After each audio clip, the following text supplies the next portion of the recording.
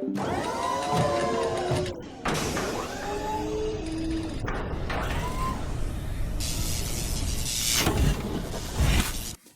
hello everybody. I am back. Thank you so much for being here. I wasn't feeling all that well this morning, but I'm feeling better. That's what happens when I get up early and my whole schedule's all screwed up and whatnot. I just try to do the best I can do every day, everybody, right? You just try to do your best.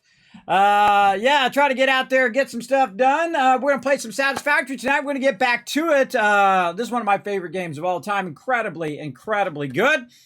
We got a big old storm going on outside, so if I suddenly disappear, you know why. We're going to go ahead and do some Satisfactory, and I kind of feel like we'll try to get some battles in as well. Let's go ahead. I always remember this right when I'm at the screen. I always forget it's I got to press a button, flip some switches. There we go. We'll try to get some battles in as well since we only have 5 days left. I was going to try to do battle mode today. Remember, everybody, I'm going to be 52. It's very tough for me just to even get out of the bed, let alone do all of these things that I dream of doing and trying to do here on the stream. It is exhausting, but working much better on my health. I've been eating those factor meals. Man, those things are so good, everybody. What an incredibly great sponsor. I really highly recommend those. I've been doing good, just drinking water, not drinking soda. Try to take a little easy on the sweets and all of that stuff as well. Let me put live in my Discord over here. There we go. All right, this way people know I'm live over there on Discord as well. Thanks for coming in. AMZ coming in. Paul showing the love. Make sure to check your whispers, everybody, because I did send out some giveaway codes. We're going to give away some more stuff here tonight. Tons of stuff to give away. They're your kids caps. Use them when you need them. Now's a good time because all month long, every single stream, I'm going to be giving away tons and tons of loot. Also, I was working on my YouTube videos, and they have finally caught up, everybody. We're about a week out now, or really about 5 days out. I think my furthest one out now is on the 12th.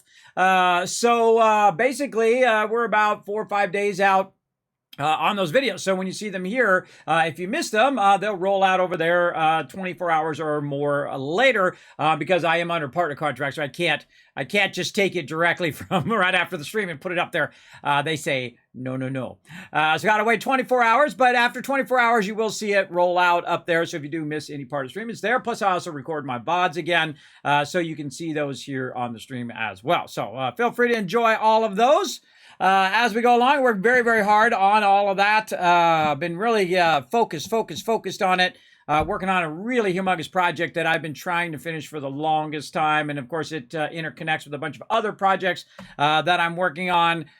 Just so incredibly cool. I just wish I had more energy and I was way younger. If I was way younger and I had more energy, I'd be doing this all day, every day. But I can't do it at my age. I just try to do the best I can, try to bring as much quality, love, and joy into the world. That's what I try to do.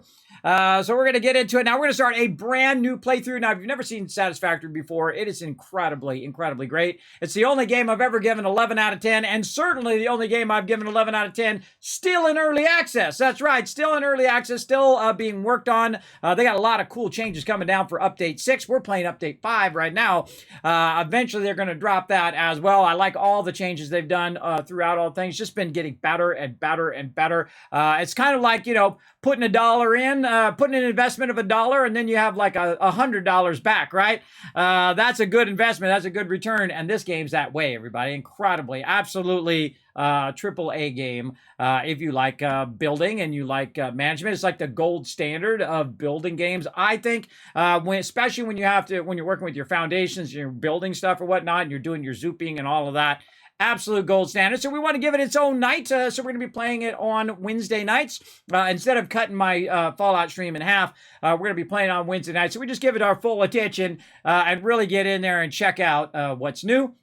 Now, I'm going to be playing on the Mega Server solo, but the cool thing about using the Mega Server from Nitrado is the fact that you can use the power of time, right? So even if I'm not on the server 24/7, I can let it run. And as I let it run, it's going to be collecting me tons and tons of resources. Now, we're going to be going pretty fast since we already did a playthrough where we started over again. And we're going to be kind of doing the same thing, but we want to try to iterate on our previous base and try to find a better way of doing what we did before. And of course, using using some of the other bases and techniques that we've used in other bases. I have a bunch of ideas, of course. That's how you know the game's got you. The game's got you if you're thinking about the game, even when you're not playing it.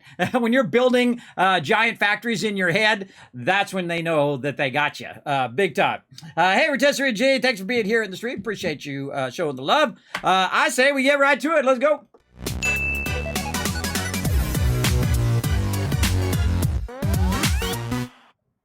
All right, so I got to get over here to my server. Server, I just restarted. It shouldn't be offline that much. Nope, it is running over there. All right, hold on. We got to get out of here. Exit, maybe. Exit.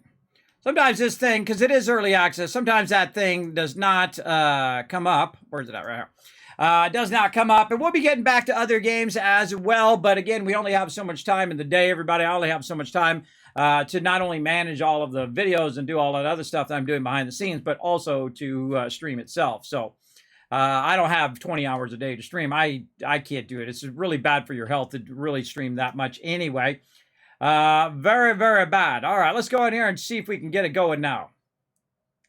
Again, I find that if you can't get it, there we go. If you can't get it, you just quit out, launch again, and then connect into the server. Now, I'm using, again, Nitrado Mega Server. Now, if you guys want to use it, use the power of time. Of course, they're the best, everybody. They are the absolute best. They've been an awesome partner of mine all of these years.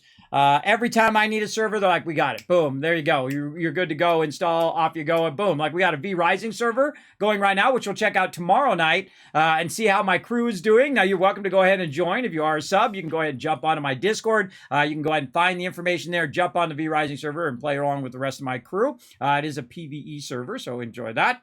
Let's go Tycoons Inc. right there. Enable to join the game server once it's done loading. Now, I like to start in the grass fields. I've started in every single location. I've done them all, I think, multiple times now. But we're going to start in the grass fields because it has actually a pretty good place to start. And I like to see the changes over time. And they're changing a whole nother side of the world, so we don't want to fool around too much over there. We want to go ahead and get to it. Enable join the server. Oh, I've got to go server settings as well. Let's go. Server name, Teamer Tycoons Mega Server. Session name, grass restart. Pause the game when no players are connected. See, I turned that off. I don't want it to pause. I want to go ahead and continuously go. So let's go ahead and create game. And we're off and running.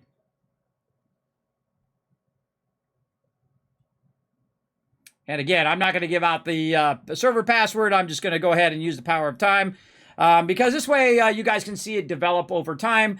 If a bunch of other people get on the server, I've had problems where I'm trying to do a specific thing, and then people get on the server and they start building a bunch of stuff. And then I'm like, oh, well, bad communication. One of the things I like to do when I'm playing with the team is to be a good communicator, right? Say, hey, I'm going to do this, or I'm going to do that, or what is our kind of goal, or what are we doing in this particular playthrough? That's what I like to do, and then it just keeps miscommunications from happening. You know, life is full of miscommunications. Like my daughter yesterday or today, was it today? I think it was today. I talked to her yesterday on Tuesday, and she said, yeah, I need to be picked up at a certain place. So I'm like, okay, cool, I'll pick you up in the morning. She's like, all right, fine.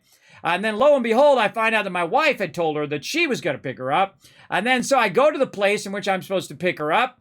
Not there. I don't see anybody there. So I look on a thing. We have this thing, this app where we can see where our kids are because, you know, crazy lunatics in the world. And so I see that she's not in the place. She's in a whole nother place than where I'm at. So then I start driving over there, and then my wife calls me and says, she's not over there. And I'm like, well, I know now because I went there and she wasn't there. I'm going over to the other place to get her. So that was basically my morning, everybody. Just bad communication, no one telling me anything, and I had to go figure it out on my own. But I figured it out, picked her up, no big deal. Good to go. And that's how you do, everybody. When people are bad communicators, you just roll with it. That's what I do, because, you know, people sometimes they don't even think about it. My daughter didn't think about telling my wife that I said I would pick her up. I told my wife the other day that I would pick her up and that I was getting out the stream early, but she didn't hear that because she wasn't paying attention, obviously. And then she didn't bother to tell me, either through a text message or tell me in person that she was going to pick her up, right? So, you know, bad communication all around. And I could have went and, asked as well and said, hey, but that, I guess that happened after I told her that. I guess my daughter should have said, hey, Daddy said he was going to pick me up. And then she should have caught on to that. It came to me. I don't know. Just bad communication all around. But, sometimes that happens. You definitely want to be a good communicator. So if you're going to play with me on any of the servers, you definitely want to say, hey, Kismet, I'm going to go do this. And I'm like, all right, cool. I'm working on this. That kind of thing. I appreciate great communicators. If you're not a great communicator, then we're probably not the team for you. You want to just go off and do your own thing? No, we're not into that. You want to go solo play in a team. That seems kind of ridiculous to me, but that's just me and my crazy ideas. Solo play while you're on a team.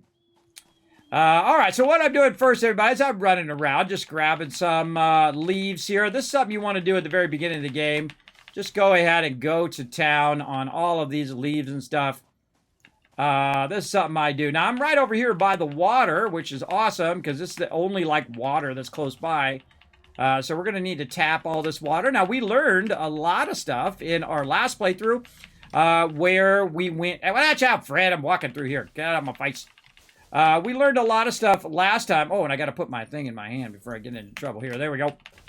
About distances, about running pipes up and how many levels you have to do it before you put another pump, and all of that stuff. But what happened was my playthrough got bugged out because of one of the updates or something. And so everything started acting really funny. Whoa, hey-oh!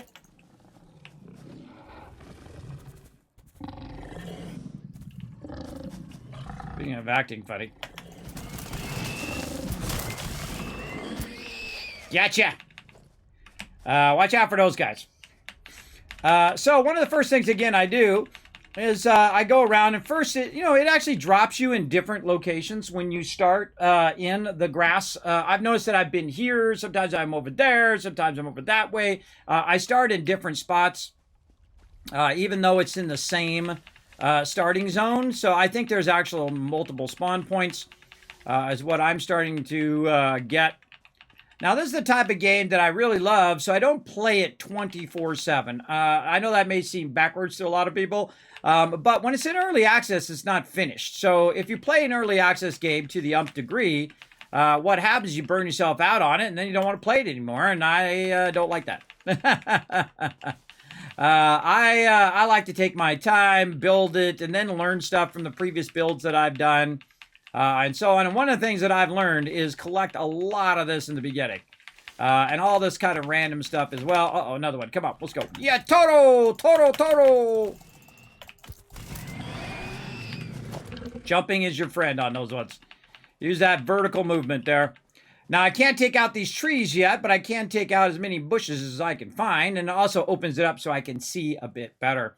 Now, because I've started and played the game in all the different starter zones, I have a general idea of where all of the nodes are in this particular area, because I've tapped into them before. And I like to build my base up nice and high, so it's up above all of this stuff, especially that stuff over there. I like to build up above the kind of area down here at the bottom where you have all the mobs in your way and all of that. And we're going to try something along the same lines, but with some important differences, some iterations on what we've done in the past. And I love starting over because I love this kind of beginning stage of the game. It's really fun. Well, we don't want to take that guy on right now. We don't have the weapon for it. We can get up here and get a lot of resources and just try to dodge them. Serious mob dodging. I'm just hitting E, by the way. And I'm really collecting a lot. So probably don't collect this much every time, but I feel like we're going to just get a crazy good start here by running around. Now, I can put my hub down really anywhere. There's a whole intro, by the way, when you're playing in your solo mode, when you're playing a single-player game. But I'm playing on the server, so I can let it run when I'm not around. I love that part of the game. That's probably my favorite server part of the game, is simply that ability to just let it run. And then when you come back, it's like your factory's been running the whole time. Now, to get it to run by itself constantly, we need to really work toward getting our oil, or not our oil, our coal going. Well, eventually our oil, but getting our coal going. Now, if you notice, there's actually a lot of wood right here. I noticed this, I think it was the time before last, that this particular spot has a bunch of wood that you can grab that's on the ground, because wood basically gives you more of the fuel you're going to need later on. And so we're just going to go through and just keep grabbing all this stuff as we're kind of making our way around. Whoa, hey-oh! Bad guy. Hey-oh, jump around the rock.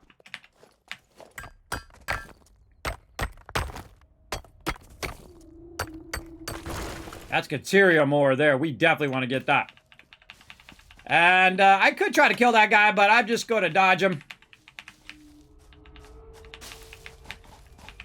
Thought I saw someone moving behind me. And again, just grabbing tons of stuff. Now, I'm also grabbing a bunch of other materials. If I see any ore or whatnot, I'm just going to grab that. Now, one of the dangers of what I'm doing is if I die, I don't have a place to respawn. It's just going to respawn me randomly in the world, and I could end up on the other side of the map. So you definitely want to put down your stuff eventually. But I'm kind of starting with more of an exploring start as opposed to straight into building start.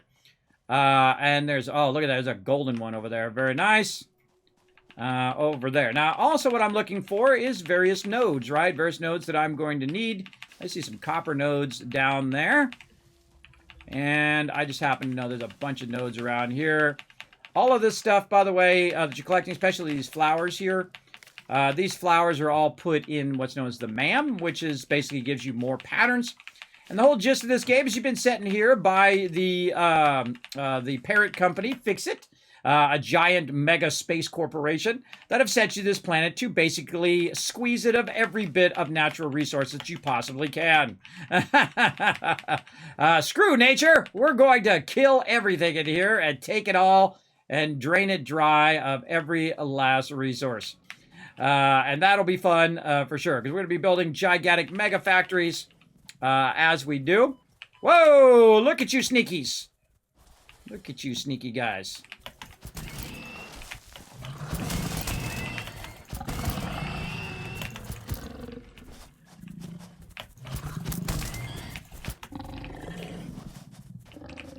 Okay, I need to get these guys. Come on.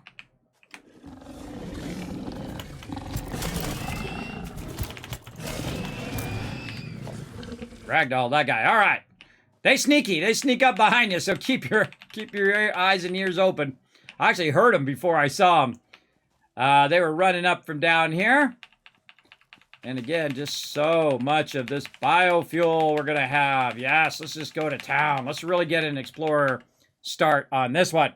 I definitely like the power of time with the server. Oh, yeah, Bo. Yeah, you get yourself a server, everybody.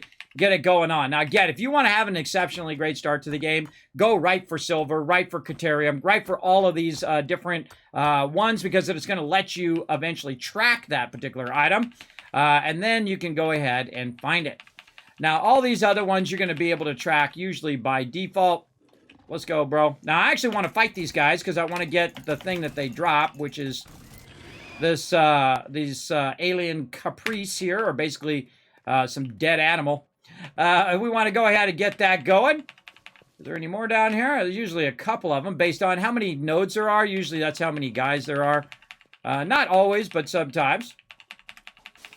Most of the time, I find. We've got a little limestone here. Let's get a little bit of that. Yeah, just try to get a crazy good start here.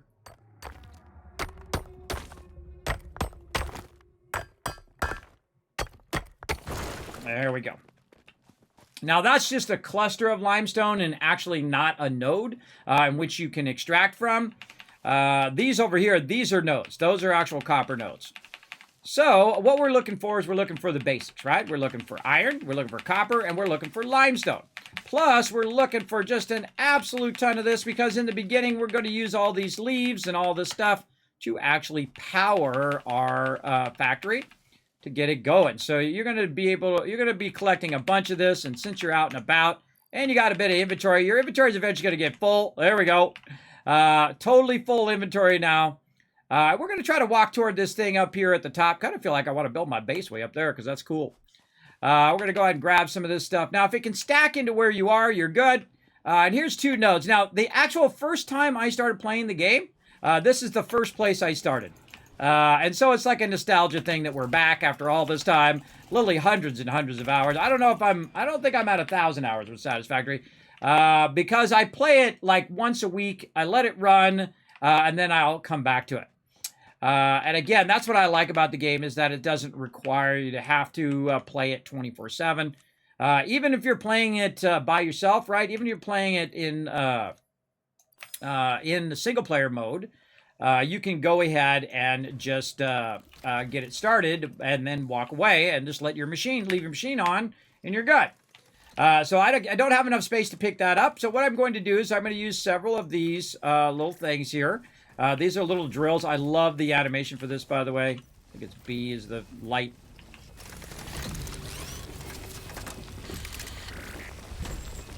It's such great animators, everybody. Coffee Stain crushes it.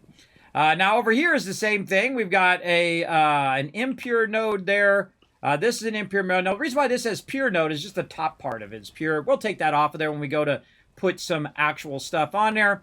But what we need to do is we need to have a place to respawn, right? So we want to go ahead and just temporarily just throw down the hub here. I'm not really going to worry about its exact placement. We'll work on all that stuff later. I feel like don't get too attached to how you have your base, everybody, because you're always iterating on that base as you go along. And then my other base, I kind of put all of the raw materials up high. I put all the other stuff up high. I don't know if it was really worth it. I kind of still felt like it wasn't worth it to put it up high there. And it was kind of a bummer that it basically glitched out, so I couldn't continue that particular playthrough. Or at least I felt like I couldn't continue it. So we started over. So we're going to start from scratch. Again, just look at how much stuff I'm collecting here. Just massive, massive amount of stuff. Now, when you put down your little hub here, when you do it on a server, it's automatically going to be upgraded. Normally, you have like a few stages at the very beginning. Let's go ahead and drop all of that in there, except for this and this and this. Maybe a little bit of this stuff that I have from somewhere. Who knows where I got that from. Also, maybe a little bit of that. So what it's going to do is it's going to do tier 0 for you, right? But if you play a single player, you're going to start by upgrading your hub. You're going to do a second upgrade of your hub. You're then going to do a upgrade 3, which gets you your constructor. Then some conveyor belts, inventory slots, and so on. We're just going to skip that part. You see me doing that a million times. If you haven't seen me do that a million times, well, you can go check it out on my YouTube channel. So you can just go ahead and go to youtube.com/KismetBP or just follow the link right there in the chat. You can see me do that a bunch of times. So we're just going to skip over that because it automatically skips that on the server. And now we're going to start on Tier 1. Now, Tier 1 has your base building, your logistics, and your field research. Probably the most important, your logistics for merging and splitting. And then Tier 2, of course, has parts assembly, obstacle clearing, jump pads, resource sync bonus, and logistics. Now, the number one thing, obstacle clearing. That should be your primary focus right here, because this is going to get you a chainsaw. And that chainsaw is also going to get you solid biofuel so that you can cut down tons of stuff. So you're not going around manually hitting E and collecting stuff like I was. You can go ahead and just hit a tree and bam, it hits everything around, or hit a bush and it hits everything around that particular area. Way easier to do it. But one of the things we're going to need to do is first get rid of all of these exclamation points that are popping up in my face. I don't know. That's like a trigger warning for me, everybody. Too many exclamation points. Let's clear some more of this stuff. And you can see I've already used this built-in storage already right there. Now, we're right next to where our iron is. Now, these are not that great of nodes. Pure nodes are your best nodes. Then, of course, you have normal nodes and impure. Impure starts you off at like 30. And, of course, pures will start you off at 120. So the one in between, normal being 60. Now, this one actually has 3 nodes over here. There's another node here somewhere. Let's just clear some more of this while we're looking for it, because I know it's around here somewhere. And I can search for it. I can actually use my scanner to scan for it. Now, again, this ain't my first time playing, everybody. I've played literally for hundreds and hundreds of hours. So, yeah, I've played a lot. But have I seen everything in the game? Absolutely not. I want to leave some love and fun for when it releases as well. And again, we're getting right into it today. We're getting right into some action here. Oh, yeah!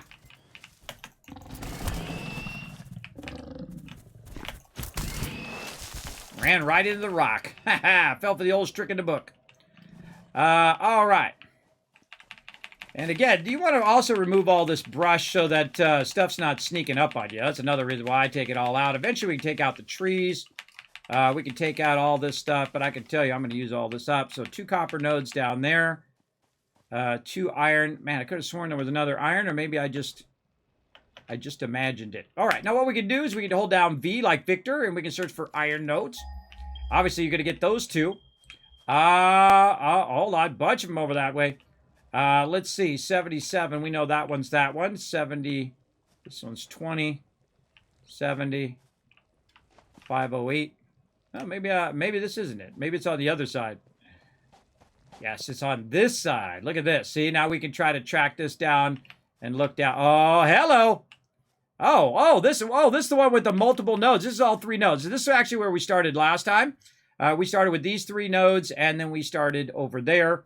But you know what? I feel like I'm going to start up here on the high side. I typically like to be up on the high side anyway. And you can see I'm just clearing all the brush so that I can use all this stuff. And again, this is really good stuff to get started on because you're going to use a lot of fuel and you want to just let this stuff run and run and run. Okay. Now what we want to do is go ahead and start with our basic machinery. To do a bit of this, right? So, and we're going to need to use this as our kind of power station. We've got a bit of power here in the back. Now, one of the things that I do also in the very beginning, there's a bunch of quick keys down there at the bottom that you can set just simply by hitting Q and then going in and pressing that particular button. The first thing I do is I go in and I set the power line to number 1. Number 1 is typically my power line because I don't use the power pole because the power pole is mostly useless because if you do the line, it automatically makes a power pole. I know, right? That's called next level thinking there. And then we'll go ahead and tie those 2 together. Now, both of those powers are connected to this single power right here. Now, currently, if we look in here and we look at our logistics, we've got our conveyor belts, which is nice. We've got a storage container, as well as we got constructors, smelters, miners, which normally you unlock those. But again, since we're on the server, we've kind of skipped those steps because it auto skips those steps for you. So we're already ready with our miner and whatnot. Now, again, I wouldn't worry about it being too fancy or all of that stuff. I would just start with absolute, just throw it down on the ground. And then start this going like that. Now we'll go ahead and also press number 1. We'll connect it to this. And then we'll also create another one over here just so we use that power later. And then boom, we'll connect that to there. Now our goal is to get this loot right here that we just did, our iron ore. And that's why I put it there, why it was doing that. It was, it'll fill up and then it will stop. There we go. We'll take that iron ore from there. We'll just go ahead and tell it we want iron and put that directly into the machine.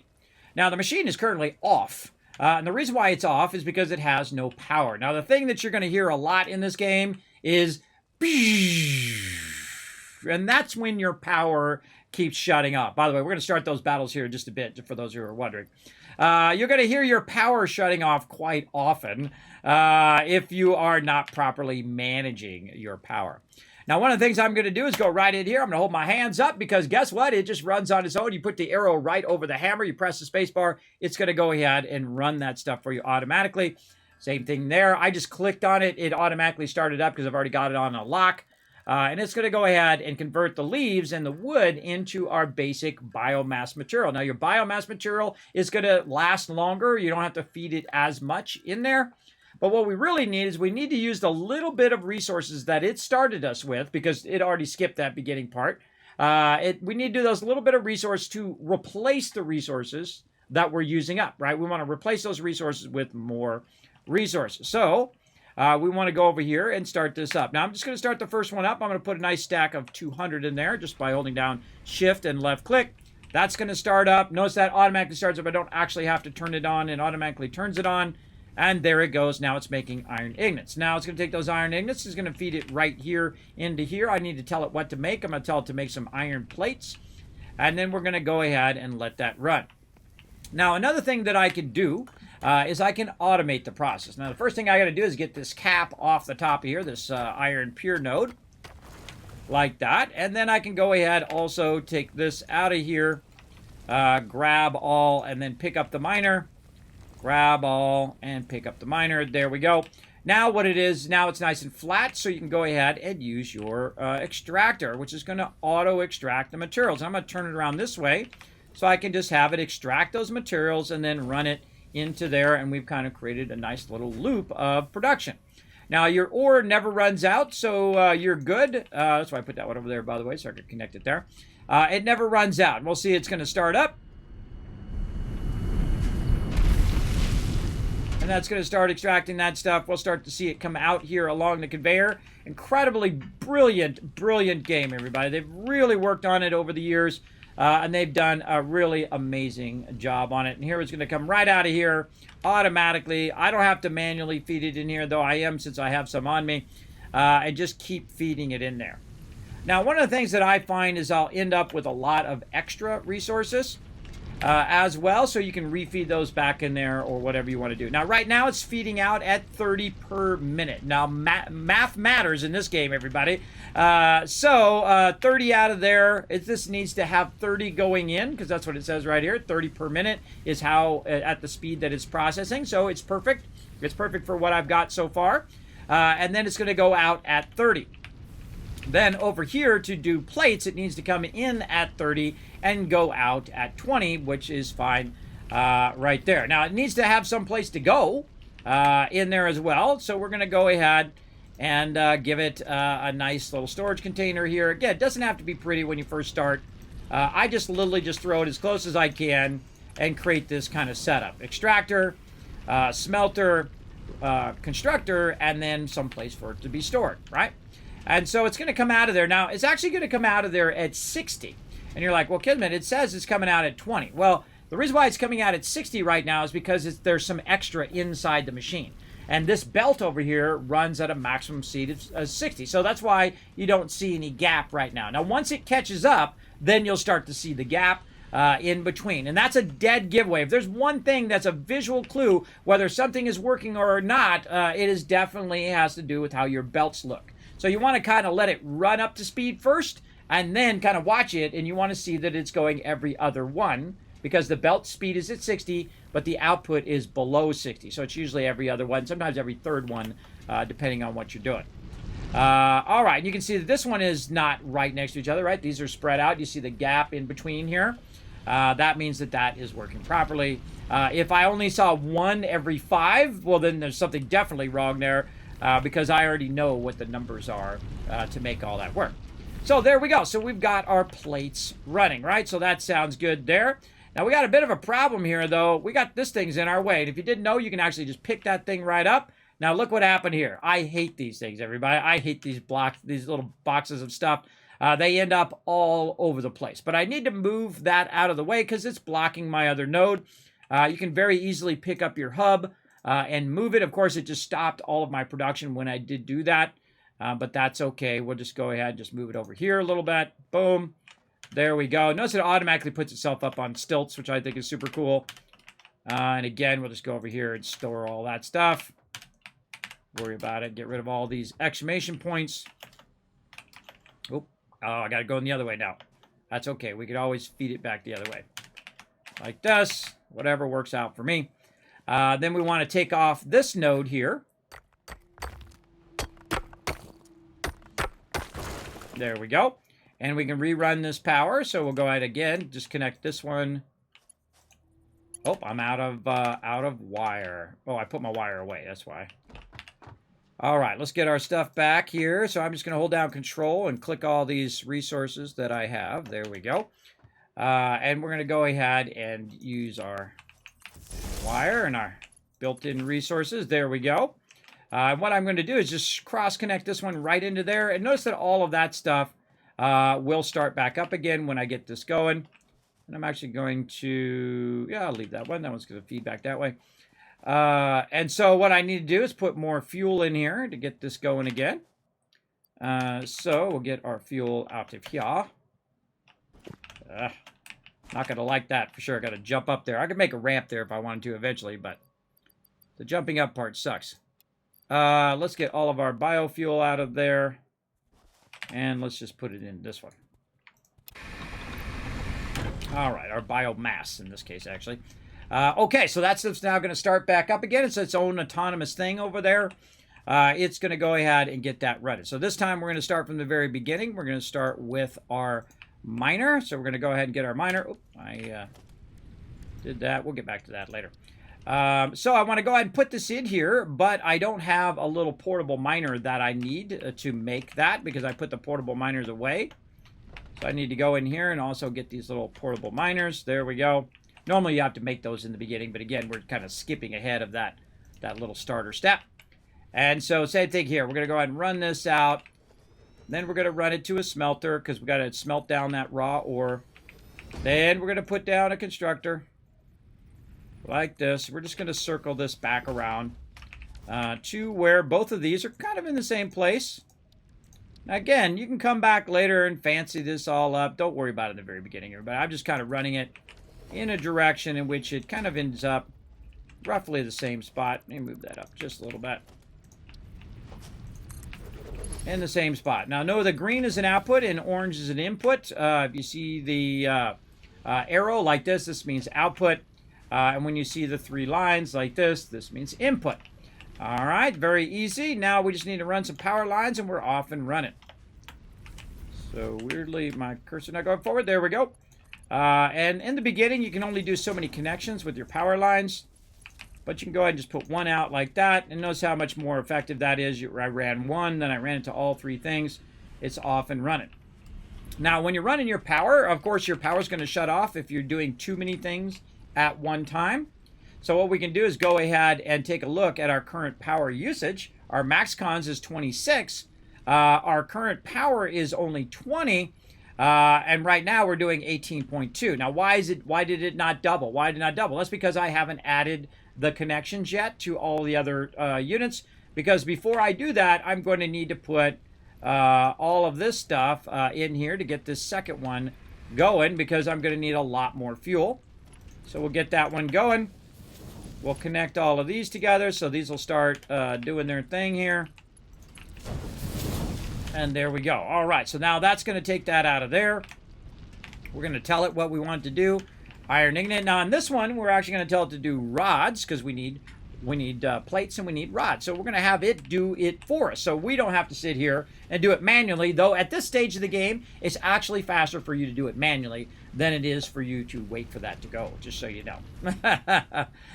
So if you were in a hurry, I would just make a bunch of your little guys here, your little attractors, and put those down as a backup. So while you're waiting for that, you can go ahead and pick that raw stuff up and convert it yourself to get it going. So we'll leave one there for right now. Now, the number one thing that I think you should start in the very beginning, especially if you're going to be doing a lot of foundations and things of that nature, is over here. Find my way down here. Grab some loot on the way down, too. Whee! Oh, getting tons of sweet stuff today. Okay, now you can see over here that we have some nodes. We have 3 different nodes here. These are all iron nodes. This one right here is an impure. What do we got over here? This one is another impure. Wow, there's actually 4 nodes here. That's an impure. And this is an impure. So, whoa, and sneaky guy out of nowhere. Ah.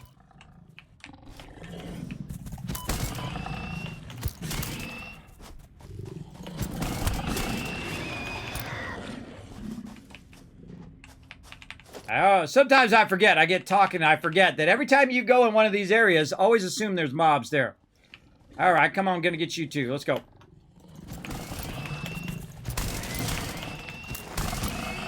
Good to get above or behind the mobs if you can.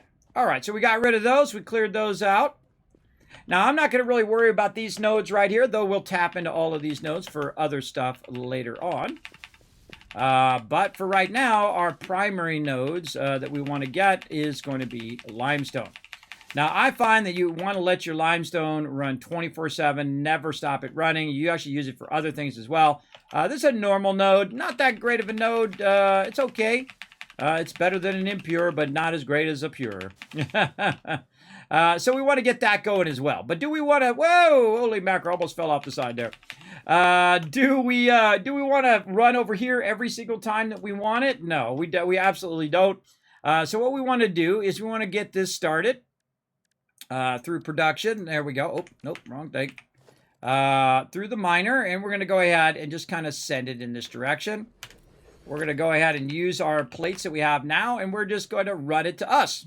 So we don't have to go to it. And that's what's so cool about this game, is that you can go ahead and do this. And I like to have them up a bit as well. Let's say right there. And what's going to happen is I'm going to run out of plates. Absolutely. And I want it to go right up there. But it's a little too far or too steep in this case. So we're going to go ahead and put it here. And then we're going to try to put it up as far as we can. And then we're going to go ahead and try to run it. Oh, we're out of plates, right? So I'm 7 of 12 plates. Can't quite get it from there. Now, one of the things about this game is that it has incredibly great precision over a long distance. So when you're trying to do something, you can actually do it from up above or down below. It's its best feature. It's like the best kind of style of building when it comes to putting down your foundations and all of that. Really, really well done. You'll see me do it here in a second. Let me go ahead and snag all this extra stuff while I'm running around. Definitely going to need as much of that as I can get. But you're going to see me get up above here. And while we were down there doing that, over here, it's been making me some plates. So now I've got 200 plates.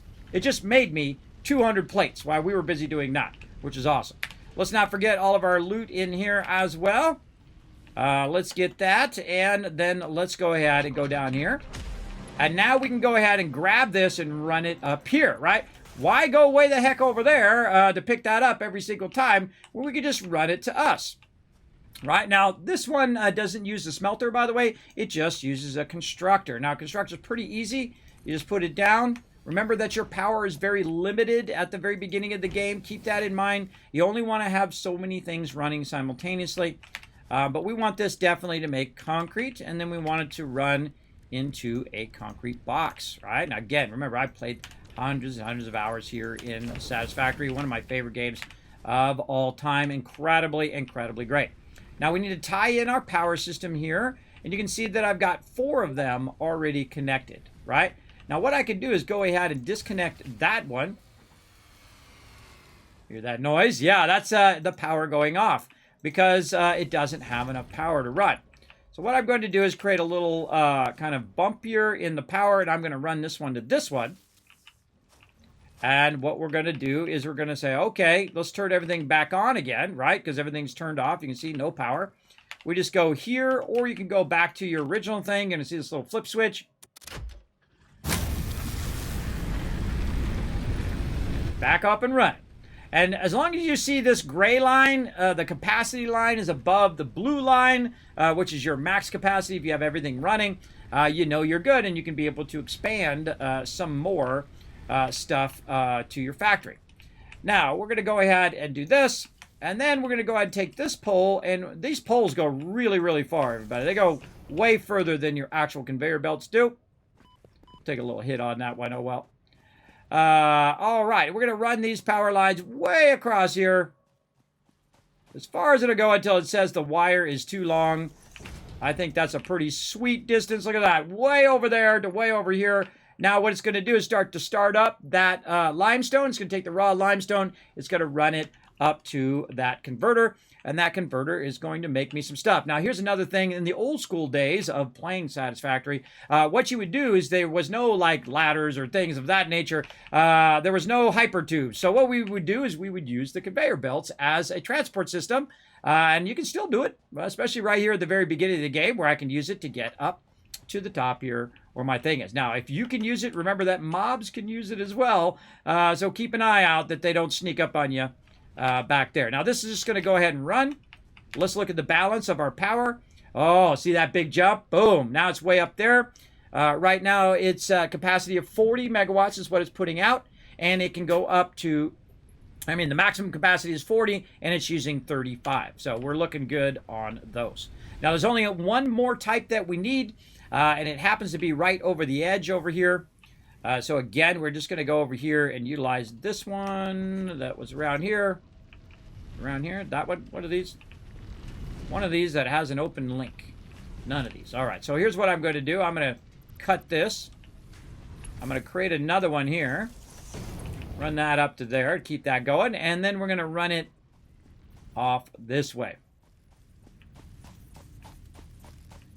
Now, again, we saw these ones earlier, so we're just going to run it here just to make it easier for us to see it.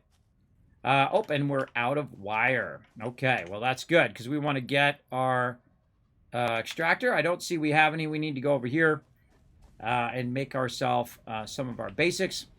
Now, one of the things that I'll do is make an equipment workshop. Equipment workshop is where you make some of your stuff, like portable miners and things like that. See, we don't have enough iron rods. Well, guess what? It's been making us a bunch of iron rods, so we don't have to make them. It's been doing it for us. That's right. Again, we're on our own private server. I'm doing a whole new playthrough. I've played through many times before. And if you want to get your own mega server and use the power of time, bam, right there. Pop on over to Nitrato. Tell them Kismet sent you. Use my name. It's the only time it's okay to do name dropping. Drop my name. Get 10% off. Thank you, Champ of DK, for the follow as well. Appreciate that. Appreciate that. Restarting the game? Yes, Devlin, I am restarting the game. I've restarted it a bunch of times. Spaghetti is a way of life. Yes, in the beginning, don't worry about it. But don't worry, everybody. I'm going to show you all my advanced tricks on making your base not only productive, but also beautiful at the same time. There's like, different layers of the game or different levels as you go through playing the game. There's like, you do it just to get it going. Then you get to a point where you're like, hey, I really want to work this out. Then you go, hey, I want to make this beautiful. I want to make all my lines nice and straight and everything wonderful. And then there's like a mega level where you think out your base at the beginning. So I already know what the end result of my whole entire base is going to be now. That's when you're on my level. I already know this whole entire base already built right here. Right here, because I know all the pieces and parts that I need to make that build. And I know where I can build it and how high up or low. There are different levels and what I need and all the pieces and the distances in which I need to put all the pipes and all of that stuff. Really fun. And I'll try to iterate on every single factory that I built. Very fun to keep that rocking. Okay, so we need to make, over here, we need to make some portable miners. So I went and grabbed some of the rods that it made because I knew I was going to need more here in a minute. Now, what I'm going to do also is really stack a bunch of these. I suggest to start with at least 2 or 3 of these at any given time on a nearby node, right? So in this case, this is going to be my iron node here. And so I'm going to go ahead and put a second one down. And there we go. Now, at any time that I need the raw ore, I can just grab it right from those little mini extractors. Same thing over there on our copper eventually. And then over here on this side, we're going to need it as well. All right, we did all of that. And we've run this over here toward the copper nodes, which are down there. So first 3, iron is your first one. Limestone, though limestone should be your first one. But you want to do iron first because you're going to need plates. You're going to need rods. You're going to run out of them very quickly. And then copper usually is the third thing that I work on. Now, I don't have to physically go down there, everybody. This is what's so awesome about this game.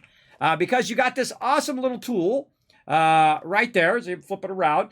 You have this awesome tool where you can do it from afar. So you can just do this like this, right? Or I'd probably do it like that because it's going to run into the wall. You do it the other way. Then what you can do is get your conveyor belt out and maybe jump about halfway down here. Let's say right here.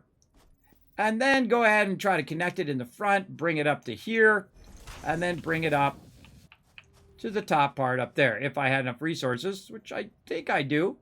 Just a little too steep there, but that's okay. Let's do this. Let's go ahead and create a little in-between and try to bring it up a little bit more. There we go. And then try to lengthen that out a little bit. Now, it's a little hard to get from here to there. So maybe we go ahead and turn it a little bit. Bring that up some more. And again, just keep working it until it gives you what you want. Now, one of the problems also from down below is it doesn't work as well from down below. In this particular case, if I'm up above, it actually works better. But we also want to run the power while we're here, so let's do that. And I can literally just run the power from up there because the wire goes such a long distance right into there. And now that one is starting up as well. We can also use this as our way up there if we had it connected, right? I could have also run it down from up there, right? Done that as well. Oh, hold on. Let's get all this. Let's get all this good brush, these leaves that help us out as we're starting the game. And up here, more awesome free loot just laying around. I'm just running and hitting E a whole lot. Definitely want to do this a bunch in the very beginning, so you don't have to stop what you're doing and then go out and look for more, and stop what you're doing and go out and look for more. That's what I call more of an adventure start.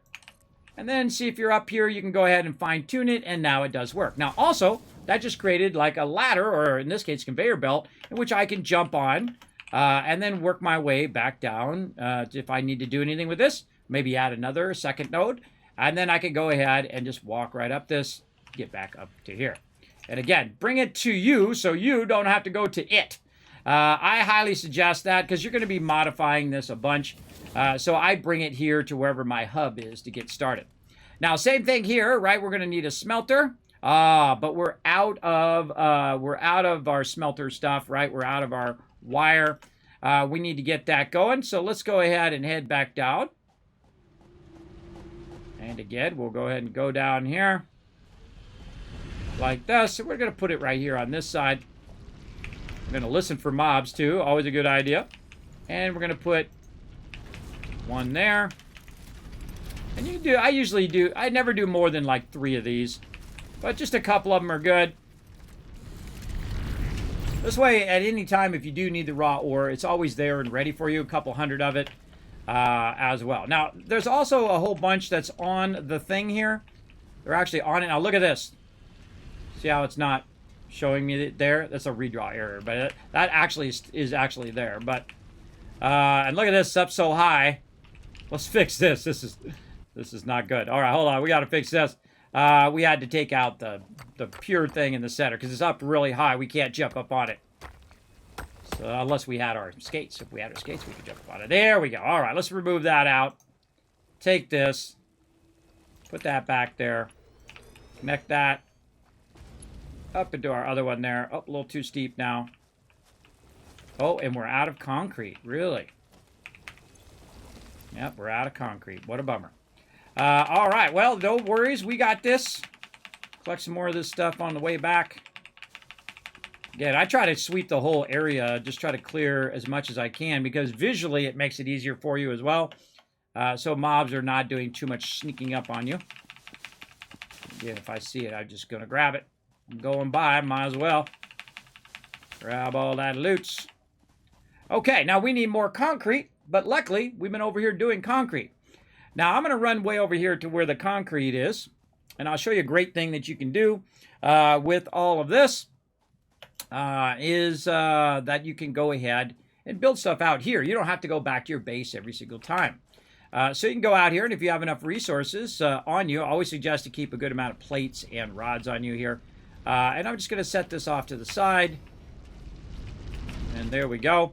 And then you can come over here and you can make some more miners. I definitely would make a couple in the beginning. Now, I may or may not use these at all, depending on how long I want to let my game run. Now, we're using the power of time, everybody, and that's because we have a server. And so I'm currently playing solo on the server, though I've let people in the past. But the best thing to do is just to start it going, and there's a little check mark that says to stop the server from going when there's nobody on there. You just uncheck that, and bam, it'll just keep running even when you're not around. That means that their computers are running 24/7 while you're off taking a nap or eating dinner or whatever it is. All right, let's go ahead and get up here onto this. There's another one that's up really high. Did I not take out the center node? I think I did. That's okay. You can also use this as a ladder, by the way. You can ladder up onto the top of this. Just go up this way. And there we go. So now we've got some of those running, so we do have a bit of a backlog in case we do need to run over here and grab it. And pretty decent starting spot. You've got, your 3 basics all together. And, of course, it's made 127 of that concrete while I was going. Now, let's look at our power. And as you can see, I have rode that power right to the edge. And we're going to have some problems coming up here in just a second, which you'll see when we get over here and we try to get this going. Now, another thing that we can do while we're waiting is we can go ahead and do this. We can grab it right off the conveyor belt. Or we could run it into a collector. If you want to. Just grab some of that off of there. Then, at least it's working, generating some more. And then we're going to run over here. Now, one of the things that I like to do is I like to eliminate my need to have to go to the hub all the time. So if I've got a little workshop here, you can also just put a craft bench down. I suggest to put it kind of in a central area or to put it by every single node so you don't have to go back to your hub over and over again if you want to make something.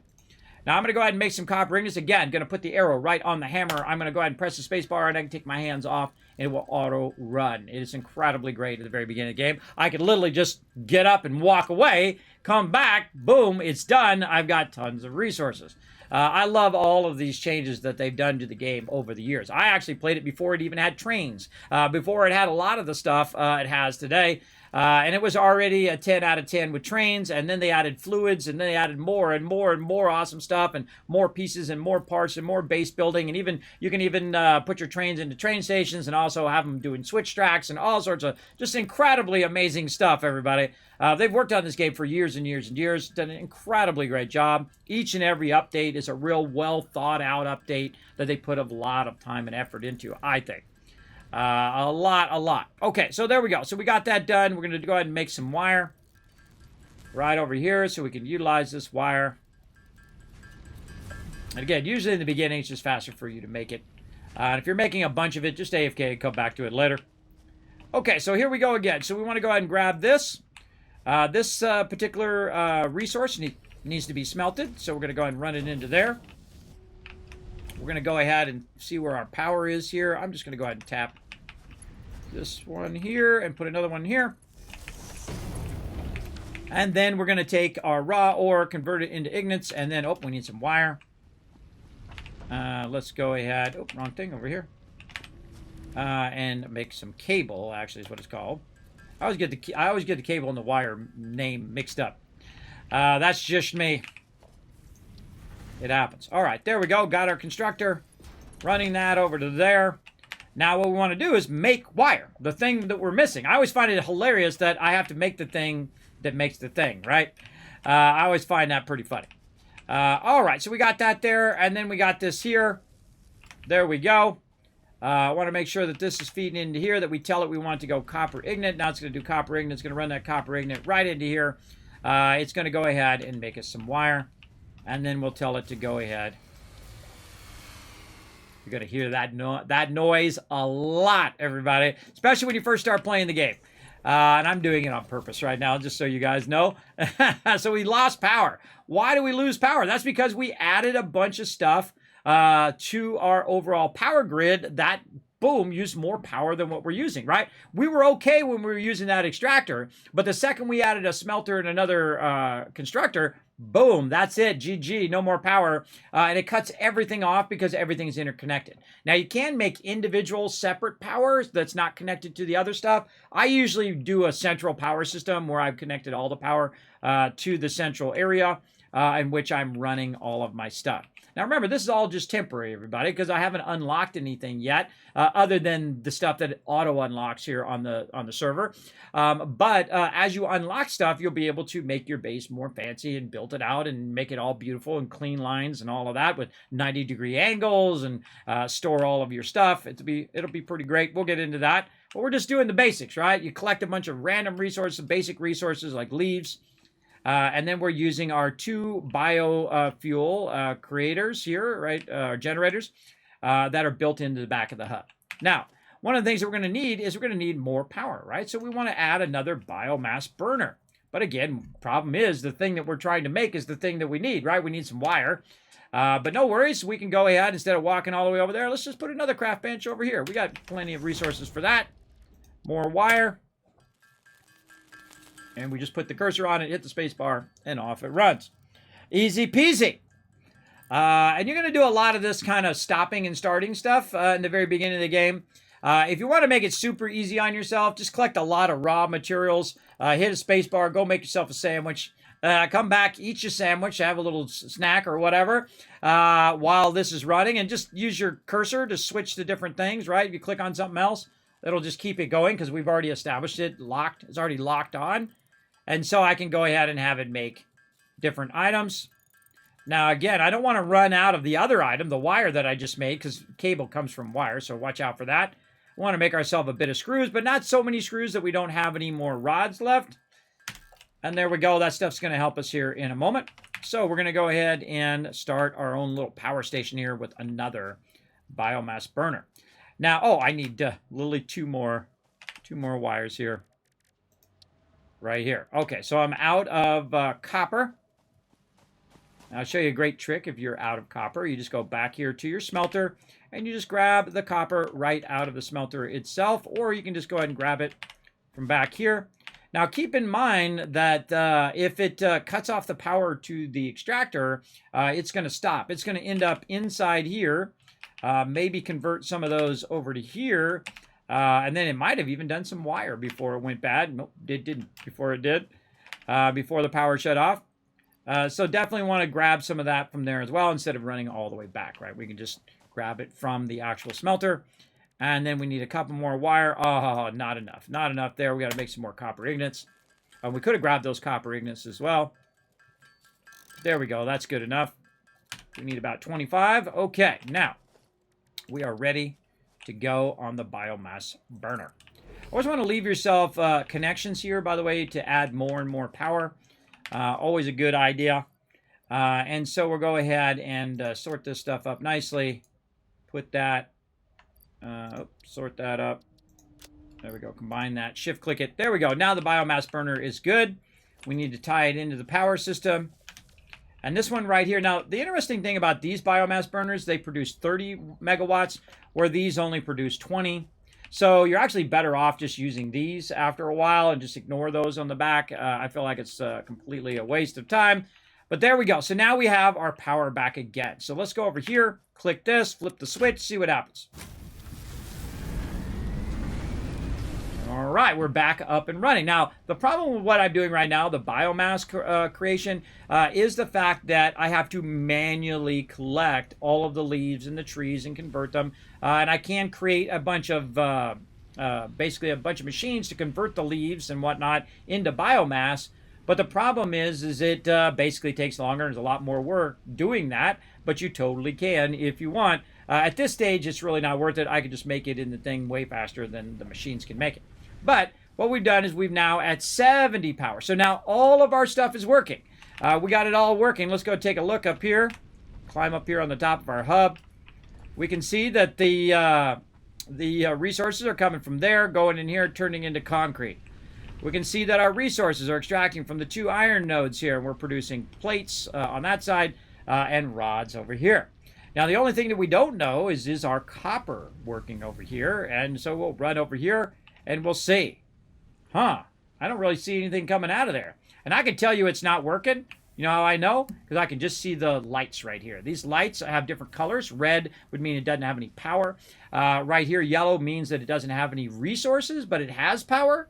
And then green, of course, is just actually processing it. Now, it's going to take a minute for it to catch back up again because we've got to wait for it to come down the conveyor belt, right? So the extractor has to start up again. And this is what really screws you up in this game, everybody, is the fact that that extractor has to start up again and then run it all the way back up here, which we need to do because we have to go down here and get this reconnected back up to here somehow. Let's say that up a little higher. Nope, like that. And again, it doesn't really matter in the beginning. The whole point is to get it going. And so you'll see me just do whatever, right? It doesn't really matter that much. Okay, and then since we took that out and had to redo that one, we're also going to have to rerun the power line. And there we go. And so that's going to have to restart back up again, restart running that down the line. But we can also take the conveyor ourselves. And definitely want to run that straight because it's just easier to run up if you run it more straight than that kind of squiggly thing I got going. But there you go. So now eventually it's going to get to the point where it's building it up. Now, what do you do from here? Well, first thing you do is you hydrate because boss said for me to hydrate. Let's do that. All right. So what do you do now? You go ahead and you go back to your hub and you want to start doing your upgrades. So we'll go over here and we'll run into here, into our main hub, and we'll look at our upgrades. So first thing we could do is we could actually get a bunch of foundations so we could, you know, make an actual base, right? We put it on foundations and it looks much better.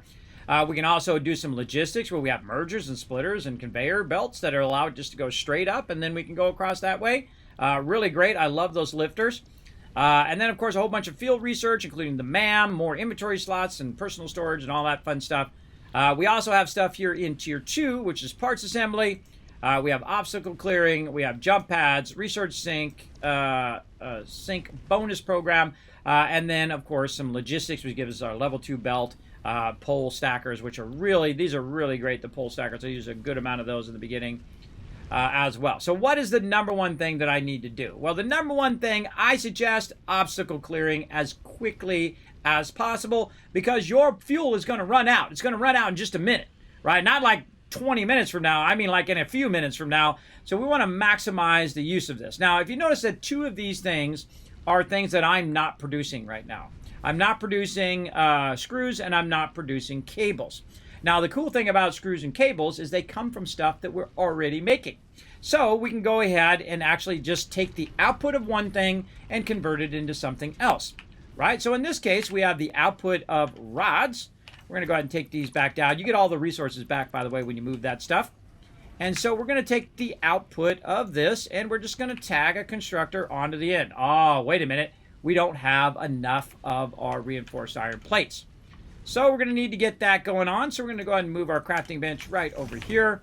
We're going to go to reinforced iron plates. What does it take? Screws and iron plates. And now you know why I made screws. So there we go. So we're going to actually use these reinforced iron plates to make screws, to have screws, to make iron plates. All right, it's like this big circle. And they've really thought out this game, everybody. The detail at which they have thought out the numbers and how stuff works is really incredible. So I'm going to take screws, and I'm going to run iron rods into here, and I'm going to make screws out of them. So I'll have plenty of screws as well.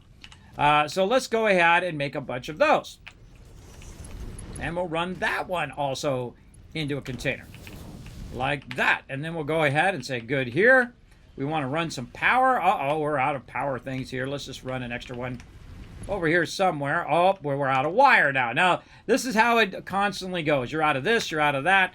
But there is a point in the game in which you're making so much of all of these resources that you literally have boxes and boxes and boxes of them where you don't have to worry about that anymore. But in the early game, you're definitely going to be like, oh, I need a little bit of this, and I need a little bit of that.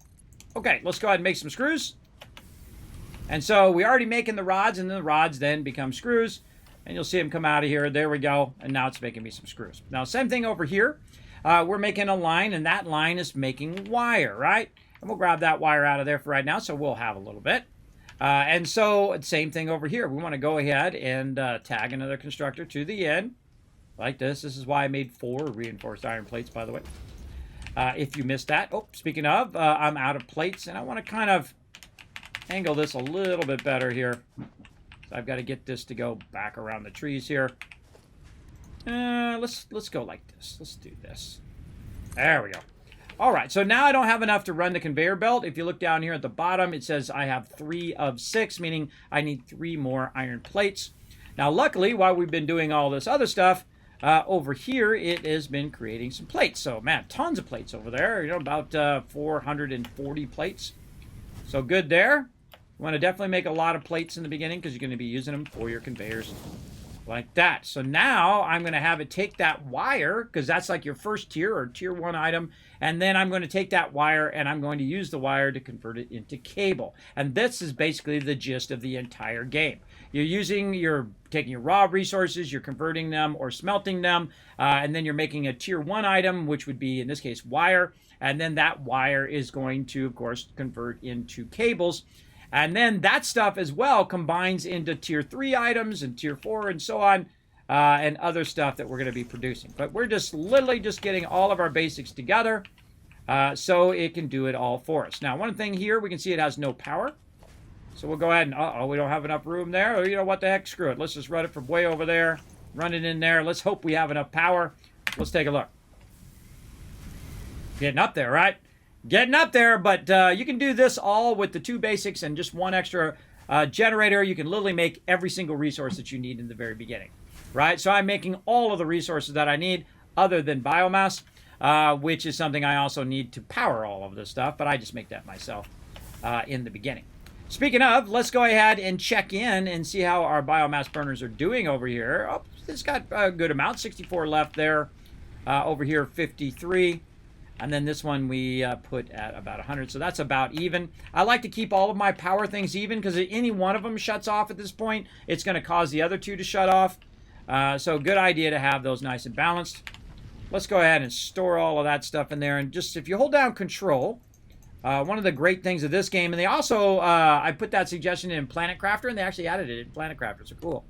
As you hold down Control and you get the item that you're looking for, all of that particular item. Like in this case, you say I get all of the leaves and all of the wood that were in this box, because I don't really need it right this second. What I need is biomass down here. So I'm going to go ahead and do this, and this is literally 1,000 biomass. Right? This is why I was grabbing so much of it at the very beginning, and so I don't have to wait for it for a few minutes or so. And I'm just literally I just hit the space bar, put the arrow right over the thing, space bar, and then let it run. You definitely want to let this stuff run in the very beginning. Now, while we're letting that run, let's get into some battles. Let's do it. I know you guys have been very patient. Let's get you guys some loot. To battle! All right, now this little side game we play called Stream Raiders. It is very fun, and it is free to play both on mobile and on desktop. Whether you got Mac OS, you got Android, you got whatever, doesn't matter. You can come and join us. Let's go ahead and let's use the vampire on this one. I think we'll be fine. Oh, let's just go right for the boss. Right down here. Now, what you do to join us is you go ahead and click that link right there in the chat. You'll see it say streamraiders.com/t/Kismet.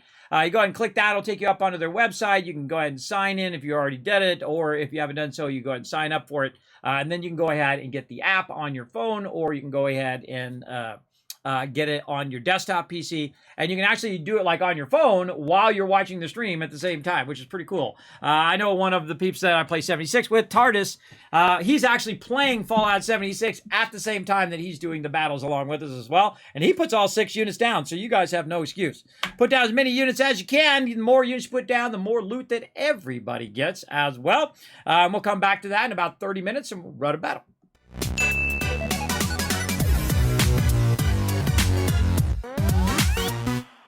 All right, now all of this picking up of leaves and stuff, and I really didn't do it for that long, maybe about 5 minutes or so at the top of the stream, has really paid off, because look at all this biomass fuel over here, everybody. Just an absolute ton of it. And again, I just did all of the wood, and now I'm just letting it run on the leaves. And I highly recommend just grabbing as much as you can until your inventory's full, and then bring it back to your hub, and then drop it in the hub box. And then take everything out of your inventory and just put the leaves and the wood on you, convert all of it, and then put a max stack in each of the things, so you can let it run. And it's going to run for a certain amount of time. We can figure the math out here once we're done converting all of these. And if we need more leaves and more wood, we can easily go grab it. But we want to make it even easier, so we don't have to manually go and hit E on every single bush. We want it to grab it in a big AoE.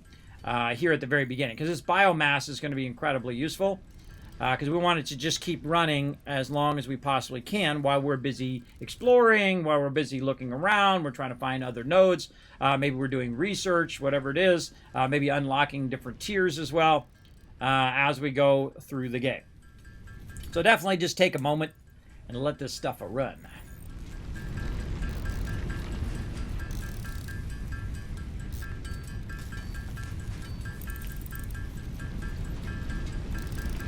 I love to hear that sound, everybody. That's just dollar bills right there.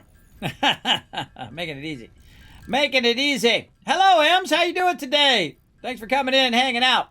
Appreciate you guys all hanging out in the chat. Sometimes I do get focused on what I'm doing, but I do always come back to my chat every single time. I've not completed yet, but I'm in the in-game phase. There you go. Tear down and rebuild seems to be norm for me. Yeah. Because all of a sudden, you'll be looking at your base and you're like, man, I could have done that way better. And any game that does that, I think is like a reason why the game is so incredibly fun and has an incredibly high replayability. I've probably replayed through, I don't know, 30, 40, 50 times. I don't know. It's a lot. I could go back and look on my YouTube and count it, but Just take my word for it. It's a lot. Because I do like to restart because it's great to get that restart. And then, of course, once you already have the knowledge of where you're going way in the future, you can really, really do a great start in the game. Okay, so now that we've made a lot of this biomass fuel, I'm just going to hold down Control. I'm going to click it. It's going to put the most amount in there. There we go. Now it's all the way up to 200. And then, of course, sync these all together. There we go. So now it's going to use 10 per minute. So if we take 200 and we divide it by 10, divide 200 by 10. 200 divided by 10 is 20. It's 20. So this is going to run for 20 minutes. There you go. Easy math, right? You're like, Kismet, why don't you use a calculator in game? Because Suri sits over here, it cost me $1,000. She can do some math for me because she ain't doing nothing. That's why. Use that Suri, everybody. She's cost you a lot of money. She just sits over there and slacks off. All right, let's go ahead and, again, work toward our obstacle clearing. Now, what we're going to need is we're going to need our concrete and all of that stuff.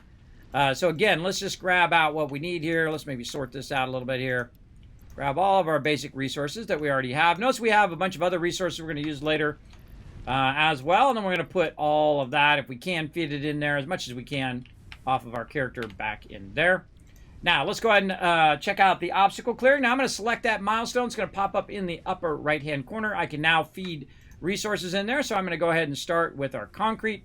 Now we need 100 cable and we need 500 screws. Now, while we were doing all of this, everybody, guess what it's been doing? It's been out here extracting and converting again and doing all of that work for us because that's what it's supposed to be doing, right?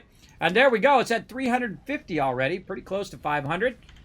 So looking good there. Let's go ahead and check in on our wire over here where it's been cranking that out as well. You end up with so much wire. Oh, well, there we go. We've got enough wire. Now, again, if you keep up with it in this way and you're building in that momentum, you build that momentum in such a way that you can unlock stuff fairly quickly. There we go. Now, I could go over there and do some more, but I could also come over here and say, man, can I just make my own screws? Let's do it. I'm going to race it. I'm going to race it and see how many screws I can get. All right, I'm at 400. That just got me about 30. See how many it's got now. About 30, roughly. Now we're at 436. Now, you might notice that in here, I still have some iron rods, and that's because it cannot process it faster because it's only going at 10 per. Now, I could make another one to speed it up, or later on, I can overclock it as well. But right now, it's only going at 10 per, so it's creating a bit of a backlog of these as well. So I can go ahead, say, cut those in half, or just pull all those out, and just let whatever it's producing here, it's producing at 15 per minute, so it's actually going faster than what it's using.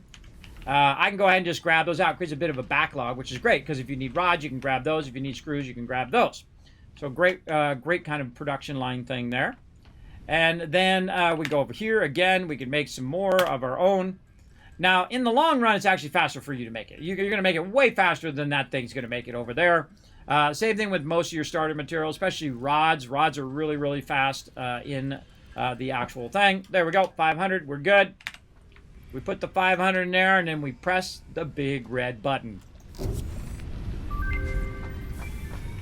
Milestone reached. Biofuel will ensure maximum efficiency of biomass burners. To aid in biofuel production, you are now capable of removing foliage that consists primarily of wood. Additionally, R&D inflated your pocket dimension. I love that animation. It doesn't just go straight up, everybody. It hovers a little bit. It moves like you would think our little rocket ship would. Now, what just happened, everybody, is I put some resources in there, right? And then what it did is it put it into that little shuttle. That shuttle now flew up to the primary base up in the sky. And then it basically traded out my ability to learn new stuff. That's the basic mechanics of the game. You make stuff, you put it into the hub takes it and launches it up to there. So it launches the pod up there, the pod comes back down. Now, there's a certain amount of time it's going to take, 2 more minutes before the next pod comes down. But that doesn't mean you can't click back and look at the next thing that you want to do. In this case, we definitely want to start with some base building. We'll come back to that. Now, since we've done that, we've unlocked some new stuff as well. I should probably look at that. Hold on. In here, we have unlocked now our chainsaw, our solid biofuel, and our inventory slots. Which means we've got 3 more inventory slots here at the bottom, which is great. Eventually you get more body slots and hand slots. They said they're going to bring a lot more stuff to this in the future in Update 6. Can't wait to check that out. Going to be awesome. I don't know when it's dropping. Don't ask me. Now, another thing that we can also do is take all of this back out again. And instead of having it be biomass leaves, we're going to go ahead and make solid biofuel. And that's one of the things I try to unlock as quick as possible because, again, your solid biofuel is going to last much longer than if you put your actual bio stuff in there. Now, I can show you another thing, so I don't have to sit here for a really long time and wait for this. I call it offline production. Offline production is when you put the raw resource in manually and then convert that item. So we're going to go over here, same thing, just right out here. We're going to make a constructor. Oh, we need our reinforced iron plates. No worries. Where do we put our thing? There it is. We can go over here, try to make some more. Oh, what do I need? I need more screws. Let's make some more screws first.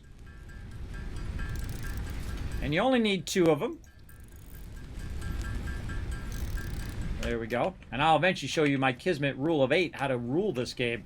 How to absolutely crush this game at any level. We'll get into that later. And there we go. So again, just one converter here. Oh, move that up just a little bit. There we go. Run that over there. Now, what I want to do is I want to run some stuff into here. Right? I want to run all this in here so I don't have to manually sit there and wait for it to run all that stuff. So I'm going to make a thing here. I'm going to make a container. I'm going to put all this stuff in the container. And it's going to... exchange concluded. Fix-it freighter re-entry complete. Oh, my fix-it came back. And so what it's going to do is it's going to feed it out of that container. It's going to feed it into here. Now, I want to go ahead and make the solid biofuel for me so I don't have to sit here and do it manually. And we'll run some power. And off it goes. And again, make sure that you set it to the thing. You look up at the thing here. It's going to be yellow. Now it turned green. So now that's going to go ahead and make that solid biofuel. And it's going to do it for me. I love the fact that it just does it for you. It's just so cool. And so we'll let that run for a while. Again, keep watching that power. How's our power doing? Oh, ho, ho. We riding that corner, everybody. We riding that edge right there. Let it ride. Let's go. And usually that's about as much as I build in the beginning, right? Because I want it just to be running all of these things all at the same time. So again, one extra burner, biomass burner, and then the 2 that are built in is more than enough to get all of your basic resources, including your actual power, your power stuff that you're building, your leaves and all of that. Converting it into biomass, do it manually because it's faster if you do it, and then have it do the biofuel, which is also faster for you to do it, but I don't need it right this second, right? I got like 20 minutes or so, or maybe 10 minutes left. Let's see. Oh, I got like 15 minutes. I got like 15 minutes left until I need to put more fuel in there. Now, this fuel is actually less efficient. So it might be smart for me to pull this fuel out of here. I did that on purpose. So you guys can hear that noise. And put 7 of these in here. And so this is going to use 4 per minute. So this is only going to go for 2 minutes. So that's not going to be very useful there. Let's go ahead and put all of these in here. Oh, pressing the wrong buttons here. There we go. If we put 28 in there. Hey, sorry. What's 28 divided by 4?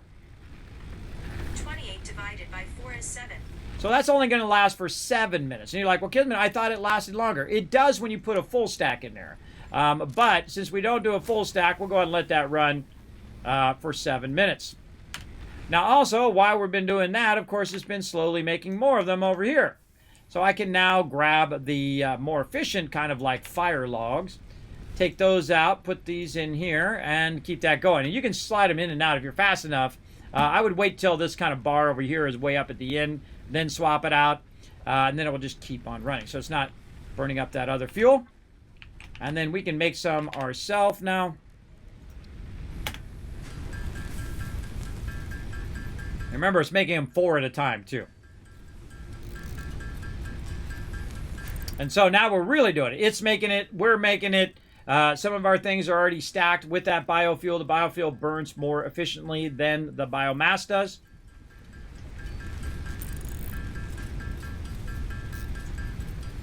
Really, really useful. And you can automate the whole biomass process as well. You can get leaves and wood and have that go in and make biomass, and then the biomass then goes in and then goes into the next one, and so on and so forth. You just can't have it automatically collect the leaves in the trees, not without a mod. By base, they don't have that ability for you to collect it automatically. You have to manually collect it. But later on, we're going to get the ability to have perpetual power, where we don't have to go collect stuff. It'll auto-collect it and keep that power going. As long as we don't add too many things, it'll keep going infinitely. Meaning that I could log out the server's going to keep running. As long as it's got space to put that output in, it'll do 50 boxes of it by the time we come back in a week, for sure. All right, that's about 100. That's more than enough. All right. Then we'll go over here, same thing. Oh, this one over here, and we'll take this out real quick. We'll put that in right there, and so that's going to run for a while. This one right here is going at 2.67 per minute because this one actually is producing less power. It's only 20 versus 30. I much prefer the more rounded out number of 4. Much better. But you'll see me actually replace these right here in just a bit. Because I don't like using those. I think they're kind of a waste. So again, we'll let that run. It's got plenty to run. Now, another great trick to this is, notice how it's taking a little bit of time because it says 120 per minute here. I strongly suggest just putting a big stack of that in there because then that gives a little bit of time for it to run it out, but also for this to backlog across here and just keep that going. And every now and again, I would come back in and just feed it in there to keep it going as fast as possible if you're in a hurry, which I am a little bit because I don't want it to run out, but we'll let it rock. Now, got that done. Now it's time for our chainsaw. Let's go. And we'll go ahead and put back down our equipment workshop. You know, we'll just put it right here in the center. And we'll turn it this way. Doesn't really matter which way it's turned. Okay, so now we want to go in here and we want to make this chainsaw. But we're going to need a bunch of screws and we're going to need a bunch of reinforced iron plates. So first, let's go check and see how our screws are doing. They are doing awesome. Lots of screws there. And then, of course, the other thing... the edge of that. The other thing is going to be our reinforced iron plates. I'm going to need 5 of those. Now, if you want to make this easier on yourself when you're doing this, it's not going to be here in your builder, but you can just hit O and search recipes. Search, there we go. And search for chainsaw and just click on it, and then you can say add to-do list, and it just pops it over there on the side, which is pretty sweet. Because then you don't have to remember. Because I forget 2 seconds later about how many I'm trying to make. I feel like that feature is made specifically for me. It feels like it. That's just me. I have no claim to fame that they made that just for me. But it feels like they made it just for me. Or people like me. There you go. Power was fine until someone turned on the microwave to heat up their tasty fresh pie. Yeah. They're heated up their lava pocket, aka the hot pocket. There we go. Hey Charles, what's up? Hello. Welcome to the stream, man. Thanks for coming in and hanging out. Thanks, kids. Rested up well today. Yes, I did rest up. I definitely needed to rest up because I pushing myself, everybody, pushing myself a little too much there, and that's the advantage of being a streamer. Everybody is that I can say sorry, everybody. You know, for my health reasons, I've got to have to not stream at that time. But I always try to, hit the next stream. I try to stay in a good schedule. But, I've got all sorts of IRL stuff going on as well. Okay, so we made a chainsaw. Let's put that on our hands. I love how it just, comes out of there. It's it retracts in there and the chainsaw comes out. Now, the problem is we need actual fuel for our chainsaw as well. So another reason why we're making this fuel over here. Wow, we already got a stack of 200. Nice. There we go. You hear the chainsaw go. Now, the first thing I do is I go ahead and try to find a central area between all of the trees, right? Between this one, that one, and this one. And I try to take out that tree. Boom. See, that tree's gone? But guess what? It also took anything that was close by. It's got to be within a certain distance. Now, I am, because, I'm here on behalf of Fixit, the giant mega space corporation, I destroy all trees. My job is to take every bit of resource and drain it from this thing. Now watch this as it gets the trees around it. Very cool. Again, this is way faster. Now it's not very efficient on these because I've already kind of cleared it, but it also kind of opens up your area. And if I see a tree, I'm going to cut it down. Oh, now make sure you have lots of room in your inventory as well when you do this, because it will stop collecting resources if it runs out of space. Now this over here, you don't necessarily chainsaw. It's faster just to hit E on that stuff. But if it's by something else, like a tree, which you can't just hit E on, it'll just, boom, get all of that stuff at once. Oh, I bet you there's somebody down here.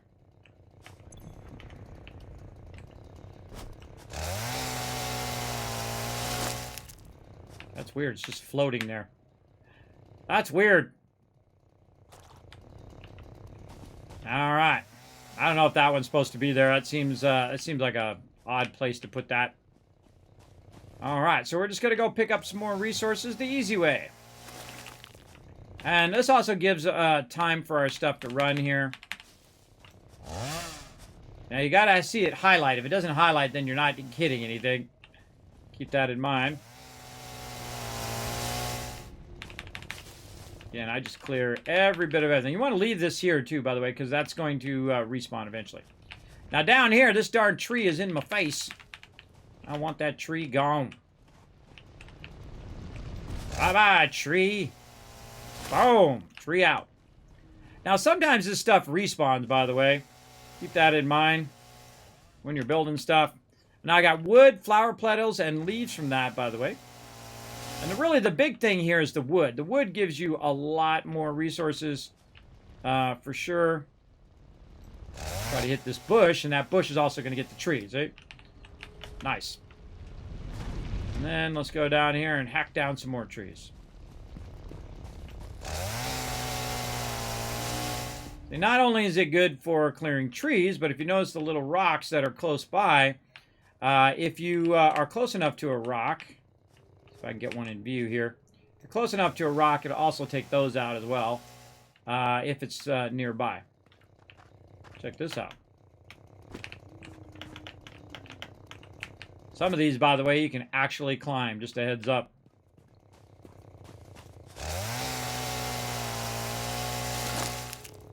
Nice, that was a good one.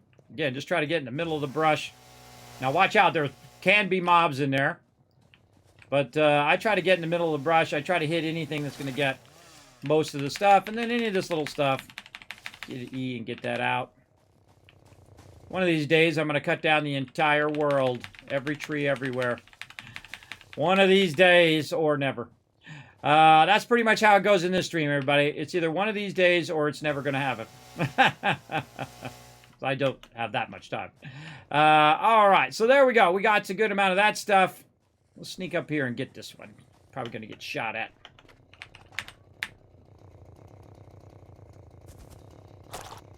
Ha-ha! Suck up! I'm out. All right. Now, one of the things you got to remember about the chainsaw is that the chainsaw is not an actual weapon. Keep that in mind. And see how much faster it is just to grab it. Same thing here, right? I can wait for the chainsaw, or I can just keep hit E and grab it all way faster. I always find when you're going for these, there's a mob behind you. It's about to knock you off. So keep that in mind when you're doing that stuff as well.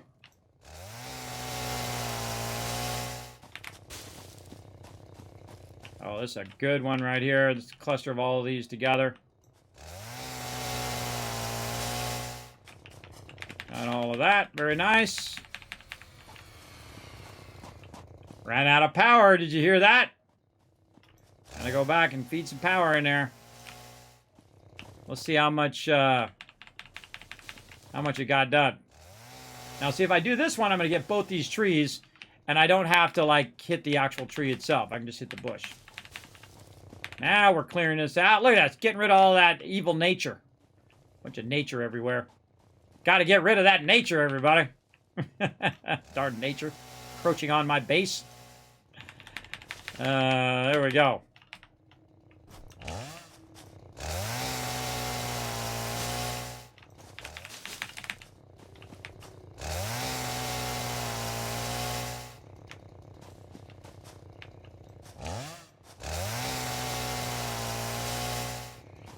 All right, we tidied that up nicely.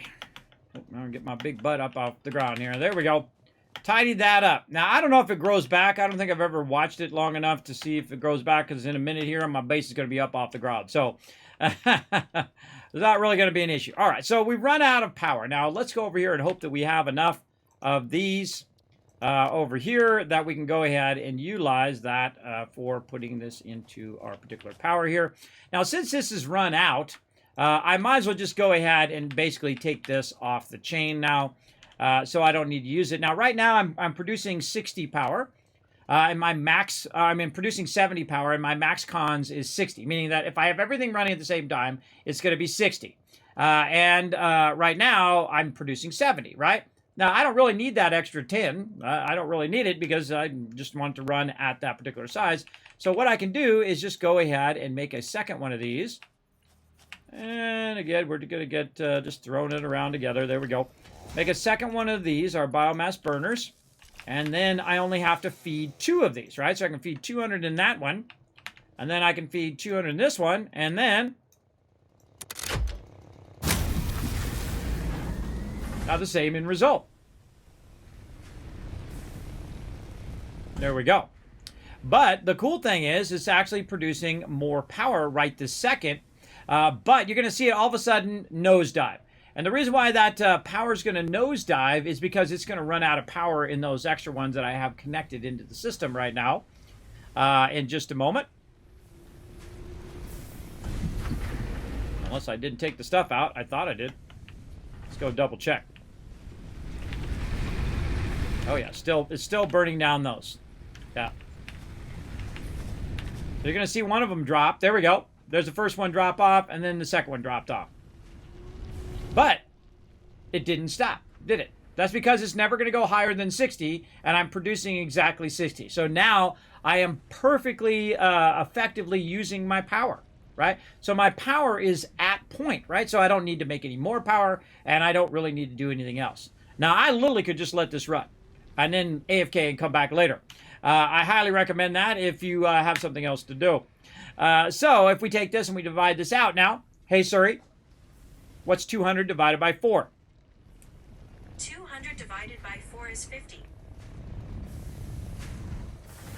So 200 divided by 4 is 50. So 50, and 50 means 50 minutes now. Instead of 20 minutes, we've not only doubled it, but a little bit more. Now 50 minutes. So this is going to run, and I would just let it run for an hour. Go have you watch yourself half of a movie or whatever. Watch yourself a Netflix or Prime special. Watch yourself some of The Boys. I had a sponsored thing for that to play that on stream. No, nope. That is way too risque for my stream. But an awesome series, everybody. I highly recommend it. But don't watch it with your kids around. It is lewd and crude and just on a whole nother level, not so family friendly for sure. Very gory as well. Very gory. Even I'm going, ooh. And I've seen some stuff in my life, everybody. I've seen some crazy stuff, I can tell you. For sure. Machete requires no refilling, but you have to take action to clean and sharpen. There you go. That's just true. All right, so we got that going, and we have our chainsaw now. I'm just going to take that off because I don't really need it right now for 50 minutes. So I'm going to go ahead and run that over there. I'm going to go ahead and take this other random stuff off of me. Don't need all of that on me right now either. And I always try to keep my regular resources and a little bit of biofuel I want to keep on me in case I want to use the chainsaw. But if I take the chainsaw off, I might as well take the biofuel off too, because no point running around with it if you're not actually using it.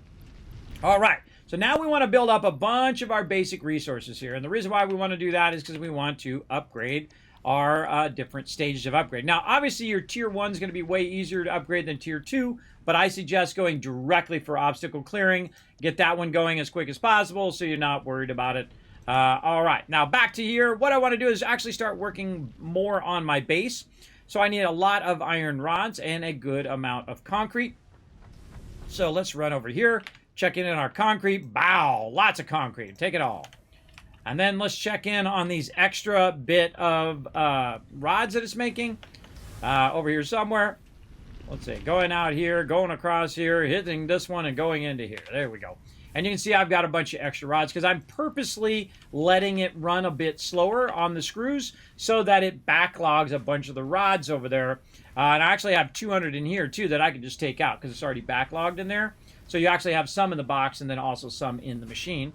And you're going to see that it's going to put way more iron rods in there faster than it's outputting screws. Because it does 40 screws per minute, everybody. It's going to produce a really good amount of screws fairly quickly, even with a little bit of that. So there we are. We're at 500 there. So very easily done. Again, this is all the basics that you need. We've got 2 iron nodes, one doing plates, one doing rods. Then the one from rods is also converting it into screws. Then we're also doing limestone. Limestone being brought over to the base, going into the constructor and converting into concrete. And then we got our copper. We brought that over, converted it into wire, put it into a box. From the box, we're outputting that into another constructor, and then are making our cable. And then that turns our cable turns into wire. So we're making all of the different pieces and parts for the tier that we're working on, right? With our hub over here. And that's what you want to do. You want to get a lot of that stuff going. Plus, we're also converting our biofuel at the same time. So, very good stuff. Now we have all the resources that we need. Notice how I thought that so far ahead, everybody, that it was making it while I was doing other things. That's when you know you've really kind of mastered the game. When you have it already ready in the moment in which you need it. That's how the game should work. That's how that should get going on. All right, so let's go ahead and put this in here. And we're ready to press some buttons again. Milestone reached. You have unlocked several structures aimed to provide the first needed to build basic factory infrastructure and improved overview. Building these will provide a grid for more advanced organizing and sectioning of your factory.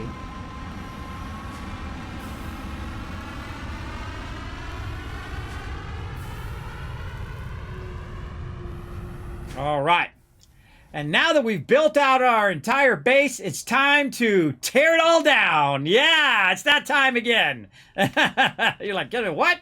Yep, this is the moment in which I'm going to tear the entire base back down again. And you're like, well, you just got it going. But we want to make it better, right? We want to make it awesome. We're going to do that right after this battle. Let's go. To battle! All right, battle time. Let's do it, everybody. And by the way, it's going to keep on making me resources while we're doing this battle, which I like.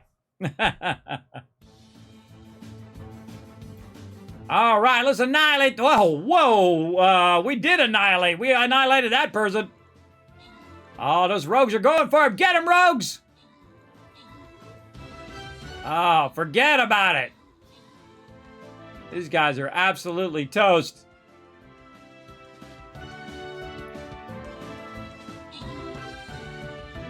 Wow, that was a fast battle. Nice.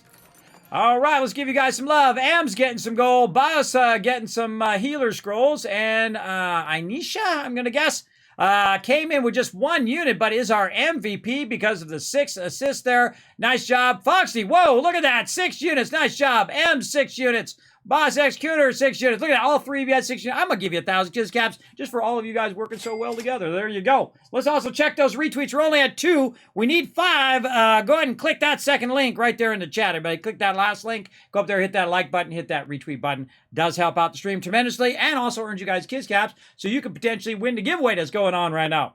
Let's do it. I started a giveaway, right? Or did I forget again? I forgot. God, Kismet, you and your bad memory. All right, let's start a giveaway. How about that? Even better. Let's switch back over. We're going to start that giveaway up. Wait, hold on. We got to do the next thing first. Hold on. Let's do this first.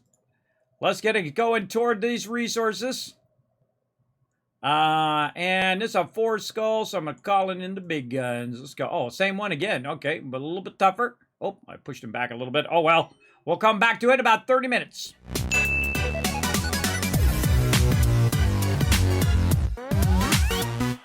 All right, for those who didn't know, it's my birthday this month. That's right, my birthday's on the June 23rd, as well as my 7-year Twitch anniversary in 2015. 7 years ago, I started streaming professionally. I use that term loosely. And I logged in. I got all my stuff working. And of course, it's also a technical hurdle just to stream on this thing. And so I started playing for an hour or two, and then my ISP knocked me completely off the internet, and I didn't have internet for 2 days. And then I came back on the 26th. And then that's when it really started. That's when I really found out that I enjoy streaming. I highly recommend everybody that you try streaming out before you go and you buy out a bunch of computers and equipment and all of that stuff, that you try it out first. Just get yourself a nice microphone and a decent camera, right? And that's it. And of course, you use your basic, you can use your Xbox, or you can use your Mac or PC, whatever you got. I just try it out a little bit first. Your internet connection is a vital thing. Not the down, by the way, it's the up. That is your most vital thing. You want to start with at least 3 megabytes up. The more you can have up, the higher definition that you can upload, up to 720 as an affiliate. And then if you are a partner like me, you can go ahead and go up to 1080, which I push it out at 6,000 up. I actually have fiber optics now, where it's basically 1,000 down and 1,000 up. It's really more like 900 and 700, but it's pretty sweet. And that's why you guys can watch my stream in full HD, because I go above and beyond for my team. Absolutely. All right, so right now is a good time, while we're waiting for some of our stuff to run before we revamp the base, to take a quick break and let that stuff run. I'm going to let you guys enjoy some of my AFK highlights, and then I shall be back in just a moment. Oh, let's start. Wait, hold on. Let's start the giveaway first. Boom, giveaway starting to go. Let's have Saltbot tell you about the giveaway so you can be entering the giveaway while I'm AFK. Let's do that. Thanks, Kismet. I'll give them a quick overview. Hi, I'm Saltbot. Let's talk about what are Kiz Caps, how to earn them, and how to enter Kismet's giveaways. What are Kiz Caps? Kiz Caps are loyalty points for watching Kismet's stream. Use them for contests and giveaways. How do you earn Kiz Caps? You earn 100 Kiz Caps by going to the Twitch menu in the upper right corner, open your chat in a new window and type /host space Kismet. You earn 1000 Kiz Caps by hitting the follow button, plus get free emotes to use in Kismet's channel. Work together with your fellow teamwork tycoons in chat. Type !RT, then click the last link, hit the like and retweet buttons, and everyone gets 1000 Kiz Caps for every 5 retweets. For those of you who want to go above and beyond, you can donate to the stream. The more you donate, the bigger bag of Kiz Caps you get. Plus you can subscribe using your Twitch Prime or choose one of the 3 levels of sub support for 5000 Kiz Caps. This also unlocks all the awesome Kismet emotes, holiday emotes and animated emotes. Plus while you are lurking in chat, you're earning 3 times the Kiz Caps and have 3 times the chance to win giveaways. How to enter Kismet's giveaway? First type !loot in the chat to see how many Kiz Caps you have. For every 10 Kiz Caps you can buy 1 ticket. Here are several ways to put in tickets for the giveaway. Type !ticket space max to enter as many tickets as you can. This can only be done upon first entering the giveaway. Or type !ticket space 1. Everyone gets a free ticket and a chance to win. To increase your chance to win, you can buy more tickets like 10, 1000, up to 10,000 tickets. This is a promotion from Kismet and his supporters. Twitch does not sponsor or endorse broadcaster promotions and is not responsible for them. Thank you for being an amazing part of the stream and good luck. Back to you, Kismet. Happy streaming.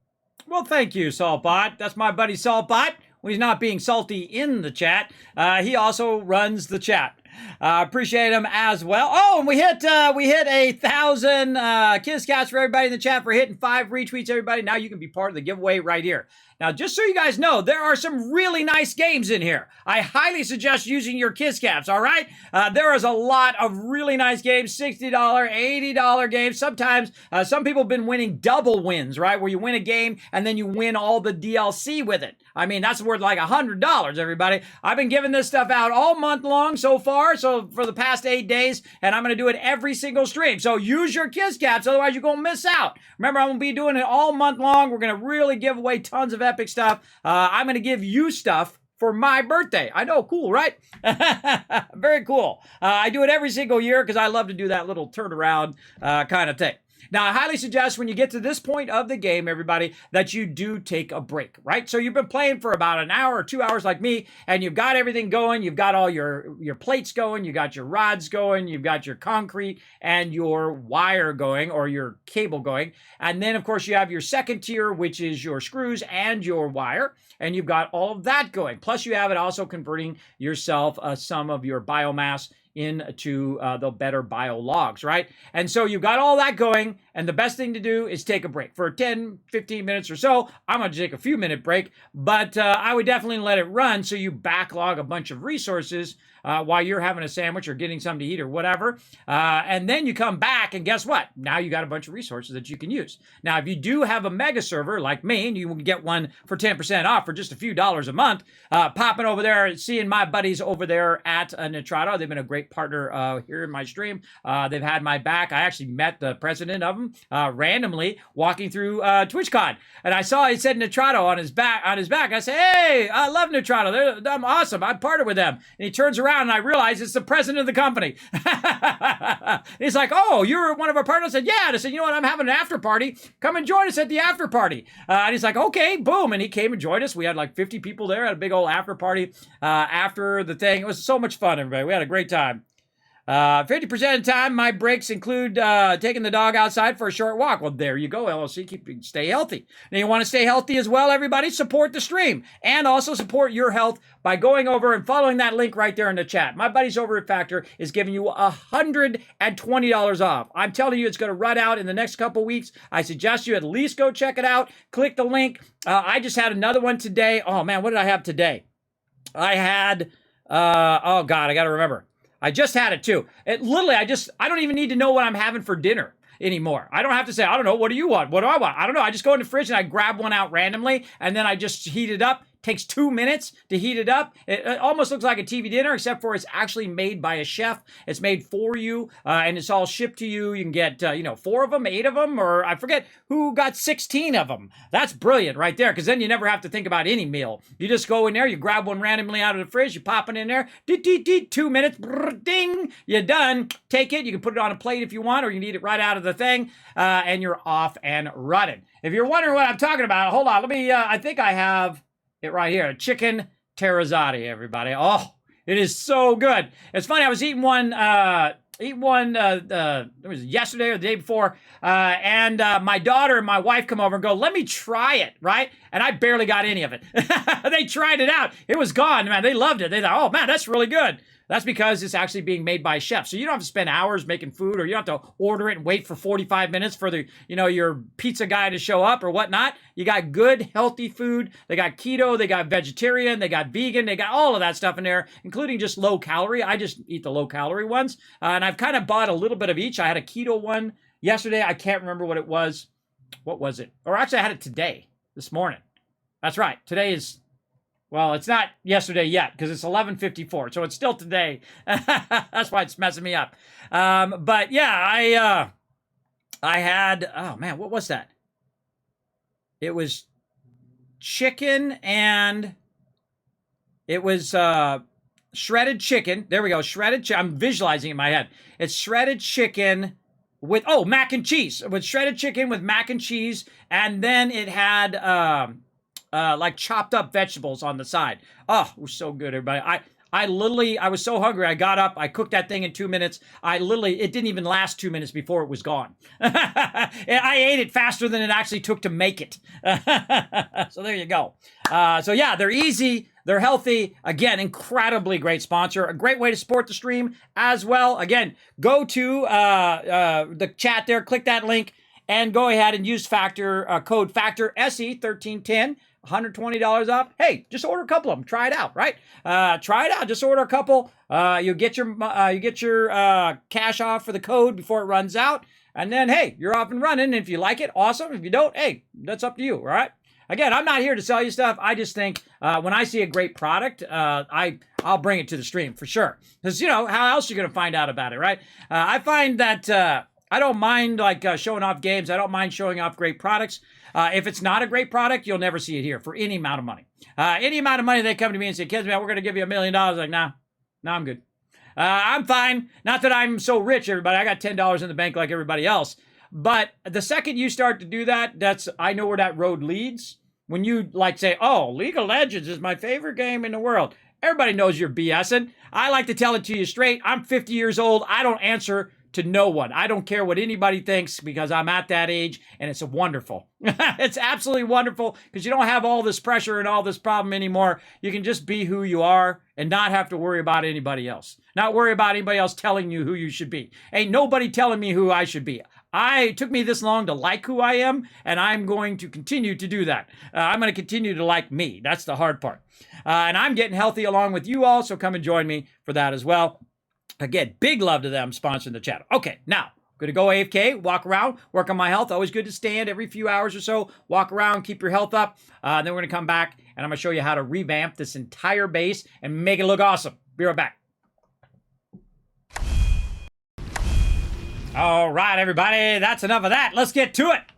Now, what I've done is I've let it run a little bit, right? And I suggest letting it run about 20, 30 minutes. But since I'm only going to take a few minutes here for a break, got up, walked around, got re-energized. Now we're going to get to one of my favorite parts of the game, because now we've unlocked a whole bunch of stuff in here in our foundations. So we have our 1mm, our 4, our 2 as well. So 1, 2, and 4. Basically, that's the thickness of your foundations. Now, in this game, the foundations and the way that it builds is absolutely second to none. Absolutely, there's no other game that does it as well as this game. Now, the first thing we want to watch out for is our inventory is going to fill up. But this part is really fun because you can go in and you can just literally hold down control and you can sweep all this stuff just like this. Boom, gone, just like that. You don't have to fool around with doing each individual one. You can go ahead and just take it all out in one big old zoomity zoom zoom. Watch this. We're just going to sweep over all of this. We're going to hit that. We're going to hit this. We're going to hit this. Boom, gone. Now, the problem with taking a bunch of stuff out is that your inventory is going to fill very, very quickly with random loot, right? And you can see that we've got a box over here. We've got a box up here. Because our inventory is not big enough to hold all of that stuff. And that's okay. We want to go ahead and just get a bit started. Now, one of the things I would do is go ahead and grab all the raw resources. Oh, this way. Grab all the raw resources and put them into your little box here. Keep all your kind of random stuff in here. Same thing here with our copper ore. We'll just put it in there. We can make other little boxes if we want to. But all I want to do is just really clear this kind of start area over here. Now, another thing you want to do is assess the level of the terrain, right? You can see there's certain parts of the terrain that goes up, like right here. It'll go up a bit higher. In those particular sections, this part kind of goes down into a valley and then back up again ever so gently. And then behind where our hub is, over here, we have a much higher rise. So basically, you want to find the kind of the highest point of the area, which this is pretty close right here. So let's go ahead and take this out. And let's say that this part right here is the highest point of this whole entire area that we're working in. So we're going to start with our foundation. Now, I usually start with a 4mm because, you know, they just feel more industrial strength for your basic. Now, what I can also do is hold down control. Notice how it snapped? That's snapping to the world grid. The fact that they have a world grid, big love to them. The fact that you can actually build this here, build something way off on the top of this mountain up here, right here, and then use the world grid to actually make it connect perfectly back to this. Now, have I ever done that? A little bit, but not to an extreme degree. But you can do it to the world grid. So the first thing I do is I hold down control and I snap it to the world grid. Now, this is your Rosetta Stone, your first node of what you're working with. Now, I can tell you that because of the way this one is sitting, that is probably up a bit too high. And so we're going to go ahead and just clear some of this stuff between here and there. Now, I don't want to take this out or I'll get all of this stuff that you see here, right? I don't want to get all that right now. I just want to go ahead and work on my different levels. So what I'm going to do is go in here. I'm going to press 2 on my mouse, and that's going to put it down there in the thing. So I can just press 2 at any time. And now I've got my foundation. So I can do them one at a time. This is how you used to have to do it, is you have to do your foundations one at a time. We'll come back for that loot and stuff. But this is way too slow. Let's see. Do we have enough room for these? Yes. Grab all. Grab this. Ball. Don't have enough time to pick that other one up. All right, or enough space to pick that one up. Let's go over here. Let's go ahead and go organization. Where is that? Oh, we haven't unlocked it yet. We haven't unlocked it yet. Okay. We'll just use a storage container. We'll just put it over here. And we'll just put all that stuff in there. There we go. That'll give us more room. And then we'll go ahead and pick that miner up along with all those resources. Now, one of the things we need to do when we're putting stuff away is make sure that we bring out the resources that we actually need. In this case, it just needs concrete. Oh, and our plates. Lots of plates in there. Nice. And so what we want to do is just kind of reverse engineer this to end up over this one. And I can tell you already that it's up too high. Now, another thing that we can do is we can go down and hold down R like Roger and go ahead and select vertical or zoop. So it's got a vertical zoop, which means it's going to go up, or it's going to go horizontal zoop, which means I can just click here and go. So cool. So cool. Now, the problem is if you look at the side of this, it has to be at least halfway to these rivets for it to actually let you put your extractor down. So it's up way too high for that to work. So we're going to go ahead and take those back out again, just by holding down control, and they're out. All right. And so we're going to go ahead and put these down, and we're going to just try to manually look at it and, hold down control to snap it to the world grid and try to get it to a point in which it's kind of up a little bit, but not so far up that it won't let us do this. So let's say a little bit higher than that, I think.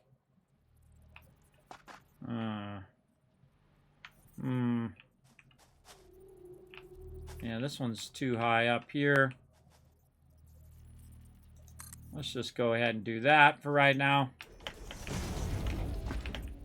Get up there. There we go. And then we can just go ahead, again, zoop this in.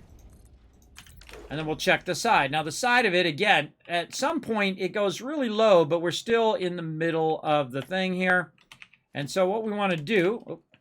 get myself up there. There we go.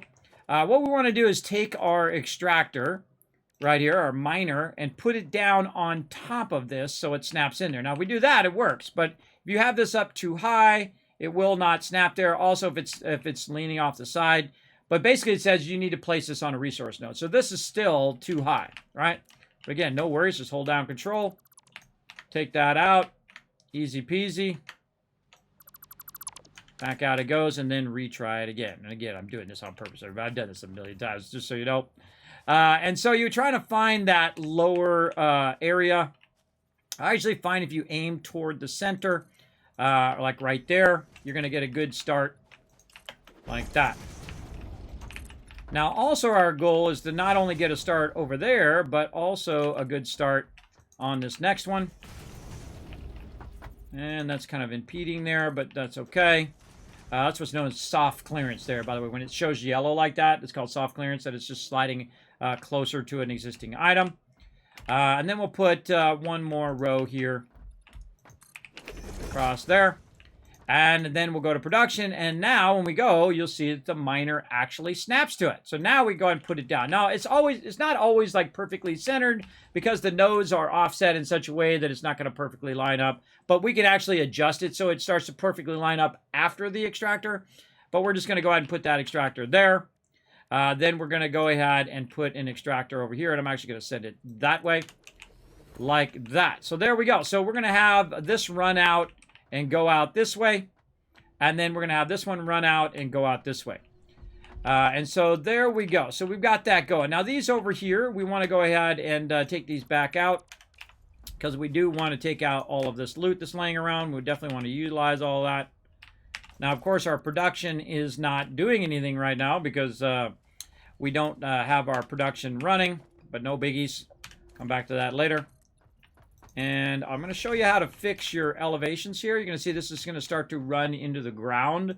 I don't like that. I want it to be up just ever so slightly so that it covers this.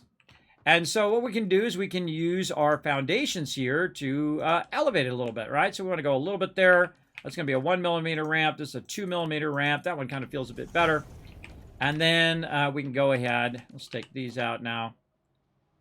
And that. There we go.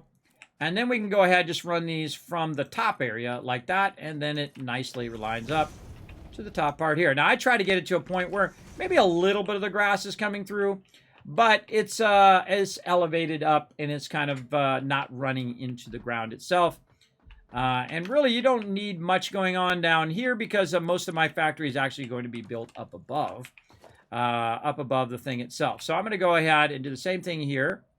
And I'm actually going to use this edge over here. It's going to let me. Oh, let's just build one. Let's put that one back. I'm actually going to use this edge right here so I don't have to build a bunch of those underneath there. Because there's no point in building these under here. Ain't no one going to see them under there. Unless you open that edge up, I guess. But no one sees it under there, so good to take that stuff out. So it's not costing you more overhead on your game. So take those out as well. And there we go. So we've got ourselves a nice little platform here. And again, this stuff we can take out. It's just out here doing its thing. Oh, overburdened again. All right. Let's go back over here and drop some of this loot off.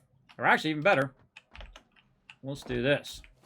Let's create another one over here. Just kind of out of the way here.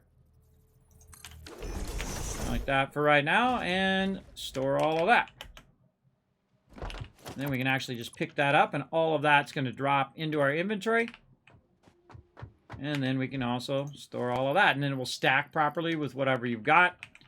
And then we can go ahead and try to take this and make another one of these, I'm feeling. Yeah, let's just put another one of these real quick. Oh, we need our stuff there. And later on, of course, you'd want to organize all this stuff. So, you know, you have the appropriate stuff in the appropriate boxes and so on. Let's take all of this and see if we can combine some of that in there and some of this in there. And that's going to allow us to take out our hub now. All right. And then take out our constructor and so on and so forth. And this is connected right up here. We'll go ahead and leave that there. And so the biggest problem that you're going to have doing this is your elevations, but also the amount of concrete that you have, because you're not going to have a lot of concrete in the very beginning, and you're going to run out pretty quickly because concrete is something that you got to run for a while. Otherwise, you're going to run out for sure. So what I'm going to do is just kind of expand this out just a little bit more, and then we're going to get to getting our production back up and running. And you can see that that one also is going down there. Probably could get away with this and this. And then put one of these down. Just kind of move that ramp back just a little bit more. Oh, out of plates.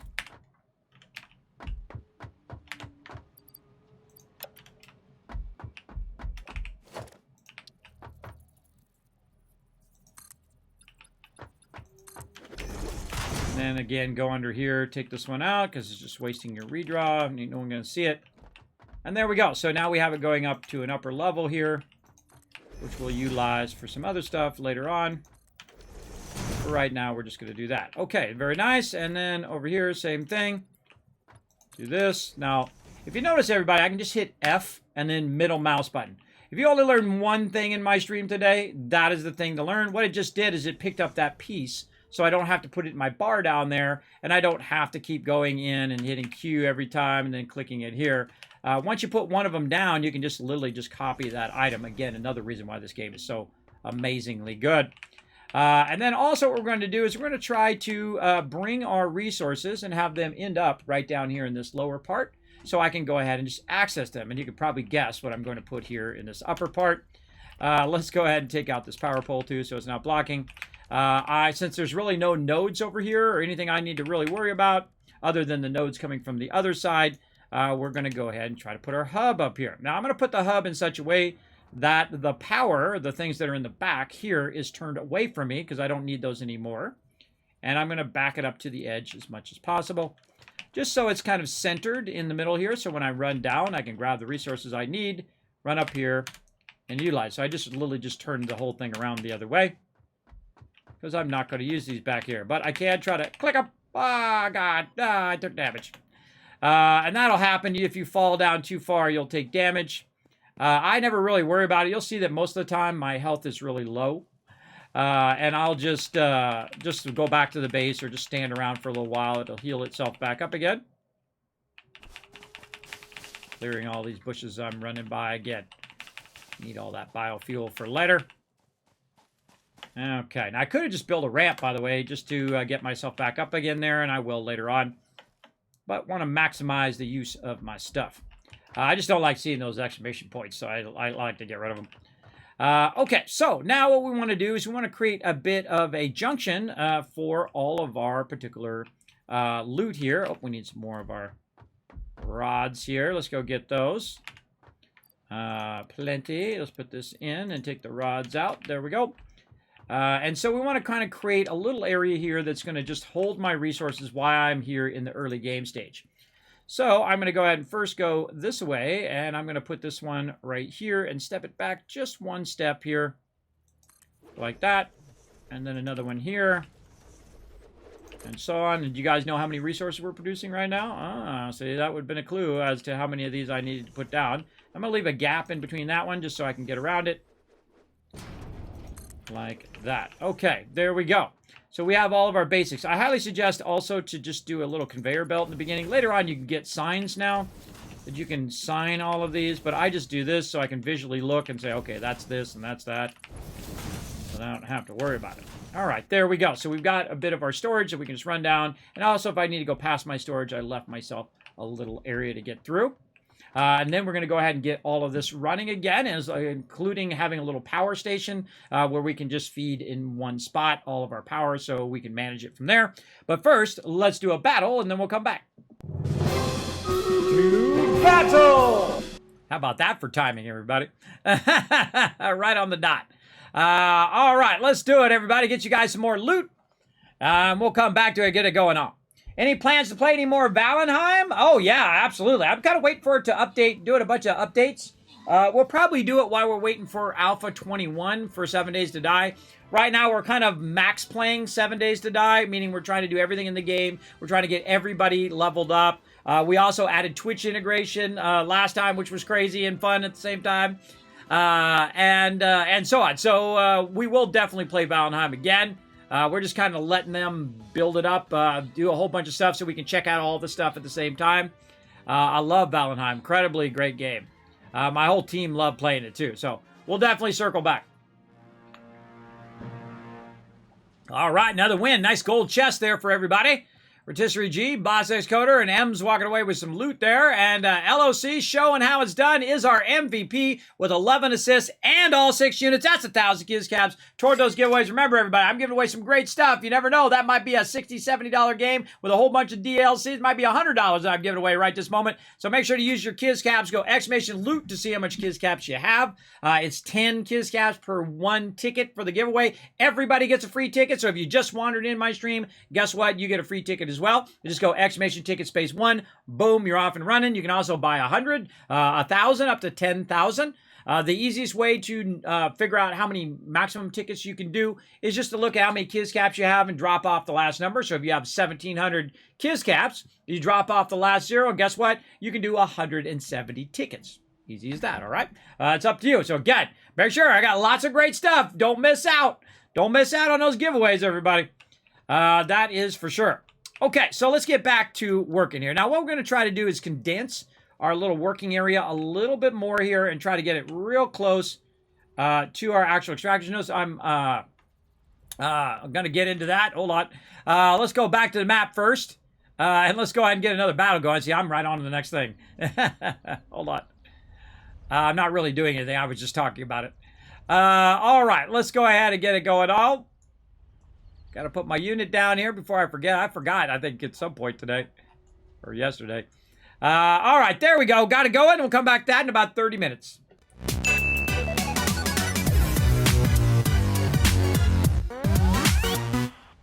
I'm just standing here looking at the thing.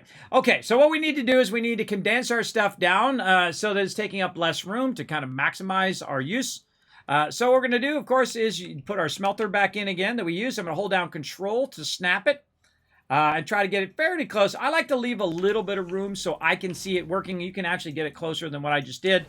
But I like to leave a little room so I can see, just by glancing at it, if it's actually feeding out those resources. Remember, the resources are underneath here. Now, there's no hole in the thing. You're like, excuse me, it's going through the thing. Hey, it's early access. Deal with it. Put your own RP in there that you dug a hole and you cut a hole out of there so it could go through the foundation or whatever. You've put in your own RP. All right, so that's going to come out of there, and that's going to make iron ignis. We already know what that's going to be. We're going to have it turn around and go back the other direction so that it's aiming back that way. We're going to get it nice and close. Hold down control here and try to get it to line up. Oh, got to turn around the other way. Try to get it lined up somewhat at the end. There we go. And then we're going to run that back in here and just do the same thing we're already doing, making plates. And then instead of running it to a separate container, what I want to do is run it up and over. Well, right now, I don't have the ability to run it up and over because I don't have the lifters. So we want to think about, hey, wait a minute, maybe we can unlock our lifters now and get that going. So let's go in here and take a look, see what we got. For our upgrade, we got some logistics and we got our lifters. All we need is a little bit more wire. So let's go ahead and take a look in our 2 temporary storage boxes over here and see if we can find some wire in there. Don't see any in there. Don't see any in there. Now, how can we make wire? Well, we can make wire from copper ingots, so we can go ahead and grab that. Go through the middle of here. And just make ourselves some. Pretty easy peasy. Now, by the way, if we wanted to remember you can just go in and say, hey, say logistics and say select milestone. And it will have it in the upper right-hand corner of how much you got. About 150 right now. And so I need to make about 150 plus of those. And I can make 198. So I know I have enough so I can get all of those done. So we'll go ahead and just make it ourselves since we're in the kind of in-between production because we tore down our base and tore down our factory and we're remaking it. And it doesn't take that long. It goes pretty fast. Boom. Bye-bye.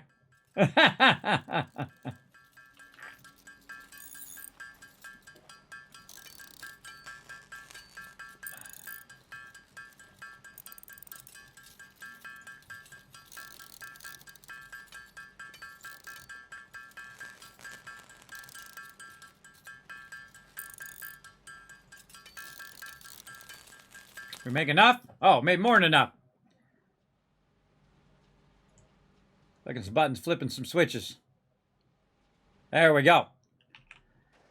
Let's see. So we got those done. Now we want to go ahead and get this unlocked. So let's go ahead and just control click, puts it all in there, launches it off. Milestone reached.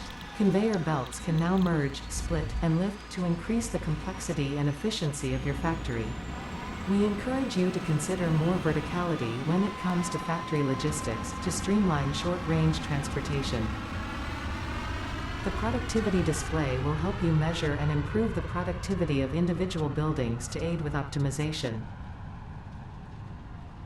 There you go. All right, good thing by Ada trying to help us out.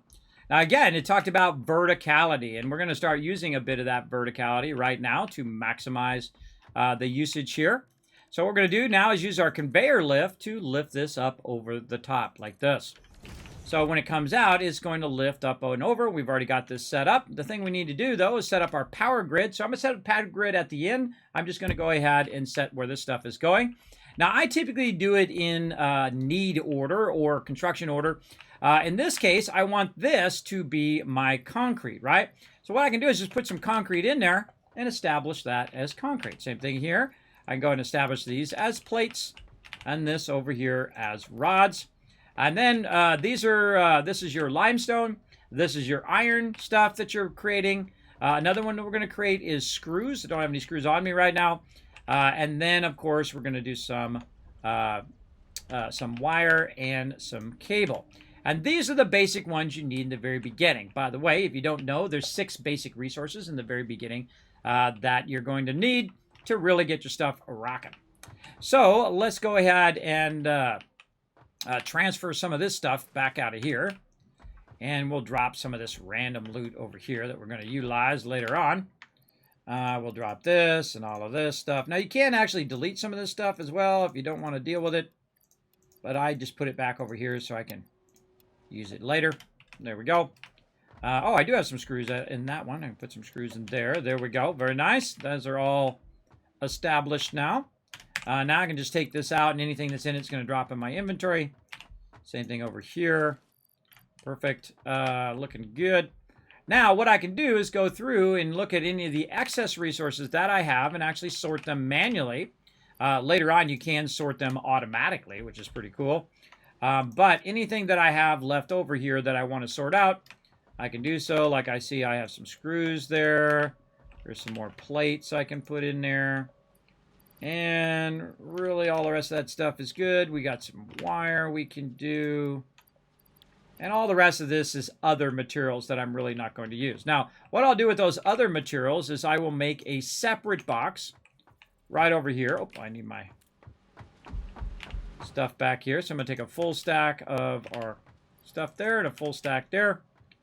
And we're going to go ahead and make a storage unit right over here that aligns with the rest of my hub. And then all this other random loot, I'm just going to go ahead and put in there. I'm going to use all of that stuff for our stuff later on. Now, this stuff we want to keep, our portable miner and things like that. That's typically what I keep in this little thing here, like equipment, right? So we'll take this out, and we'll just put our equipment in here. Maybe a little bit of our fuel as well when we need that. Maybe some food that we might need to heal ourselves. But really, all this other stuff needs to find its way into one of these larger boxes. Oh.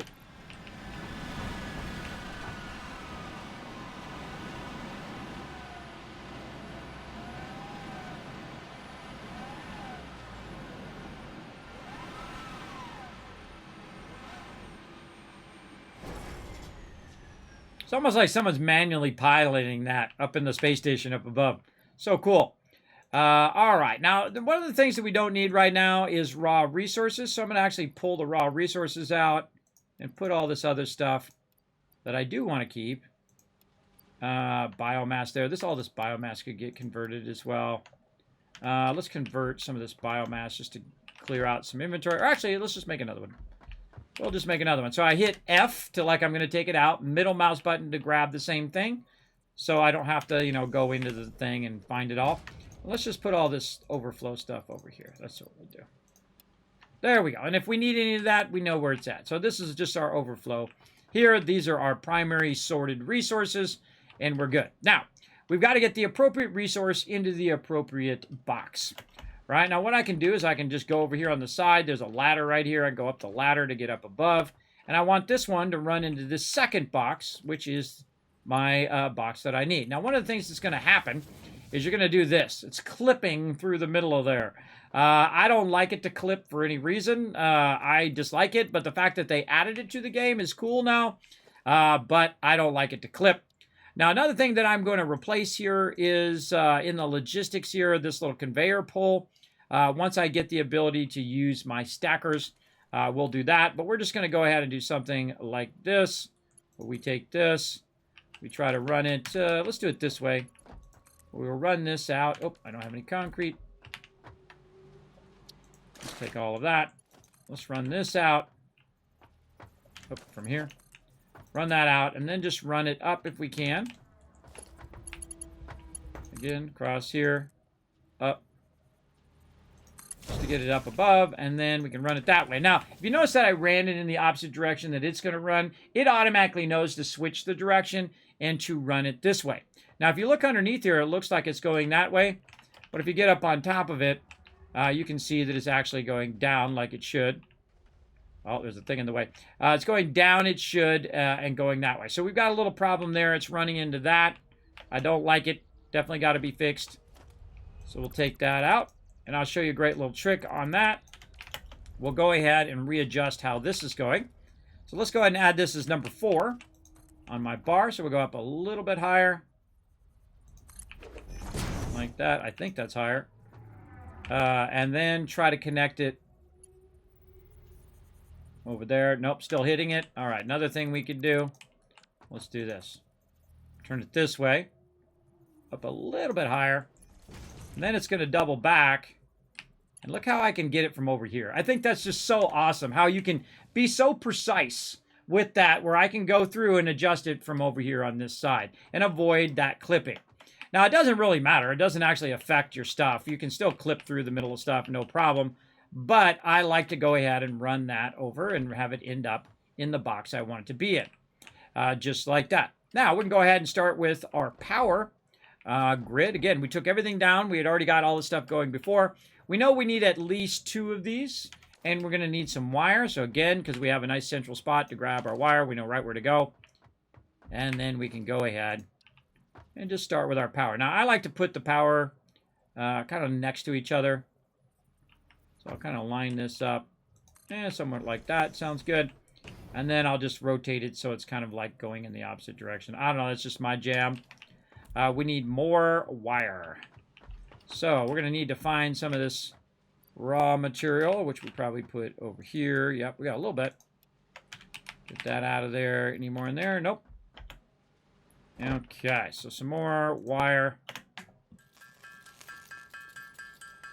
Again, you're going to be hurting for resources in the beginning. But if you just kind of keep it, keep thinking toward the next thing, that's going to help you. Oh, 425. Okay, so we need our raw iron, or raw copper. Need raw copper in here. I see Caterium ore. Right here. There we go. Okay, so we got some raw copper that we left in there. We can convert our copper. And then we can make some wire. Now, we're going to automate all of this. So we're going to have like boxes and boxes and boxes of this stuff, because we're going to let it run while we're not even playing the game. It's going to be awesome. That's why we use a mega server from my buddies over at Nitrado. Now, again, if you want to get your own mega server, follow that link over there and go snatch it up. It's going to give you 10% off, as well as it just costs a couple dollars to get your server set up, and off you're running. There you go. I've never played this game, but you're making me want to. Maybe it's the next game in the giveaway. Nobody knows. I may be. I don't know. I have from $100 groups of DLCs and a whole bunch of other stuff in there. Literally, some really great games. It's pretty amazing. Yes. I feel like every time I play through, it gets even better. And I played through 30, 40 times. But I feel like we want to give it its own day, so we can just focus on it, maybe do some battles at the same time. But we're going to give it its own day, so we're not, doing half in Fallout and half in Satisfactory. So we're just going to convert all of this, because it doesn't do us any good sitting in the box here.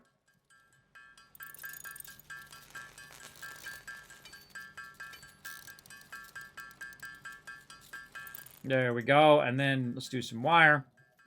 And we need 25. There we go. Now we got it. Okay.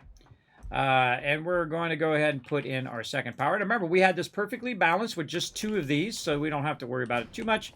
And now we can kind of worry about what our power looks like. We need some cable as well. Let's get our cable back. Oh, we only need 1 stack of that. Oh, okay. Or we can just take it all. 1 stack. There we go. All right. And then we're going to go ahead and run this out. And we're going to move it just a little bit forward there. And we've got our power all connected there. We're then going to run this over here. Now, later on, you're going to get more power stuff that you can use. Now, I would love to run these up on top of here, right here. But sadly, no. And also another thing we want to do before we get too far is also put a crafting bench out here. Nice right there would be a great spot for it. This way we don't have to run all the way back to the hub every single time we want to build. And I put these usually at every single node, so they're very easy to just do this instead of running back. Same thing with my other stuff that I do, the other workshop. This one, the equipment workshop. And we can go ahead and just put that.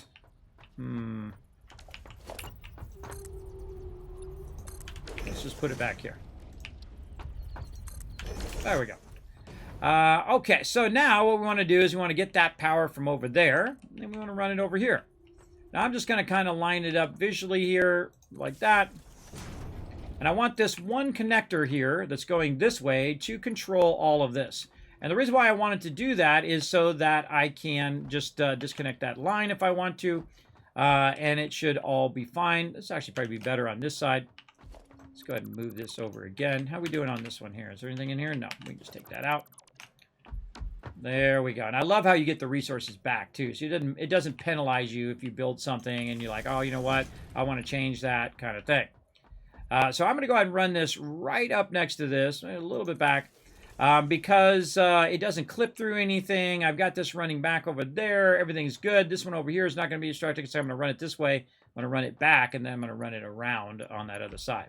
So now what we can do is just go ahead and connect all of our 3 different items here into this one pole, and it's less to manage, right? And so if I want to cut this one off, I can just cut this, and boom, all of that power is going to get disconnected there. Later on, there's switches where you could do that, and all sorts of cool stuff that are going to help you. Let's also go ahead and run this one down. Same kind of thing over here. We know that we're going to switch back over here, so we'll run it to there, and we'll go ahead and build out our other production here. And you'll see me leave a little bit of room in there, again, in between. A little off there, even though I held down control. Let's see if we can get it in there. There we go. Ever so slightly off. And the reason why is because this is not perfectly aligned to the grounds. And I've actually done it before, but it's really a waste of time. Just snap it to the world grid is a better way to go about it by holding down control. And then once you have it snapped to the world grid, you can snap all your other stuff to it as well. All right, so smelter. Now this is going to make, again, more iron here. Then we're going to have it switch back in the opposite direction. Now later on, we'll create whole entire rows and rows and rows of these. Make sure that we're snapping this over just a little bit forward, so that we can go ahead and just run that around in there. And again, this one's going to make our rods. And then same thing here, right? We want to get this to go up and over and end up over there. But what I'm going to do is I'm going to run it around the end here. So I'm just going to go ahead and just zoop foundations in there. There we go. And so we'll just run this like this. And I'm going to show you how to make a perfect corner. You ready? You go right there. And then what you do is when you go to put your corner in, you go ahead and just kind of pre-measure it. It's usually 2 distance. So you go 1 and then 2. And that'll make a perfect 90. As you go around that corner, again, just come straight out. You go out by a couple. I'm just going to go out to here, say. And then 1, and then 2, and then you rotate using your mouse wheel. And then there we go. We got ourselves a nice 90. And then we're going to run this over here. Now, we're going to have a problem, and I set up this problem on purpose. And, of course, it's dark. It has to be dark every time. We've got a problem of this is in the way now. And you're like, no, how do I get this to run into the second one when this one's in the way? Well, the smart thing to do is to take this out and use your lifters. Now, I typically like to use lifters on all of my stuff. But I'm just doing some examples. Of course, this will all be remade eventually. But now this one I can put up real high. And that will go ahead and basically run that down into there. And then this one you can try to sneak by a bit here. And actually, speaking of making that a nice corner, let's go ahead and take that out there. And we will start at the end first. Like this. And we'll turn that through there. And then we'll run that nicely through here. And notice the green line shows up. That green line is showing you basically how to align. And so I want to go back by 2, 1, and then 2. And then when I go around and I connect it here, you'll get that perfect 90 right there at the end. You're welcome. Again, making it not only effective, but beautiful, and also no clipping as well. Now, I probably should have brought this a little bit further down like this. Again, we can go ahead and run this straight out right to here, and then we'll rotate it, move it forward by 2, 1. Oh, but see it snaps there. Let's take that out. Let's go ahead and fix that up a little bit more, right? Not only make it usable, but also look good. So there we go. Move it by 2. There we go. Now we've got our nice 90 here, and then since we already have this one connected here, that one's going to be already has the 90 there. So now we've got perfect 90s right there in the corner, making it look super sharp. And now bringing it from way over there and running it into that second container. So very nice. Now the same thing again. We want to do our power. Now we might want to start this up so it is running while we're doing other things. So we're going to go over here and we're going to just feed some power in here. And that's just going to start up. And it's going to go ahead, and you can see they're green, so it's going to run down the wire and start all of our extractors up down there. And let's go ahead and do the same thing here. Oop, I don't want to put a pole there. That was probably left over from before. Let's go ahead and put this just right in here. And then again, we can just go ahead and connect this one, and we can connect this one, and we'll do all sorts of more advanced stuff later on. Again, we're just getting the basics of it, extracting the resources and putting it over here by the hub, so we don't have to go chase it down, because chasing stuff down sucks. I can tell you from experience, it sucks. All right, so now we also have this over here, and we want to run this in such a way that we can run it around the other side that way, or we could just build a bit of production off the side here, now that we have the ability to go ahead and use this to build out. Now, you don't have to build foundations to stuff, everybody. I have actually done that before, where I built a bunch of foundations for stuff every single time I would build something, and I can tell you it is a huge waste of time. A huge, huge waste of time. We're also going to make sure that we put in our little too much zooping there. Come on. Close enough. All right. And we'll take this one out. We'll take this one out underneath here because we don't need that.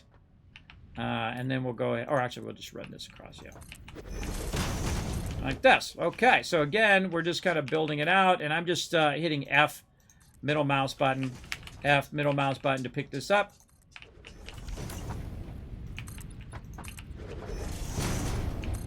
Look at the precision, everybody. It's just so good. Precision in how you can run your stuff. You can run it on the side. You can run it up on top. I could run it this way. And that's what these little bars are here on the side. These little metal bars that you see. That's telling it which direction that thing goes. I feel like once I've done this, every game should be like this. Every game should give you that option. You know a game that should have you like that? 7 Days to Die. Absolutely. Instead of leaning over the side, where you got to lean over and then try to put your block in over to the side like this. You're leaning in real life, because it doesn't make any difference when you're leaning in real life, but unless you're doing VR. But it's just a huge waste of time to have to lean over every time. It's really awesome to be able to zoop that stuff in nice and easy. Okay, so we're going to go ahead and take this out right here, and we're going to redirect this up to here. Right over here. Now again, some of this is going to be real steep, so you want to watch out. Probably want to straighten that out a bit too.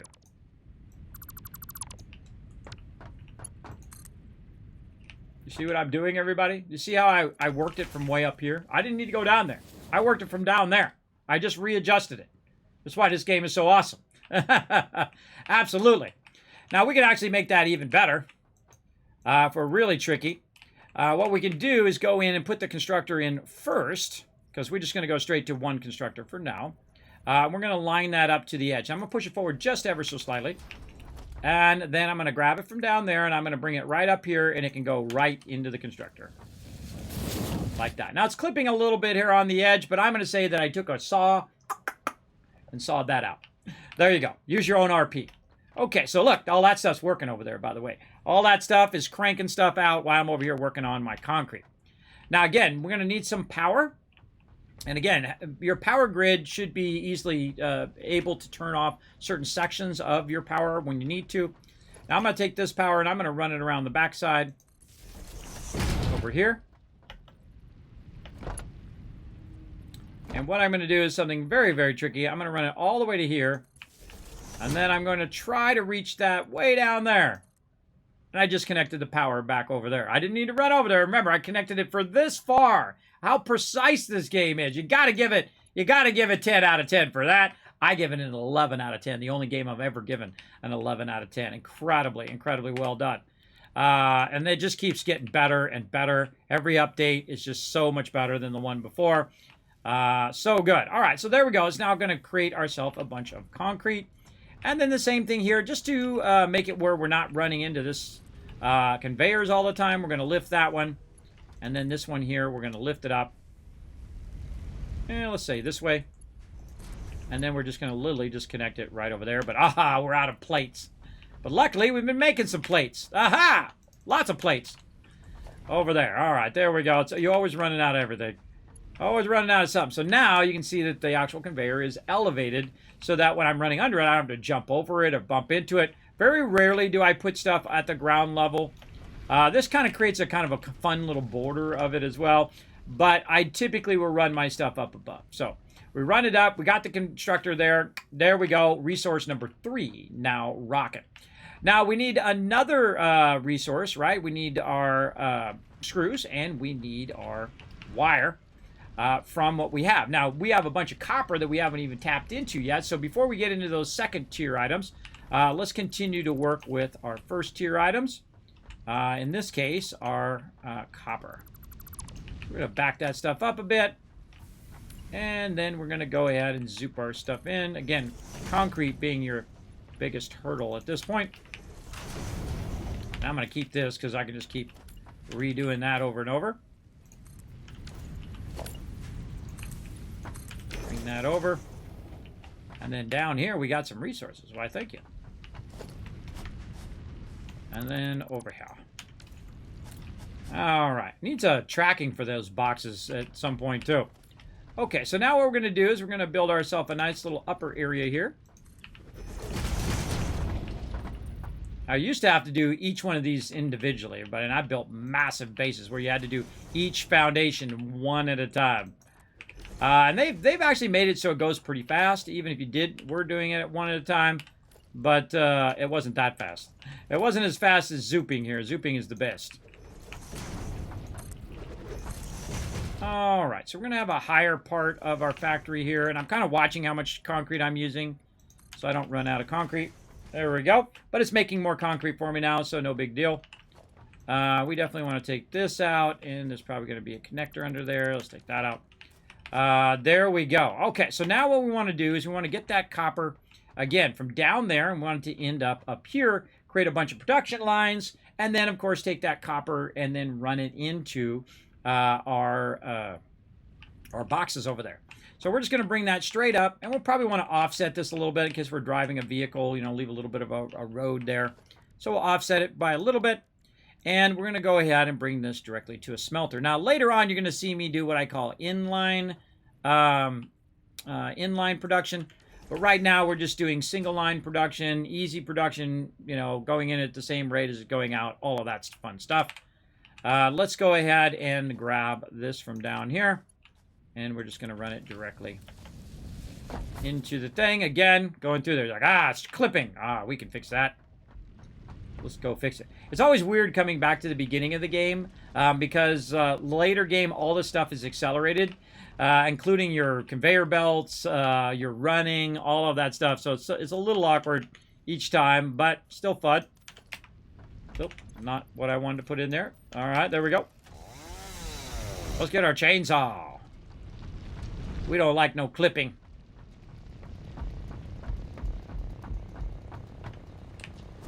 No clipping. Boom. Bye-bye.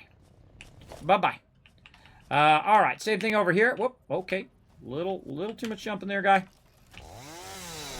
Okay, not enough jumping on that one. Too much or not enough? That's what I get. All right, here we go. And again, we can use the conveyor to help us get up. We can also put a ramp there as well. I'm good. All right, take this thing off because it's also very noisy. And by the way, another cool thing about this game, if you haven't seen this, it has the greatest audio section of all time. You see that it's got the basic audio here, right? Where you got the master and the ambient and all of that. But if you actually go in here deeper, I forget where it is. It actually has the individual sounds. Here we go. The individual sounds of each thing. Somewhere. God, I can't even remember where it's at. I haven't used it so long. It actually has the individual sounds of that audio. So you can turn like your chainsaw down or turn that stuff down as well. Forget where it is, though. Man, I haven't used it in a while. Sitting here somewhere. Somewhere. For sure. So yeah, very cool that you can adjust that individually. All right, so let's run that in. We got that there. Copper ignited. We got to stay on task here. Stay on task. Get this stuff back up and running. Pulling down control. Put that back into there. And then this copper ignite. Oh, wait. Hold on. Getting ahead of myself. This one is copper ignite. And then this is constructor. There we go. Coming through there, going into wire. GG's. Now we can actually start it up as it is, so while we're working, it actually will start extracting and start doing its stuff here that we want it to do. Okay, put this right there. All right, second time's a charm. Get those back up and running, and then we can also connect it to this power, which of course is, okay, or not. You know, so recently that's been acting a little funny. There we go. Sometimes it takes a couple times. Remember, it's still in early access. Some of the stuff's a little wonky. But what it's going to do is start up the extractor way down there and then automatically start to feed that stuff up, which is good to go. We'll do that here in just a second. Everybody want to get this going first. So what we're going to do, same thing we did before. We're going to go ahead and do our copper wire. We're going to go ahead and create a box in between like this so that it can hold our copper wire. And then after our copper wire, we're going to go ahead and do our constructor. Hold down Control to kind of align it. And then we're going to tell it to first make wire, then make cable. Then we're going to tell it to take both the wire and the cable, and we're going to run it where we want it to go. Now remember, when we're doing cable here, this actually comes in at 60. So cable, you're not going to have extra wire left over. So that's an important thing to think about. As you'll just have it all burnt up in cable until the cable fills up, and then it will start to backlog into there, which is great in our case because we have a mega server and we're just going to let it run. So it's going to make us a bunch of wire and it's going to make us a bunch of cable eventually because the wire will eventually fill up if we have perpetual power. But that'll be an issue we try to hurdle here in a bit. So we got all of that stuff rocking. We've got that going in. We got our wire going in and our cable. Now, one of the things you can do is just simply not turn that on. Just don't turn it on and it'll start to backlog a bunch of your wire in there, and you can just go ahead and grab that out. That's what I would do. And then I can go ahead and tap into some more power here. We're going to go ahead and power this one separately. Run that into there. But what I can do is also manually turn this off. But I typically don't. You know what I do? I take out the wire. The wire is a way easier way of remembering because it'll turn red, right? If you turn the power off in here, sometimes you don't remember that you did that and you're wondering why it's not working. I find just remove the wire. You'll be fine. Okay, so that's making that. Now, this one's going to make the wire. So we want to go ahead and access that over here. And let's take a look at where we got. We got our screws going here and wire and cable there. So let's go ahead, and I'll show you a way to double stack conveyor lifts. So you first do the first one a bit higher. Now, on the side of these, let me get over here where you can see. On the side of these, you can see these little things right here, these little markers. Those are telling you how high it is. And so I'm going to put this one about 3 high. There we go, and then turn it this way. And then the one right next to it, I'm going to just put down on the low side. So it's easier to kind of double feed into there. So I can go ahead and feed it off of this one. And again, we'll just do a lifter here. Like this. And this one's going to be our actual cable, which is the in one. And then if we wanted to, we could now use our splitters to split this area here. Now, I don't know if it's going to fit in here, but we're going to try. Yeah, there we go. Good enough. So we're going to split this. So instead of it all going into here, half of it's going to come out of here and end up right up there into there. So now you can actually do half of it in there and half of it in your box. So this way you end up with both of them being fed into your primary box. And when both those fill up, it'll backlog into these other boxes that's over here, right? This in-between box. So I'll end up with 2 boxes of wire and 1 box of cable. Because cable, you're going to have more than enough of that, that's for sure. You're going to have way more than you need with that, at least in the early game. Okay, so now we have all of our stuff tied in over here, right? Except for one exception, and that is our screws here. So we need to get our screws in there as well. And again, we're just trying to get our 6 basic resources done today, or at least get them organized. Now, the same thing over here. We can go ahead, grab a lifter, put it in back here. Notice how I can stand right here and do it. But look at this, it's running into that. But we're going to turn it in such a way where it's not clipping. We'll go up much higher. There we go, looking good. Up much higher over the top of these. And then notice that we're running this around the back. I'm running this around the back on purpose because I know I'm going to come back here later and I'm going to do the same thing. I'm going to go ahead and take this section out. I'm going to go ahead and put in a constructor like this. And then I'm going to run this to the constructor. That constructor is very offset. Hold on, let's fix that constructor location. Oh, look out! It's time for a stream avatar boss battle. Type !join and then make your choice between a warrior, priest, or mage in the chat. You only got so many seconds. Go! Okay, now, what we're going to do is we're going to basically split the junction here. Where, actually, we should probably move it out just a little bit more. We're going to split the junction. So some of the pipes are going to go in there, and some of the pipes are going to go to making screws, right? So we want to offset this just a little bit more. And then go back here, and what I'm going to do is I'm going to show you a real easy way to do splitters. Is you just run this into here, right? And then you take the splitter, which should be on my bar.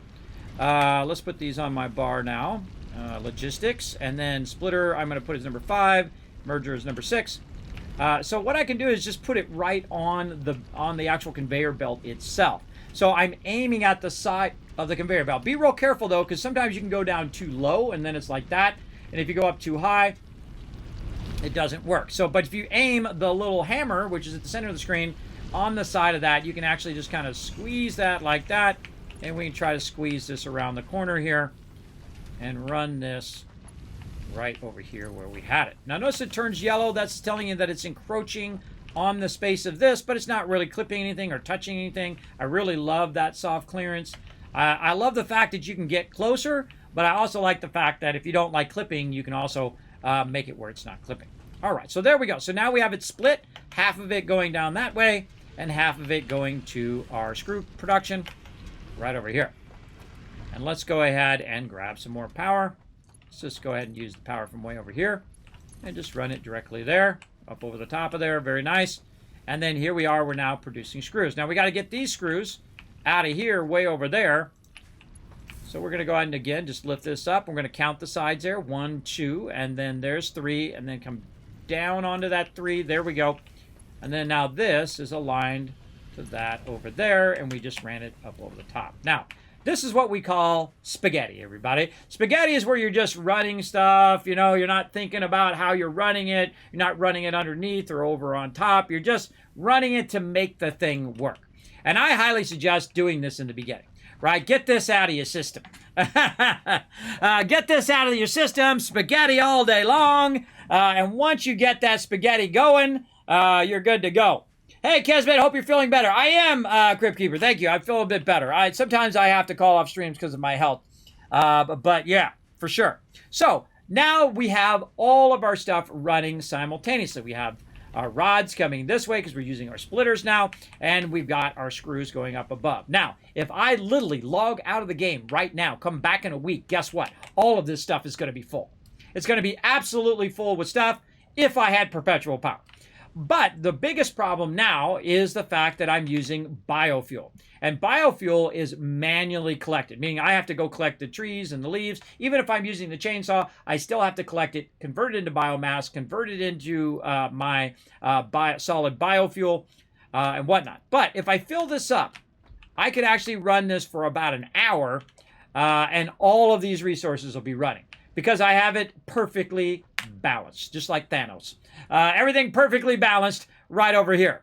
As you can see that we're using 60 megawatts of power. Our max cons right now is 52, which tells us, hey, Kismet, wait a minute, you're missing something. You had 60 before. Why do you have 52 now? And that's because there's one more thing that I need to add, which is going to take me to 60. Right? There's one more thing that I need to add to all of this, and that is the ability for it to make the fuel for me. So I don't need to. It's going to do it for me automatically. This is what I call offline production. When we just go ahead and let's just grab one of these. Oh, let's run this out a little bit further first.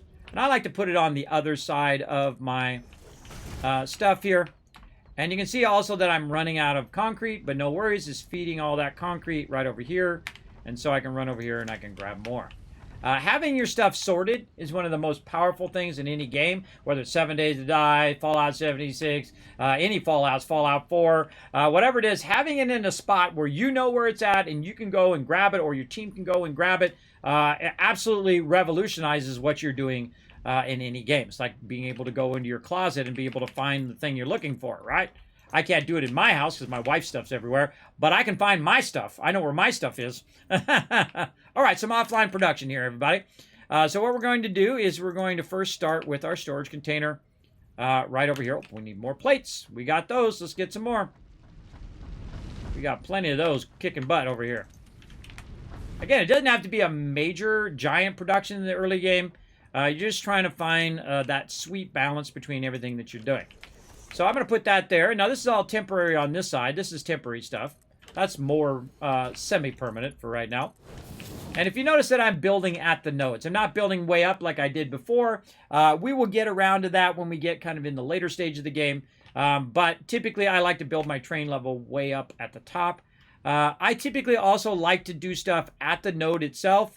Meaning that, you do all your limestone stuff right at the node and you just run the finished product as opposed to running the raw product up there. But in this playthrough, we are going to be working with the raw product and we're going to let the raw product run and backlog because we have the power of time. We have the power of letting the server run nonstop forever. And hopefully we get to oil, or hopefully we get to coal today. We'll see. We'll see how we do. Okay, so there we go. That one, that's our input. This is going to be our output over here, and we're going to go ahead again, tell it to do some solid biofuel. We're going to grab this, and now you know why I put this here. We're going to grab all of the stuff that goes along with biofuel here. We'll sort the rest of that stuff. Same thing over here, and we're going to go ahead and put this in here, right? So this is all biomass. That biomass is going to feed in here, and actually you want to make this go a little faster. Take one of these out, or all of them out in this case. Just put it right directly into the thing so it has a quick start there, getting that biomass going. Then we're going to need some power, and we just happen to have an extra power thing here. And so that's offline production, meaning that it's not getting the original resource, right? I am the person collecting the original resource, and then it's going to go ahead and convert it into that next level resource that I need. Oh, you guys win! That's a win! Okay, and again, we're going to do that other battle here in just a second, everybody. Just want to finish this up. Now, while we're doing that battle, what I'm going to do is convert a lot of these leaves and wood and all of that stuff to biomass. And then when we come back, we'll take it and we'll put that stuff in there as well. So let's go. Let's start that. Again, just aim your arrow right at the hammer. Take your hand away. Let it run. And we'll come back. To battle! All right, everybody. Let's go to battle here. Get you guys some loot. Let's go. Open. Let's turn the game sounds off. Satisfactory sounds, anyway.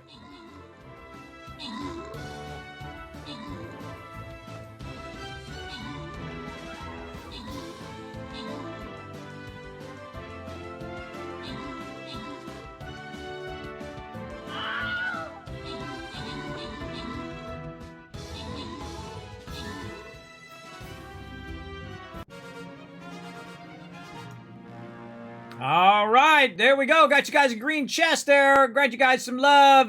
50-50 gold going to Rochester G&M's. Netflix getting a nice monk scroll there. LOC is our MVP with 12 assists. M's, I see you there with 6 units. Same thing with Boss Excoder, crushing it. All 6 units down, blowing it up. Nice job. Let's go ahead and get back to the map. We'll collect all that loot later. We want to try to get you guys all the way to this boss tonight. That's what we're going to do. We're going to give it a go. Let's see. Last time someone was able to stop this thing from rolling across there. I was pretty impressed by that. I'm just going to bring in the big guns. Bring in my tanks. You got to watch out if you're right here, everybody. If you don't have the ability to stop this rolling rock, that's right here, then you're going to get rolled right over. So I put my character up there so I don't get rolled over. It's up to you. Come back to that in about 30 minutes.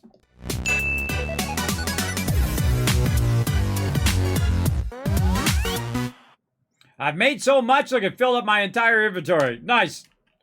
That means we got a lot of biofuel that can be able to be created. There we go. Nice. And that's going to go ahead and just start pumping this over here. Now, this also tells me that I have a place now for this. So I'm just going to pull it around the side here so I can see what's in that particular box, just much like I did on the other side. Because, you know, I'm going to forget in about 5 minutes what the heck was in there. And that also allows me to take that stuff out of this box and know where that stuff's ending up, right? So I can just take this out of here by holding down Control, go over here, Control, click that. Now we know that's all in there. And it's good. You can also run, I could run this back and have it end up over here right next to where my stuff is. Right here. But, yeah, it's fine over there. I can just walk over there and grab it. How are we doing in here? Well, 179. Plenty. Plenty of power. Now, let's go ahead and look at our balance now that we added that extra constructor there. There we go. Perfectly balanced. Still at 56 megawatts. Capacity of 60. Now, whenever I see that it's not 60 anymore, I definitely need to think about, hey, wait a minute. Why do I not have all the things that I had before? And I do. It's just more efficient. I don't have that extra stuff that I had before.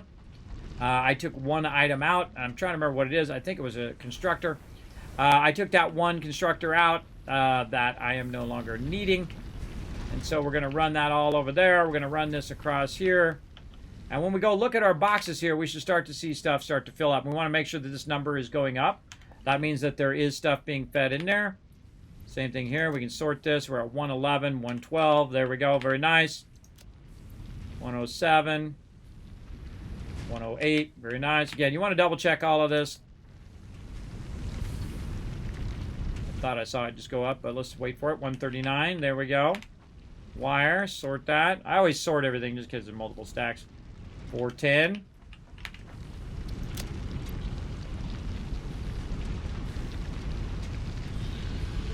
Oh, I have the cable disconnected. That was the last thing we got to reconnect. There we go. Now we got to wait for that to go. Now, when we go look at our balance, everything is really balanced. Now, it'll kick on here in a second. Now we're exactly at 60. We're matching the amount of power and the amount of output, and I find this is the perfect combo. You have one smelter and one constructor for making plates. Then you have one smelter and one constructor for making rods. And then you take the rods and you run it in and you make screws. And the same thing with your copper. You have your copper coming through, smelter, constructor, and you're good there. And then when you want, you make wire there. And then from there you make cable. You make cable. Then you put another constructor down for wire. And then you want to put one more down. It's going to work perfectly with just two of these and be so incredibly optimized for like 50 minutes at the beginning of the game. So you can let it run almost an hour without ever having to touch it again. You just let it run. It'll backlog a bunch of resources for an hour. You go watch a half of a movie. You go watch, something on Twitch Prime or whatever. I've been watching The Boys, which is a great thing. This is not sponsored event, by the way. They're not sponsoring me for that. They did sponsor a watch party, but I was like, no. That's a way too beyond PG-13, everybody. And I could go into mature mode and do all of that. I like the series, but I don't feel it's appropriate for my stream. And I'm 50 years old, and I don't answer to no one. And if I don't want to put it on my stream, I will not do it. But I love the series, and I'll give them a shout-out for free. How about that? I'll give them a shout-out for the freeze, everybody. If I like something, I'll tell you. If I don't like it, you'll never hear about it on my stream because I don't answer to nobody. I don't have to do anything I don't want to do. It's awesome. It's a great freeing feeling, everybody. When you get to a certain age, you're like, hey, I don't need to put up with your BS. I don't need to listen to your BS. I don't answer to you. It's really great. It's a very freeing moment in your life. Hopefully you guys will do it much earlier in your life than wait until you're 52. My case actually was more like 45. I just like, screw it. Screw it. I don't answer to nobody. I do whatever I want to do. People don't like me playing games. Too bad. I'm going to play games all day, every day, and you can't do nothing about it because I enjoy doing it. So there. Again, don't let them tell you who you are. All right, let's go ahead and look in here. How we looking? Oh, look at that. Look at that. All that stuff backlogging. Now, why am I building this specific resources, everybody? Why have I done these 6? Well, these 6 are all of the ones that you need for upgrading everything in here, right? All of these, And then tier 2, we can do all of those. And then jump pads, which I'm totally not going to use, which uses rotors, so I don't have to worry about that. Resource sink bonus, same thing. Logistics. The only thing here is going to be your reinforced iron plates. But for right now, we're not going to worry about it. What we really want out of all of this is actually get to the next tier beyond this. Because there is something that we need to build to basically go to the next stage. Go to tier 4 and tier 3 and 4. Tier 3 and 4, which are actually my favorite phases in the game, even though the later stuff is really cool too. It's like that moment in which you start to master the game itself. And so we need a very, very large area to build something that is very, very large. And we're going to do it out here since we already got a bit of a pad going here. So we're going to zoop over here as well. Bring this out. Now this object is going to be absolutely massive. So we'll square that out there, and then we're just going to run it long ways. So we do a lot of this all at the same time. There we go. All right, now this item is going to be absolutely massive. It is called the space elevator. So your job is to take the stuff, instead of just doing it via your little thing, so all your little stuff's going to do this, your upgrade's going to go here, but your kind of progression through the levels is going to be through your space elevator. Now the first thing you're going to see is this thing is absolutely massive, and awesomely massive, by the way. And so we're going to turn it around so the front of it is this way. And so I can very easily kind of work it. I'm going to leave a little bit of room here. But if you notice that the floor is too steep and I can't afford it anyway, and that's because I need to have more room here in the back. Again, it is massive. Oh, I need more concrete. Now, this is the ultimate, I find, in the beginning. You're getting every one of the resources that you need to make any other resources and basically upgrade tier 2 and tier 1 and 2. And so that's why we've optimized it as we have, so we can get through these tiers and on to the next ones. And there we go, and we'll try this again. And I like to leave room, by the way, for me to get by. If you notice, I've left a bit of room there. I'm going to leave some room so I can get back and forth through here. Okay, now all it says is can't afford. So I know that I've got enough room to put that down eventually right there. But I need a lot of concrete. I need plates. I need rods. I need all that stuff. So let's start with the easy stuff. Plates. Boom. Easy. Rods. Easy. All right, good. Now, another thing we can do also is we press this plus right here, and it's going to give us a to-do list on the side over there, way over there on the side. We've got a to-do list of how much of each thing that we need. Now, we need about 1,500 wire. Not quite there yet. We're about 579. We're only 100 into concrete because we just used up a bunch of concrete in what we're doing. But remember, you have the power to make stuff too.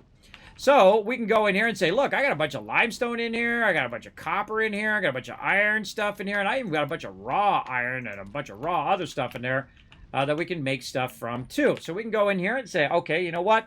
Here, I'm going to make a bunch of plates here. We're out of plates? No, we have plenty of plates. Let's make a bunch of wire. There we go. So we can make a bunch of wire and basically use up the stuff that we already have. Now, got to watch out that sometimes you're going to fill up your inventory with too many stacks. And even though it's like using up some of the stuff, it may get to a point where it says, sorry, your inventory's full, right? I find with copper, it doesn't have that problem because by the time it's done using up all those copper ingots that I made, it's going to not fill up a full 500 stack of wire. And you'll see here in just a second. So we're going to make our own wire because we make it way faster than what it's making it. Plus, it's using half of it for making cable. So we're going to make our own here. And there we go. See that one stack went away? And so when that other stack fills up, we now have an empty spot. So we can work that spot as well. And this is where your patience come in. And remember, you can just let this run. Just put your cursor over there. Look, I'm not hands-free, but put your cursor over that, hit spacebar, walk away, come back. GG's.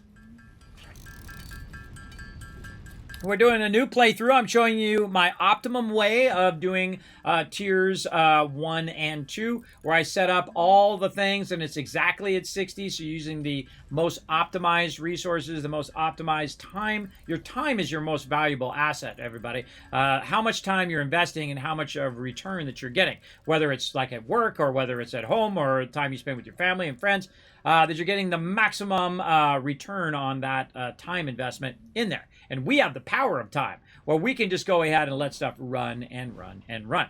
Now, the other thing I'm going to do is go ahead and make a bunch of concrete as well. We can just let it run on the server as long as it has fuel, it'll run. So I could literally just AFK. I could even quit out of the game. I could fill it up with resources, quit out of the game, set a timer for 45 minutes. Really be 50 minutes, but 45 minutes because it takes time to load the game. Go back in, load the game up, boom, it's got it all ready to rock. Which is great. It's great use of a server. And so this, I find that concrete is the thing you're constantly running out of. Concrete is actually the first thing that I scale up. After I get past this stage, I'll start to make it where I'm making 2 things of concrete, and 3, and 4, and 5, and then before you know it, you're just extracting every bit of concrete from everywhere where you can find it, so that you can make a lot more concrete. Now, again, we have the power of time. So once we get to doing coal, and we have our coal running as perpetual power, we can go ahead and just run it over here and literally log out of the game. Come back in a week. It's been running for a week. It's going to fill up every single one of these boxes with resources, and then I can go ahead and take it to that next stage and next stage and next stage and so on, and just keep doing that, rinse and repeat. So my time is optimized, and of course the resource production is optimized. Okay, so we made as much as we could. We're still only halfway there, and we're still only about halfway on the amount of stuff that we need. Now, just in case I want to go ahead and use this stuff up, so we're going to go in here. We're going to tell it to which one are we doing first? Oh, we're doing our space elevator first. All right. So this way we can go ahead and get stuff going. So there's 73 in there. Now we're at around 300 over here. How many has it made? 61. So now we're at about 1,000 out of 1,500. And there we go. So now we're in a waiting game, right? But I knew that I was going to need more of this copper at some point. I knew I was going to hit a bobblehead. I was going to hit a bobblehead. I was going to hit a bottleneck of copper. So what I did is I made a little winding road down here. I really got to fix that. It's funny, but definitely needs to be fixed. But what I did was smart enough to put these portable miners down so I could go ahead and do a follow-up on those and grab those. Notice that I didn't really need to use my iron ones. I find that copper and limestone are the 2 ones that I typically will need. Whoop. So I got to straighten this out. This is a mess. We'll get to straightening that out later. We'll go ahead and run back over here. And again, we'll just go ahead and say, you know what? I don't want to run all the way back over there because I don't want to. So there. I'm going to go in here. I'll make another crafting bench right here. There we go. So I have to run all the way over there. And then convert more copper ingots. Make more copper wire. It's making more copper wire. It's making more concrete. I'm making more concrete. I'm making more wire. And so now you're doubling up on your speed. You're using your time effectively. And again, we don't have to worry about fuel because at the very beginning, you guys saw me just collecting crazy tons of leaves and tons of trees. Unlocked my chainsaw first. Used the chainsaw to collect a bunch more. Converted it all into biomass. And then I'm letting it convert it into biofuel, right? Or biomass logs, basically, is what they are. And so we'll let those rock and roll. And they're actually down here, solid biofuel. I think they look like those wood logs that you get when you're starting a fire, right? Put the little wood log in there to start your fire up. And those things burn for like 20 days. I don't know how long they burn. They burn for a really long time. They're like a chemical log. And some games, by the way, have those chemical logs. As you make the chemical log and then you put it into the forge or into whatever you're using. That's pretty cool, too. All right, we're going to get this going. So how much more do we need? We need about 500 more. And this is looking around, I don't know, maybe 300 here. So we could probably get 300 of it done in here. And then maybe it'll make another 100 there. That would be pretty close. Now, meanwhile, by the way, while I'm doing this, it's extracting more raw ore in those little things that I put down. So I'm going to have another 200 from that by the time I'm doing all of this. So again, multitasking constantly. We could be doing the same thing with concrete, but I feel like we're going to probably have enough concrete by the time we're done with the wire. The thing that's going to take the longer, that's the thing you should be doing first, right? Because then it'll do the stuff that goes quicker on its own. So I typically will do the wire, because there's a lot of wire this early in the game. Now we're at about 300 wire.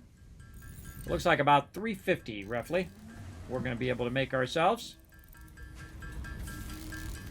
And this part takes probably longer than the actual making of the wire because the copper ingots go a bit slower.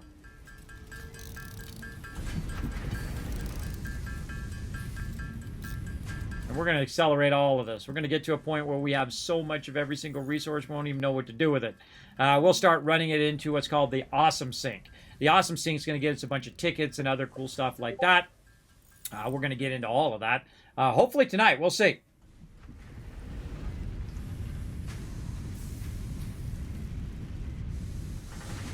Okay, that's done. Make the wire. Oh, 400. Wow, nice. All right, that'll get us really close.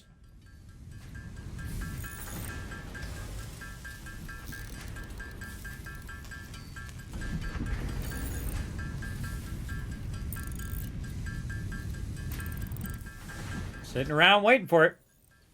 It's worth waiting for it, everybody. It's worth just taking the time, letting it do it. You just kicking back, man. It's doing all the work for you. That's awesome. It's the greatest. I love it when other stuff is automated where I don't have to do it. Does it all for me.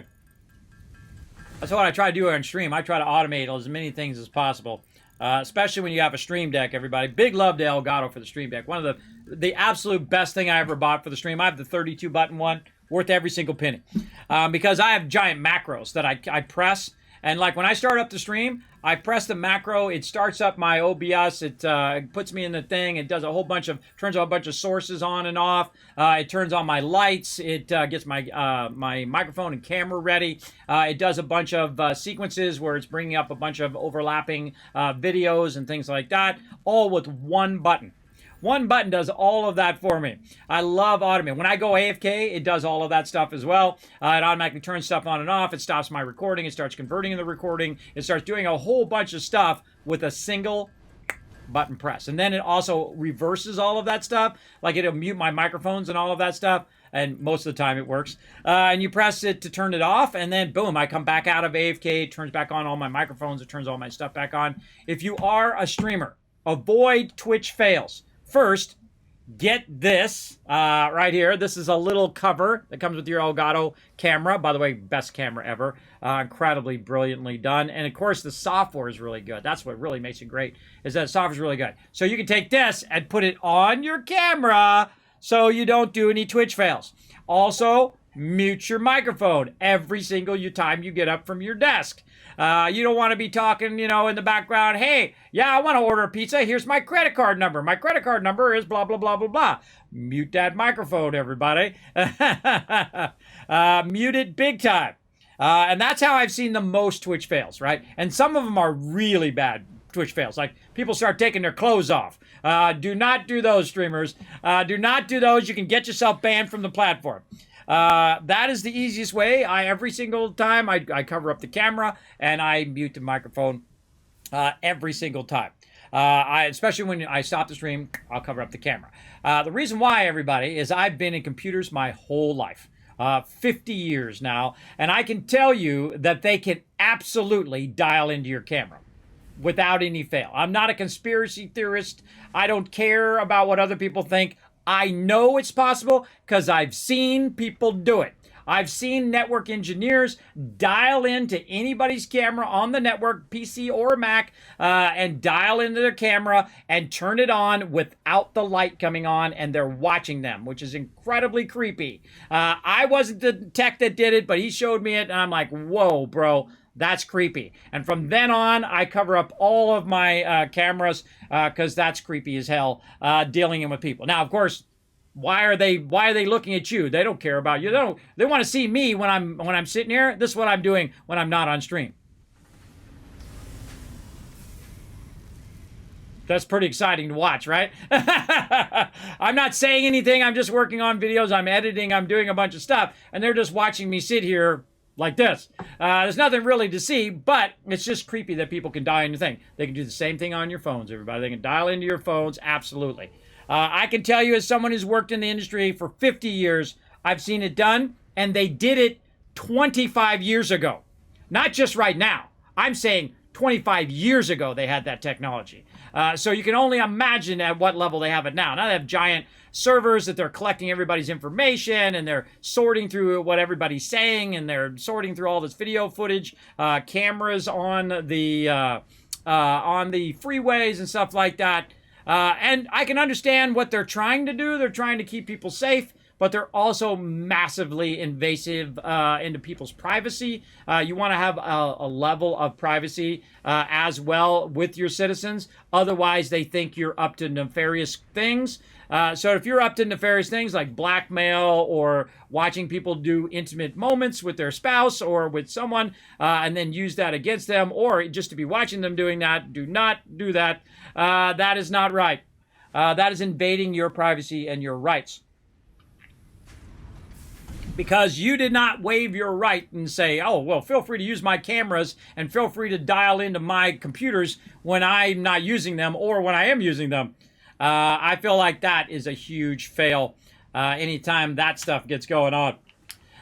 So again, Kismet just tells you the truth, everybody. Everybody else, they sugarcoat it. I don't sugarcoat stuff.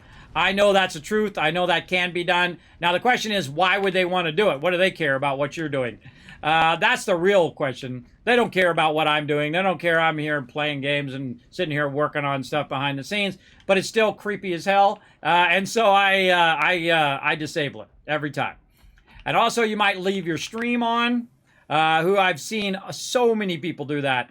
Where they left their stream on, they're doing dumb stuff in the background. And this one lady, she gets off the stream, and that's a career killer right there when they find out who you really are. I'm not going to say who it was or anything like that.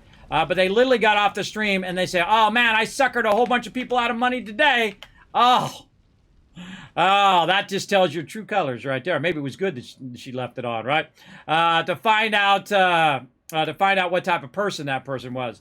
That is horrible, everybody. That's a horrible way to look at people and treat people like that. Absolutely not.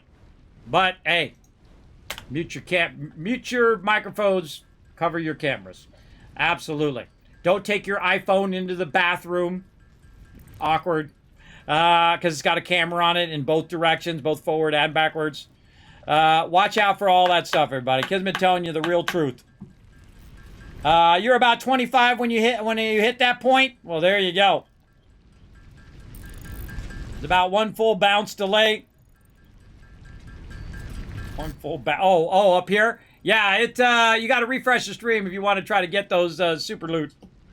I refresh the stream, then do super loot, and then remember that it's still about 10 seconds. That's about the minimum they can do is about 10 seconds. All right, there we go, everybody. Easy peasy. We've got all of our resources ready to rock. Let's go. Let's build ourselves a gigantic. I love this animation every time, everybody. I've watched it, I don't know, 100 times.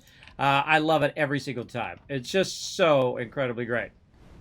And again, this is another one of those things that you can tear down and rebuild back up again if you want. I'm going to set it back just a little bit. There we go.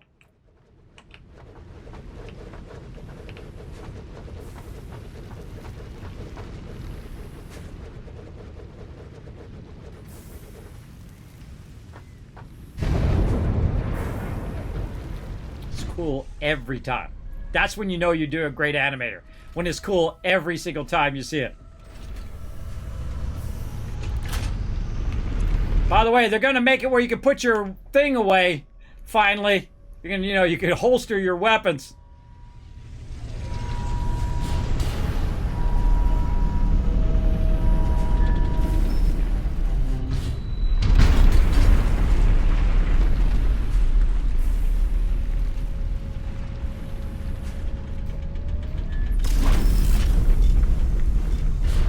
All right, so we just did a space elevator, everybody. That means this goes... Oh, thank you for the follow there.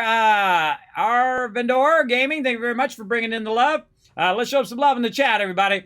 This animation is done by an absolute expert, everybody. The way that the things move while it's waiting, the way that it scratches along the edge when it's trying to clasp it, the way that it does that, it's great every single time. The same thing also, I don't think it gets enough credit for the... Oh, look at our little guy going, well, we can't build vertical too much or we're going to run into our guy here, at least in this particular spot. But the little thing here, how nuanced that animation is. It goes up and it just hovers a little bit and the things turn and the little jets turn and then it does a little side to side and that's really great animation. If you ever see the 3D animation I do, not anywhere close to as great as these guys. my little animation things that I do are not anywhere at their level, that's for sure. They're doing incredibly great stuff. Okay, now, space elevator. Why do we need a space elevator? Well, we need a space elevator and we need to put 50 smart platings in it. Now, we could go through, and I've done it before, we go through and make that production where it's making the smart platings or whatever. It's a waste of your time, everybody. I feel it is, unless you really feel like doing it, it's up to you. You actually need smart platings in the next one as well. But I find in this first one, you can literally just go over here and just make it. Now, another thing that we want to do is get all this other stuff unlocked. So we want to get some screws here. Look at that. Whoa, stacking it up. And of course, we're going to need more of this. And how's our wire looking? Now, here's a great thing you can also do is you can put your wire away and just take a full stack out. I typically will do that quite often. Let's put some of this stuff back away. We don't need that stuff on me for right this second. And let's see what we want to do next. Now, all I want to do now is basically unlock everything, right? Unlock all of this stuff in each tier. So I'm going to go ahead and just drop that stuff in there again. Uh-oh, we need more of our wire. And your wire seems to become like the toughest thing at this particular point, the thing that you're always running out of, especially when you're doing a giant space elevator. You need more wire. So what do I not need more of? I don't need more cable, right? Don't need more of that because I got plenty of that right now. So like I said, I can come over here and I can just cut that line. There we go. GG's. Now what it's going to do, it's going to divert all of the cable this way, because it's not going to put any more in here. And if there is any more in here, I can grab it. You can also just turn it off in here. But once it has no power, it stops feeding it into there. So as it goes through here, we're going to see it eventually end up in there. And again, we can watch this. Come on, little wire. I love how you can just sit on the conveyors and they make it move across there. Let's see if it's working.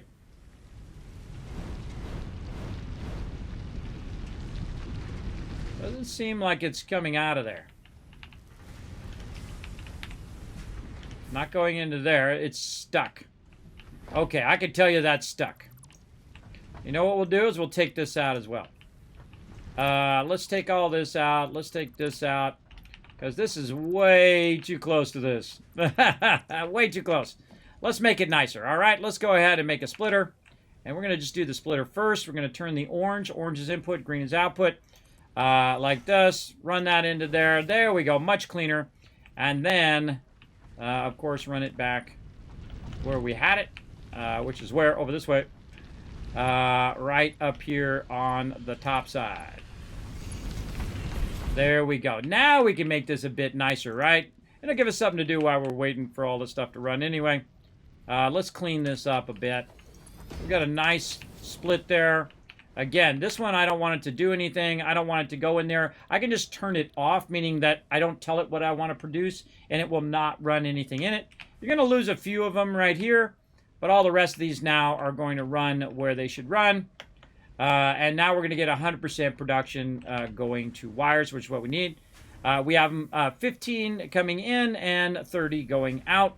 And you're like, well, Kismet, why don't you just build some more of these to make it go faster? Now, I would, but right now, just like Thanos, I have perfectly balanced the universe, meaning that I have got exactly 60 power being used, and I am producing exactly 60 power. So very, very useful in everything that we're doing. So if I do need more wire, I could go ahead and run that wire right there. And then if I want to, I could just reconnect the power over there and make more wire. But I don't need a lot of, I don't need cable, I need wire. I mean, see, this right here, this is a lot in the early game, everybody. That's a lot. You don't use that much of that, but you do use a tremendous amount of this. So we need 300. Now, also, while we're waiting for that, guess what we can do? We can go ahead and run back over here and grab some of the base resources. If you're in a hurry. If you're not in a hurry, what you can do is just say, screw it, I'll just AFK, come back later. I've done that before many times. Many times. So, let's go ahead and backlog over here. We're going to do that battle here in just a second while we're converting some of this copper. Now, I've got to fix this, everybody. This, I don't know about you, but this stuff drives me crazy. Let's go ahead and fix this little Willy Wonka thing we got going here. Like this. And then see if we can just get that to direct connect now. Look at that. Nice. Nice, nice. All right, that's much better. Run back down here. Again, you always want to have a couple of these going. Usually on copper and concrete, not so much on iron. I find that iron, I usually have more than enough of that. You know, I could probably do this even better. Hold on, let's do this better. We're going to take this out. I got an idea. Watch this. We're going to take this. Oh, wrong one. This one. And we're going to turn it this way. And what that's going to do is allow us to grab it from the front. Look at that. We're not even looking at it. We can grab it, everybody. How cool is that? I think that's pretty awesome. We can run it this way. We can rotate it a little bit. Maybe give it a little 90 right there. And then we can run it straight toward where we want it to go, right? Up here. We want it to end up here. So this now is going to connect completely across there, all the way up to there. So very, very cool, I think. So when we're running across here, we can just go YOLO! Up over the top like that. Now, I've taken this out. So another thing I need to do, of course, is run the power back. But look how nice that is. Nice and straight, right back up to here. We don't have to have all those little zigzags and all of that. Just because I turned it around, I made it run out a little bit further so that it could go up at a very much steeper angle. All right, and we got our stacks. We did. Yes, we did. Then we can go right here, make ourselves some more ignits. And back at it again. Now, again, if you're in a hurry, you can do this, where you're letting it run, but you can also do something else while you're letting it run. Let's do it. To battle! All right, holy mackerel, 91 units. Now you guys are setting it off. Let's go. Come on, let's get you guys some loot. Why wasn't copper coming out? That's because it wasn't connected to power. Good eyes there, Buddy Run. Now coming out now.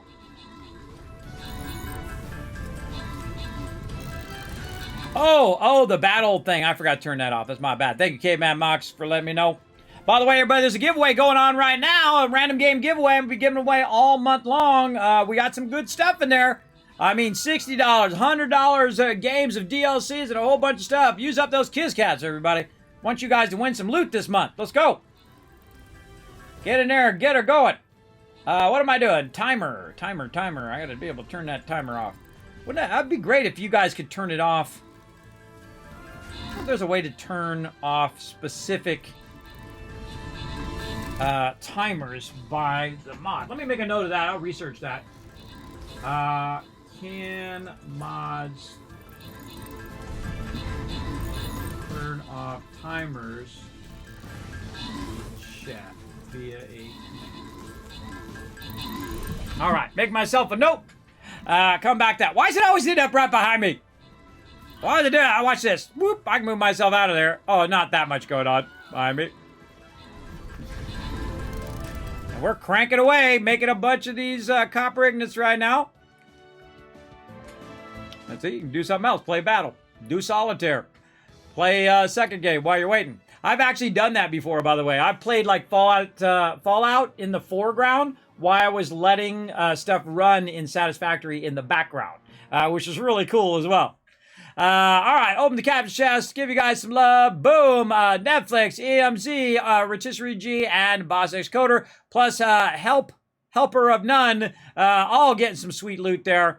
Tijuana, what is that? Tijuana Moon. Oh, great name. 29 kills is our MVP. Now, who dropped the 6 units? Who we got? Who we got? Nobody. Oh, nobody in the top 10 dropped 6 units. I'm sure there's at least some of you who did. Great job, everybody. All right, let's move on. You guys got tons of loot there. And then look at this. This is like quadruple loot in a row. Look at this. One here, one there, one here, and then one right here. You guys are just rolling in the loot, getting maximum loot here in the channel. That's what I do. I try to maximize your guys' loot. Let's take a look and see what kind of trouble we're going to get into for this one. We don't really know how strong it's going to be, so I'm just going to try to get you guys as much win as possible. Now, I'm going to go over here, everybody. I'm going to go down here, and the reason why I'm going to go down here is I don't want to hit these chests. You know why? Because it doesn't do me any good. If I get these chests, I don't get the loot. But if you guys put a rogue right here really, really fast, you can zip in there and you can grab that loot. Whoever first come, first serve, everybody. Put those units down fast. Click that link right there in the chat. Go ahead and find me, your Captain Kismet, Kismet. Go ahead and put in a rogue as fast as you can right there. Oh, there we go. Somebody got it in. Nice job. Buddy Run got that in. By the way, there's more up here. Don't forget up here, right here, straight right there. Put a rogue down. Bam, get that loot. Go get it. Let's see. Any more loot around the outside? What do we got here? This is something else up there in that corner. Where else we got some loot? Oh, over here on the side. Same thing here, right down here. Boom, right up here. Boom, right there. Put them rogues down, everybody. Don't forget to put down your tanks and your healers and all that stuff down here by us as well. But make sure to get them rogues in there so you guys get tons of loot. I prefer that you guys get all the loot and upgrade all of your units. So pretty awesome. Pretty awesome. And thanks to my awesome mod, Caveman Mox, for reminding me that my battle message was still up for battle mode. Appreciate that. All right, what are we doing? Going back to some Satisfactory.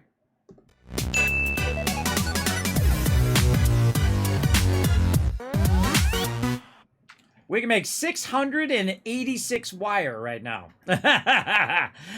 So we're going to crank that out, everybody. Now, again, this is when you go AFK. When you see you can make like 700 of these, just do this, go to the bathroom, see what's on TV, do something else here in the beginning of the game.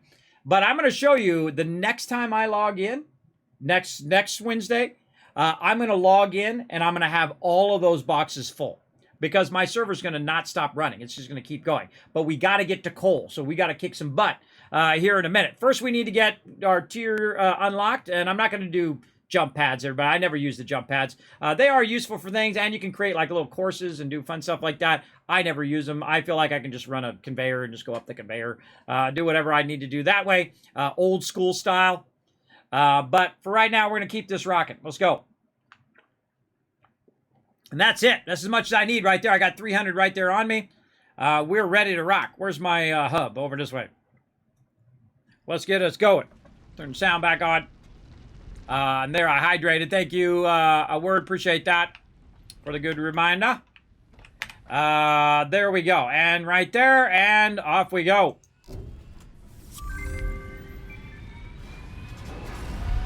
Milestone reached.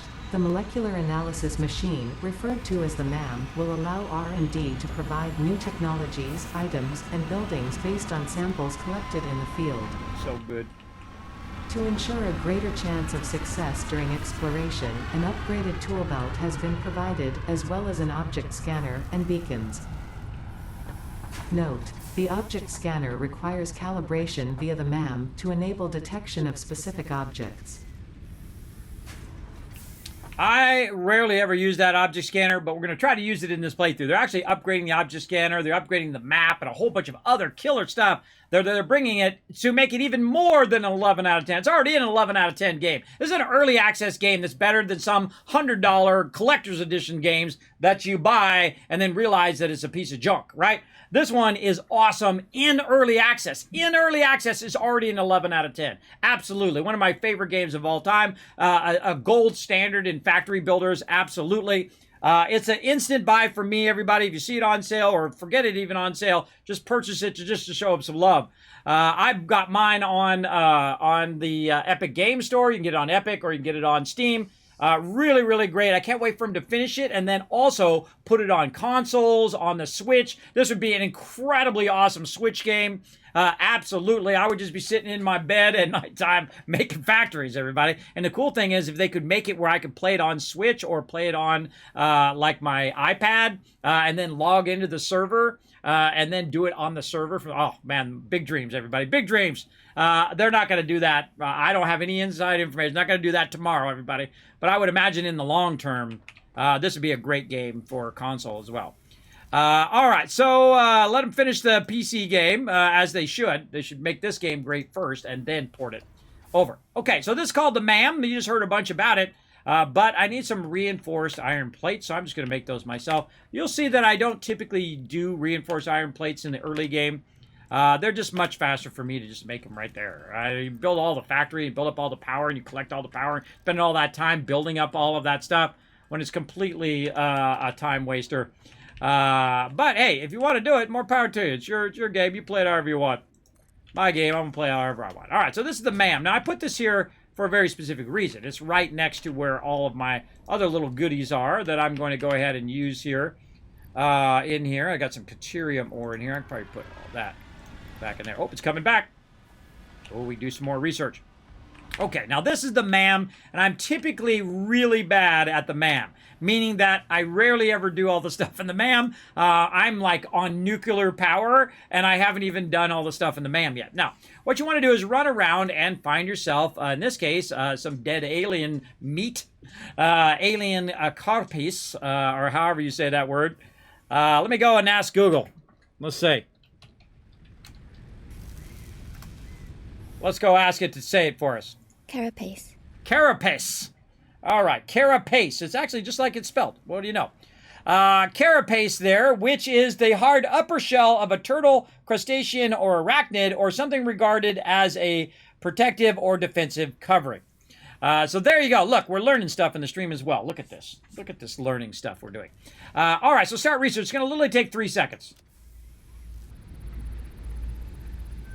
Done. All right, then it unlocks the next thing, right? New recipe unlocked. New recipe unlocked. Now, if I put some more in there, I can unlock biomass, but I've already unlocked biomass because I went straight to it. In the MAM. And now we got new research. All right. Appreciate the heads up. Now, I don't have any of these alien organs yet, but we'll hunt those down. We did bring some Caterium, so we already got Caterium going on, and Caterium is one of the best lines in the game, I think. New resource added to the resource scanner. All right. Now, I don't have enough to make Caterium, the actual ignites itself, but I do know where some is, and we can actually scan it and go look for it. It's good to go find that stuff in the early game. You'll find just clusters of it laying around, not necessarily the nodes where you extract it, but you'll find clusters of it. And while we were running around collecting leaves and wood at the beginning of the game, we ran into some and we grabbed some, which was really lucky because I didn't remember it was there, everybody. It's just lucky that I ran across it. Now, speaking of other things that we ran across, right here are pale berries, which we can research.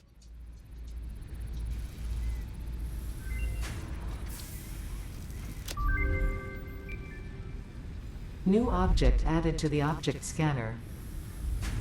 All right, so now if we want to find pale berries, we can use our scanner to try to hunt them down. And the same thing here with our barrel nuts.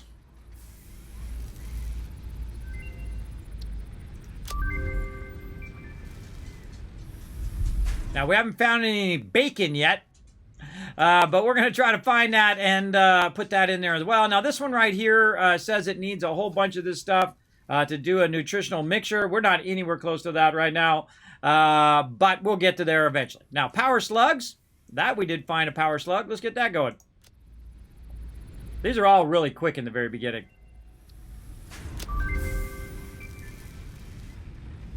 Look at this. Overclocking.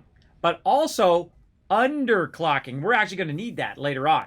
Probably should just do it right now. Let's go. Oh, God. 5 minutes. It's going to take forever. Then we'll come back. We'll also do sulfur and whatnot. But we'll let that run. So some of these do take longer than others.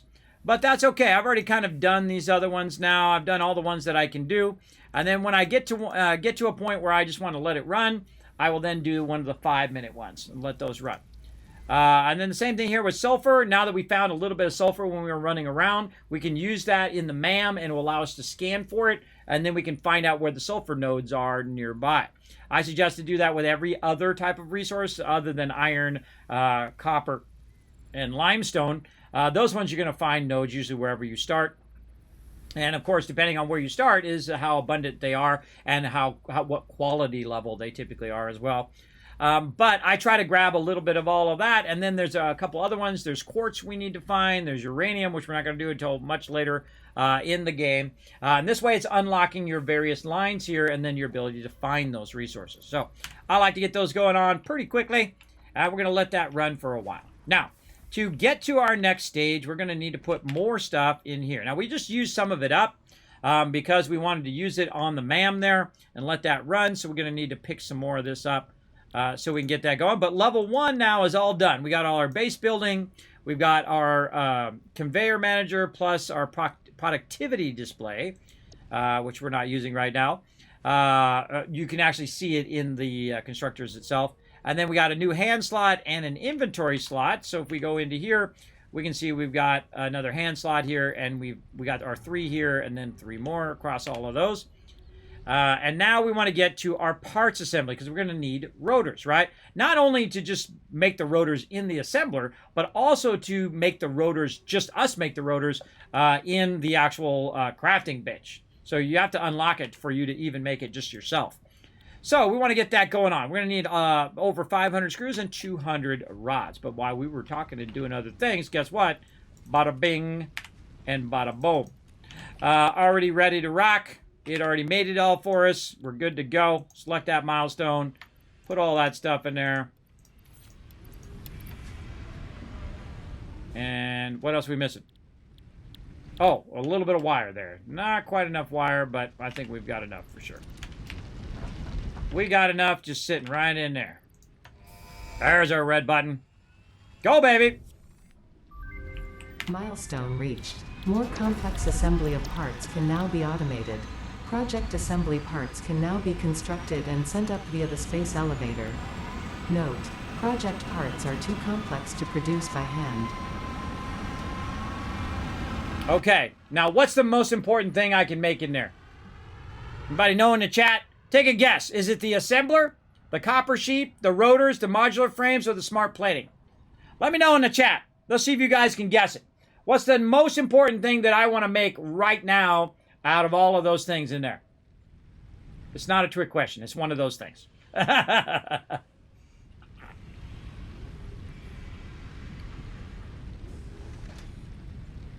You had 6, but all died? 6 of what?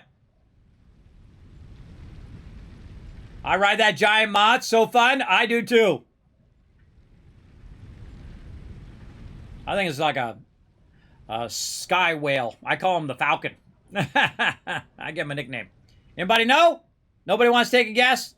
All right, I'll just tell you. Smart plating. Smart plating is the actual thing that we need right now so we can upgrade our space elevator.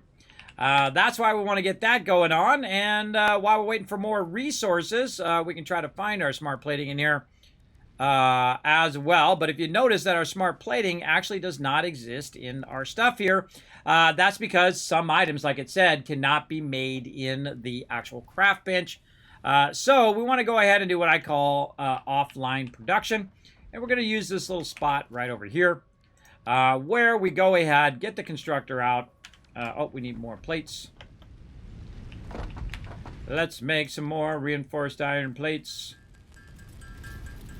Now, you're always, if you're, playing at actual speed instead of waiting for it to build a backlog of resources, you are going to basically constantly be using stuff that you want to use here, stuff over there, and over here. Right? So as you can see here, we don't see our smart plating in here. Right? No smart plating actually in this particular one. So we're going to go ahead and take that out, and we're going to go ahead and make one of these other ones called an assembler. Now, to make an assembler, I need 8 of the plates. Oh, my MAM research is done.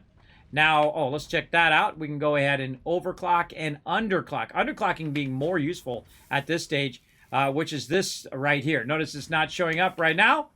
But if we go over here to the MAM, and we click on it, and we say, all right, confirmed.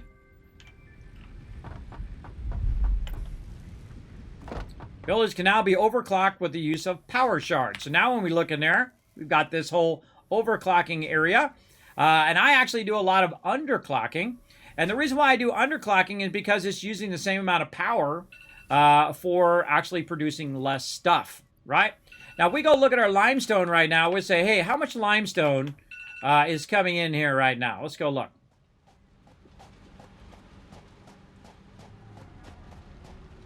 And you should always keep in mind how much you're producing in each node, right? So this one's producing 60, and it's going down this line at 60. But when it gets to the actual converter over here, notice I'm using my conveyors as ramp, it's actually only using 45. So you can see it's backlogged here, right? It's hitting 100 over and over again. So we could actually utilize this more by going ahead and putting a second one down. Now, if I put a second one down, though, remember that it is going to use more power, so keep that in mind. And then we can go ahead and say, you know what, hold on, we got all of this wires running out of the thing, they're in the way or whatnot. We can just go ahead and put a splitter in right there temporarily and just run that right into there. Boom, good to go. Now what we're going to do is run it into each of these. So what I can do is in the first one or the second one, and I can perfectly balance it if I want to, but here's what I'm going to do. I'm going to say it's 60. So now it's going 30 and 30 in each one. And you don't even need the things in here, by the way.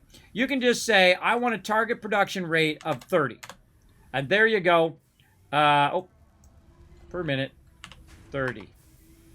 Okay. Oh, it doesn't have any power. Hold on, we got to fix our power. We got to get our power going on. Let's just run a separate line for that one.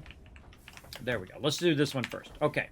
So right now it's 15. Oh, it's the what the output is. This is what the output is. So one of the things you can't do, by the way, I just dawned on me. I just remembered.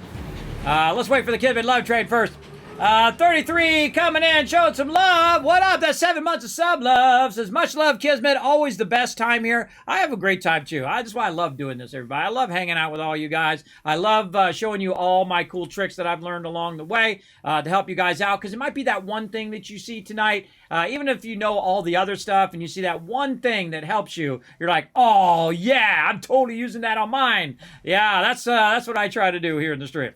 Okay, so. One of the things that it doesn't do is it doesn't do the original per minutes. That's right. This is the output per minutes right here. This is the target production rate. But what you can do is you can just say, hey, okay, we'll make 10 of them then. And then if it goes to 10, let's see what the input is. Oh, aha. Okay, so the input is now 30 per minute, right? So that is now perfectly balanced. So 60 coming in, 30 is going here. And then over here, same thing. I just happen to know what the number is, everybody. But right here, we can say 10. And then the second it does one more, this will upgrade. There we go. And now we're perfectly balanced. That's called underclocking. So it's using less power. Instead of 4 megawatts, it's now using 2 megawatts. And it's really only using 0.2 megawatts more than just running one of them.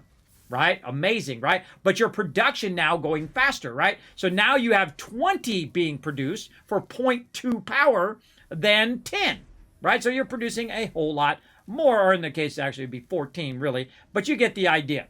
You get the general idea. We're just rounding off the numbers so we don't have to be too much number stuff here. Now, another thing we need to do is we need to get this from here. And, of course, you got to have your mergers for this. And I like to do, in the beginning, I like doing what I call center merges. Right here, that is not a merger. There we go. What I call center merges, where I put it right in the center, and I run this one here. I run that one there. And then we can go ahead and do our lifters. Once again, like this. And then run that back over to there. So now we're producing 20 instead of 14. So we're basically getting 6 more per minute, and it only takes 0.2% or 0.2 more power, which is awesome. Because I'm not using my wire over here anymore, so I can go ahead and move it over to that side. Now, there is something else that we want to do. Again, produce those smart platings. Now, this is where you're going to run into a power problem. Absolutely. These assemblers take 15 megawatts. Now, I was going to try to put it right here, but I don't have the resources. So I'm going to need to make some of those resources. So let's get in here. We're going to need 8 of these, and we can make 9. How convenient. And again, eventually all of this stuff you'll want to automate it so it's automatically doing it. Really what we need to do is we need to unlock all of the tiers so we can get to the point in which we can go ahead and get coal power. Coal power is when the game really changes, really scales up. And if you notice, I haven't had to go collect any more wood or any more of leaves at this whole entire time because it's been running for an hour.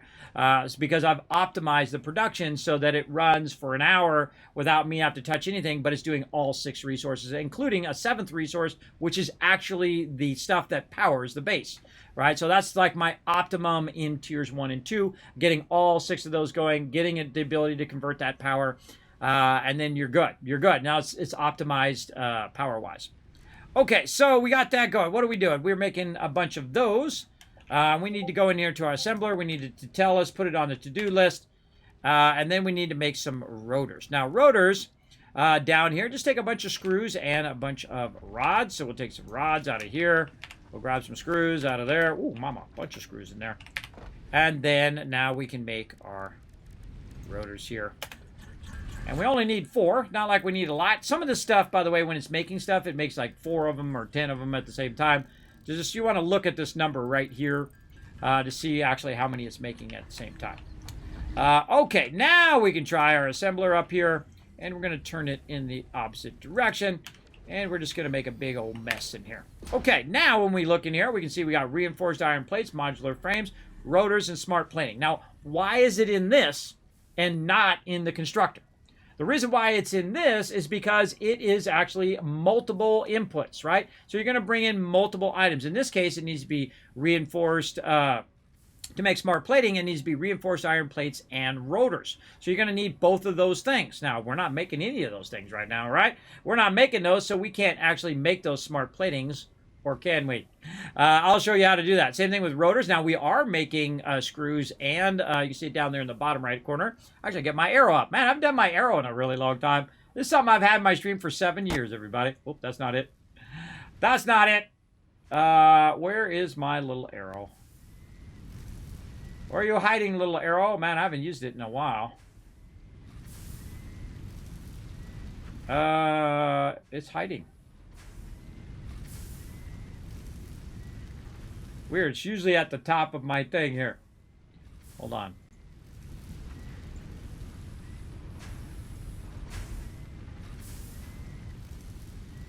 Oh, because I made this new overlay. It's right here. Boop. All right, there it is. Get out of studio mode. All right, this is something I made a long time ago, everybody, because I do explain a lot of things on stream, and I go above and beyond when it comes to my stuff. Watch this. This right here. Pretty cool, right? And it's transparent too, so you can see me through it. I used a program called Maya to make this. Maya cost $4,000, everybody. I'm not kidding. I'm not kidding, to make that little arrow. It's way OP for the stream. I like Blender actually more, and Blender is free. I actually like Blender more than I like Maya. It works more like how I think versus this really technical interface that Maya has. Though Maya can do really amazing things. I'm not putting Maya down. Maya's an amazing program.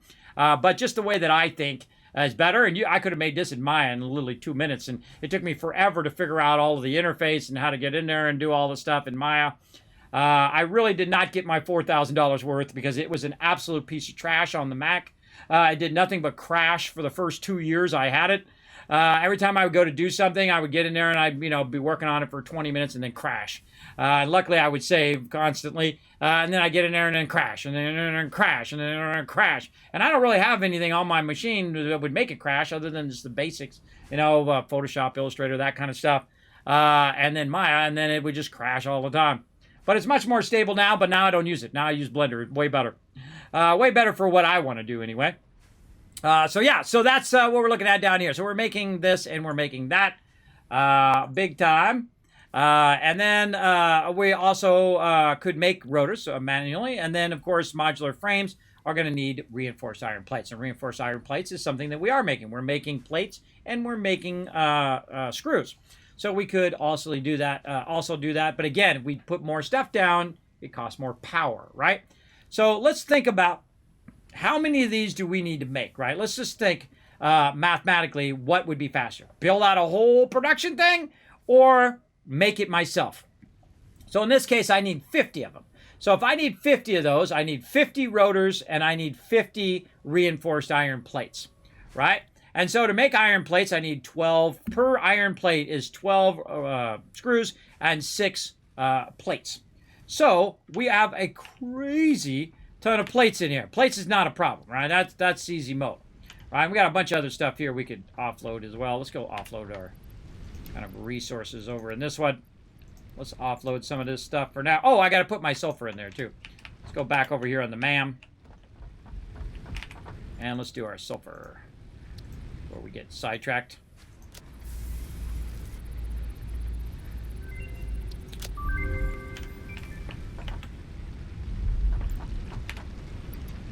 And we'll put that in there, Caterium in there, and then all this other stuff over here. There we go. Just give ourselves some room here. And we could overclock stuff right now because we do have a bunch of our few of our power slugs there. We want to. So what we want to do is basically pull all the resources out of here, right? We want to see what we got, utilize what we got, and maximize. Wow, look at that. Oof, lots of that going now. And maximize our current resources. Doesn't do us any good sitting in that box, right? Where it does us good is when we can make stuff. Now, I can make 185 of these plates that we need. How many do we need? We need about 50, right? But I can't make it in here. I have to make it in the assembler for this to work, right? So I got to make it in there. So what I'm going to do is I'm going to get a bit tricky here. I'm going to go ahead and utilize what we've already got right here, and I'm going to put one up on top here and one on top here. Then I'm going to go ahead and run this one to the far side and this one to the close side. Now, one of the things that it loves to do is clip. Not clipping right now. Of course, it's also going to be right in our face when we're walking down there. I think it'll be fine because we've got this nice edge going down. And there goes our power. So something happened where we hit maximum power. Now, I could probably tell you that it ran out of resources because my power is perfectly balanced right now. So it's most likely resources. So while we were busy, it's been converting these over here. And look how many of those suckers we got. So here we go, everybody. Now, this is going to run for another hour. And we won't even have to worry about it. We'll put that in there. And we'll put this in here. Pull that trigger. Let it run for another hour. Again, totally optimized to run all these base resources. Now, over here, I'm not going to plug this one in for right now, but we know we're going to make smart plating, right? And we also know that we're going to fill this up with our reinforced iron plates, and we're going to fill this one up over here with our rotors. So we want to just, instead of it making it for us, we can make it way faster. For sure. So, again, looking at the ratio of what we need to make a single smart plating, we need 1 and 1. So we need 50 rotors, and we need 50 heavy modular, or not heavy modular, heavy things.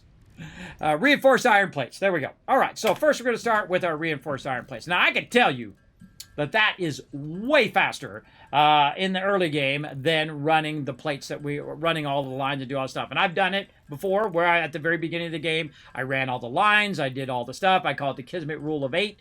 If you learn my Kismet rule of 8, and I have a video on my YouTube about it, by the way. If you want to check it out over there, get it ahead of time. I'll talk about it later as well. But if you want to help support the stream, go ahead and click that link. Go pop over there on YouTube, youtube.com/KismetBP, or just click the link. Super easy. Hit that subscribe and go over there and search Kismet Rule of 8. And it will tell you all about how to optimize your reinforced iron plates so that they are running at the most efficient and using the least amount of power to produce the most. And then once you master that Kismet Rule of 8, you can then master it throughout the entire game in every process that you're creating, because it teaches you a bit on how to balance your inputs, your throughputs, and then also your outputs, right? So all of that stuff, how to balance it really well. I love doing those guides, by the way, everybody. I believe you can also find that one on my Discord. Let me go in there and take a look. Let me see if I have my Kismet Rule of 8 in there. A lot of goddess stuff in there. Yes, it is on my Discord as well. Hey, feel free to check that out as well. Go ahead and click on the... I do so many guides and videos, everybody. I don't remember them all and where I put them all. But you can go ahead and follow that link right there. Pop on over the Discord. Go down to the Kismet content section. That's going to have like guides. It's going to have unboxings, all sorts of cool stuff. You can go ahead and click on guides, and it's right there. You just scroll up a bit. It'll be right up in there. Kismet's Rule of 8. So there you go. Going to help you a lot. Mine's a cool program, but pain to learn. Yes, Wolf Design. It is some serious uphill battle for sure. It would be way easier if it wasn't crashing all the time. I use Blender for hours on end, never crashes.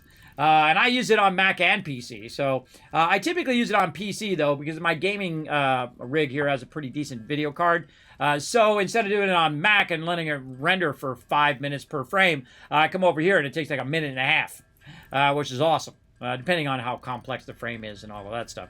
But that's the general kind of ratio, about 5 times faster with my graphics card, because I can use the GPU to help it render faster. Right, that's right, to render faster. All right, let's do a battle while we're waiting for that. To battle! Holy mackerel, wait, we already did 50. We already did 50 of those. Yeah, we got like 106 that we did in that time. Wasn't even paying attention. I was talking to you guys. All right, let's fast run you guys in there. Let's get some loot. Let's go. Do some battles. Now, there's a little side game we played called Stream Raiders. Everybody in the chat there, you can see them on the side there, putting a bunch of units down. Really, really fun game, and it's free, both on mobile and on desktop. You can come join us. Super, super fun. All right, what was the other thing I was making?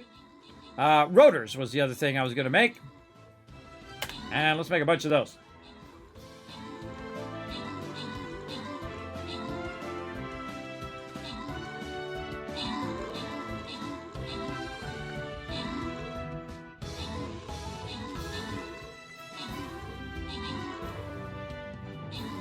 How we doing? Doing good, I think. It's really weird that it doesn't just focus on where all the people are and other people. Because there's a person way over here shooting that thing, which is great. But it really should zoom in on like where the main action is. It needs an option for that. I'm gonna have to give that a suggestion. Zoom in on main action, or zoom in on where the most of everybody is. I could send that into him right now while we're doing this battle. I love my buddies over there at Stream Raiders. See how it zooms out like that? It's like an auto camera thing that it does. Which is great, I guess, if you want to see the whole action, but I much prefer when it zooms in. Let's see. Let me go ahead and put in some suggestions.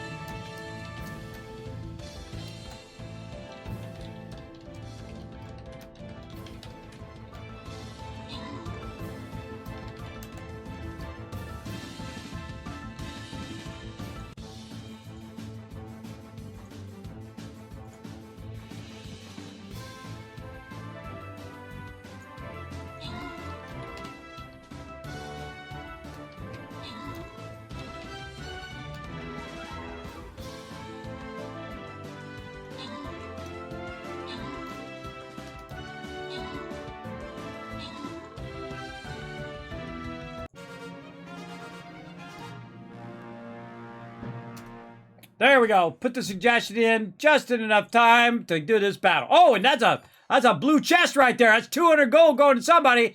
Oh, Blind Coder walking away with that gold. Nice job, Blind Coder. Boss as well, and Neb coming in, getting some scrolls. And your average Joe is our MVP with 27 kills. But I see you there, Ems, with all 6 units. Nice job down here. Blind Coder as well. Look, that's why he won that 200 gold. See, he was rocking those 6 units. I'm telling you. You rock those 6 units. You rock the yellow fedora, everybody. That's how you bring in the wins on some Stream Raiders here. Now, again, remember, if you want to help support the stream, you can purchase those skins. Remember, it all goes right back in the stream, everybody. None of it goes to me. I put every penny back in and a whole lot of my pennies into the stream for you all, bringing you guys some love, giveaways, all that kind of fun stuff in your day. I'm going to go ahead and bring the vampire in on that one. Now, speaking of, let's go ahead and check in and see if we've got any quests that we've finished here. No, we're still... Oh, we got to do some battle plans. Oh, I could have been doing battle plans all this time. Hold on. Watch my detailed battle plans here, everybody. I hope you guys can follow it. Ready? Here we go. All right, so we're going to have our armored peeps in the front. And then, let's see, right here, we're going to need our, no, not our melee, our support. And we're going to need all our support in the back. There we go. Got it. I don't really do advanced stuff. I would think that would be more for PvP, everybody, so you can, you know, tell everybody where to go if you're doing PvP. PvE, you know, not so much. All right, let's go back. Let's also check out the store. Let's see if I've got any scrolls I can get to upgrade my units. Now, this is how you play this game. You go ahead and do a bunch of battles. You build up a bunch of gold. You build up a bunch of scrolls, and then you can upgrade your units. Now, I've got about 2,000 gold, so I'm going to go ahead and use about 100 of it up and hope that I get some more scrolls. Now, if you notice that I'm not buying any of these, the reason why I'm not buying any is most of my units are at max level. These are all level 30. Now, again, if you did want to support the stream, what you can do is you can go to the store right here. You can click on skins. You can search my name, Kismet, K-I-S-M-E-T. And these are all the custom skins, including ones that are really awesome. Right here where you have Sparkle Dog as a flying rogue. You also have Norbert, my baby dragon. These are custom ones just for me. I appreciate them creating those custom ones. Pretty awesome. And then, of course, me. I'm in the game itself. I'm right there. Kismet Tank, rocking my yellow fedora and my Fallout Vault suit. Actually, which you can actually see in some of my past videos when I'm at TwitchCon all dressed up in my little cosplay. And so feel free to grab those up, everybody. You can also gift them. There's a little gift box right here. You can click it, and you're like, hey, man, this guy's absolutely crushing it, or this girl's crushing it in the game. They're always being MVP. They're always showing the love. I'm going to show them some love by simply finding that player, and you can go ahead and click a bunch of those and support the stream. It goes a long way, everybody. It goes a long way. And we're about 30 away from getting another one unlocked, a custom one unlocked for Saltbot. And then I'll let you guys choose which unit, other than the 3 units that we've already got going, which one you want Saltbot to be. He could be a flying rogue. He could be a healer. He could be, well, no, I already got flying rogue. So he could be a centurion, a barbarian, a warrior, whatever we feel like making Saltbot in the long run. I'll give you guys, of course, I'll give you guys the ability to vote on my Discord if we do unlock that. So again, feel free to support the stream. Great way to support the stream and have fun at the same time and have cool custom skins. Let's go.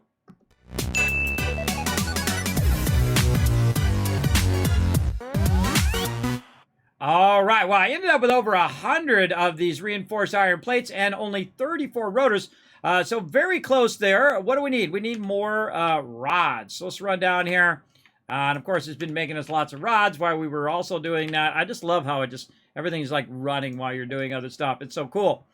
Oh, and I made too many reinforced iron rods, and I should have saved some of that for the rotors. See, that was my bad.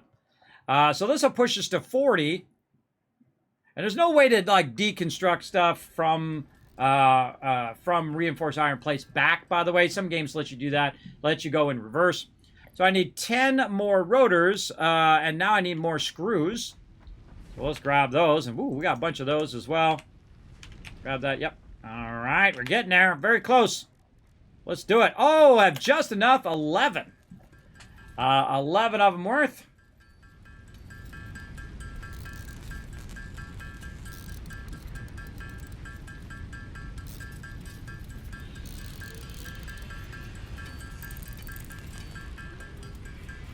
Make them all. All right, there we go. So we just literally made the item, made the 2 items that we need. And then what we can do is go up here and just go up the ladder here, go into this box and put this in here. I'm going to cut this in half. I'm going to put 50 in there. And then I'm going to go to this other box just to keep them separated so they don't get, you don't want to feed them in the same box. Otherwise they get stuck going into the box at some point. You definitely want to feed them separate. It does get funky if you do. So now we got that one, and look at them both just feeding in there. That's what I call offline production, where you're just feeding the actual resource that you need in that machine. Now this takes a long time to make these, everybody. It takes a really long time. It takes 2 per minute, which means it's going to at least take 25 minutes if this is running in there at full speed, which it will be because I've already pre-made it. So it's going to be 25 minutes from now before we have the ability to upgrade our space elevator. Now, we could actually add more of these and make it go faster, right? So we add a second one. Well, now it's going 4 per minute, right? If we have enough resources to feed it in there. And so we could scale this up and scale this up. But the first thing we need to figure out is we need 15 power. And we don't have 15 extra power. I can tell you that right off the bat, right over here. Right, so we don't have 15 extra power. What we've got is 56, so we've got about 3.8 power left over. But we got plenty of space to add another one of these, right? Now's another good time to add another one. Don't have enough rods. I need 15 rods. Let's head back over here. Ah, just enough. Perfect. Now, of course, this is going to burn our resources faster, which means we're going to end up having to go grab some more. But we'll go ahead and run this. Now, I'm going to actually run this here first and then try to connect these in. Now, I'm actually going to cause my power to go off. You're going to hear that a lot. That's so I can go ahead and connect this one here and connect that across there so we can get more connections there. And then we're going to go ahead and grab some of this over here. Oops, not all. Well, actually, what the heck? Let's grab it all. Because we got to balance it all anyway. So we're going to go ahead and put that in there. And then when you put one, if you put a max stack in that one, you might as well max stack all of them so that they're all in sync with each other so that one doesn't run out before the other one, because if it does, it kicks all of them off. So here we go. So this is a great example of putting the power in before you put the other stuff in. This is what you should be doing. Put the power in first before you add the stuff, or it's going to kick your plant off. So there we go. So now we got that going. All of it's looking good, looking good. We're now at 90 power. And let's go ahead and put this stuff back over here. Lugging that stuff around. All right. So now we've added basically a bunch more power. Now, if you go and look at these, you can see that these are producing 30 power and we're using 15. So what we could do is we could double this up. Now, this is in a real awkward spot right here, everybody. It's really kind of encroaching upon my area. Oh, I need more concrete. It's encroaching upon my area here. I highly suggest not to do this too much because it will just block whatever you're doing. But no worries. We got a little bit of space out here that we can go ahead and expand.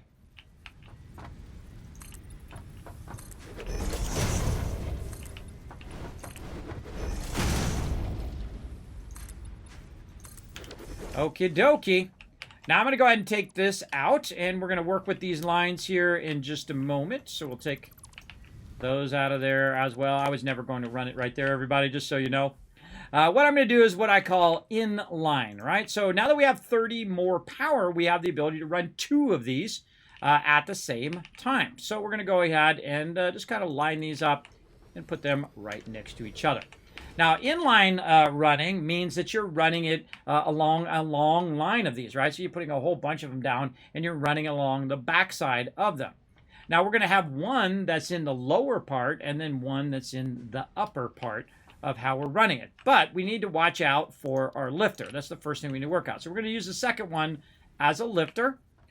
So we're going to go ahead and put that down. We're going to turn it this way. And then the same thing over here, though you could use the interior one if you wanted to. It doesn't really matter. As long as you can get the stuff over here, that's the most important part. Okay, now we also need to go ahead and put in our splitters because we want our splitters to line up to this, right? We can hold down Control to make sure it's lined up. The first one doesn't matter. The second one doesn't matter. The third one, the direction of the third one is what matters. And we want to make sure that we don't end up like that, where the arrow is pointing that way. We want it to point this way, right, to get to this one, right? So we want to make sure that that top one is aimed in the right direction. So we'll rotate it around the other way. There we go. Now we have it coming in from this side, and we're going to go across over to here. And then the same thing here. We can now use this one as a connector as well. So now we're lining it up in both directions, making sure we got the orange, which is your input. You can go ahead and run these straight across here like that. There we go. So now we have our input area there. And we're going to go ahead and run our first item. Let's run this one over here. Now what we're going to do is try to snake it around the corner here, and we are going to lift it up this time to get it up off the ground so it's not in our face.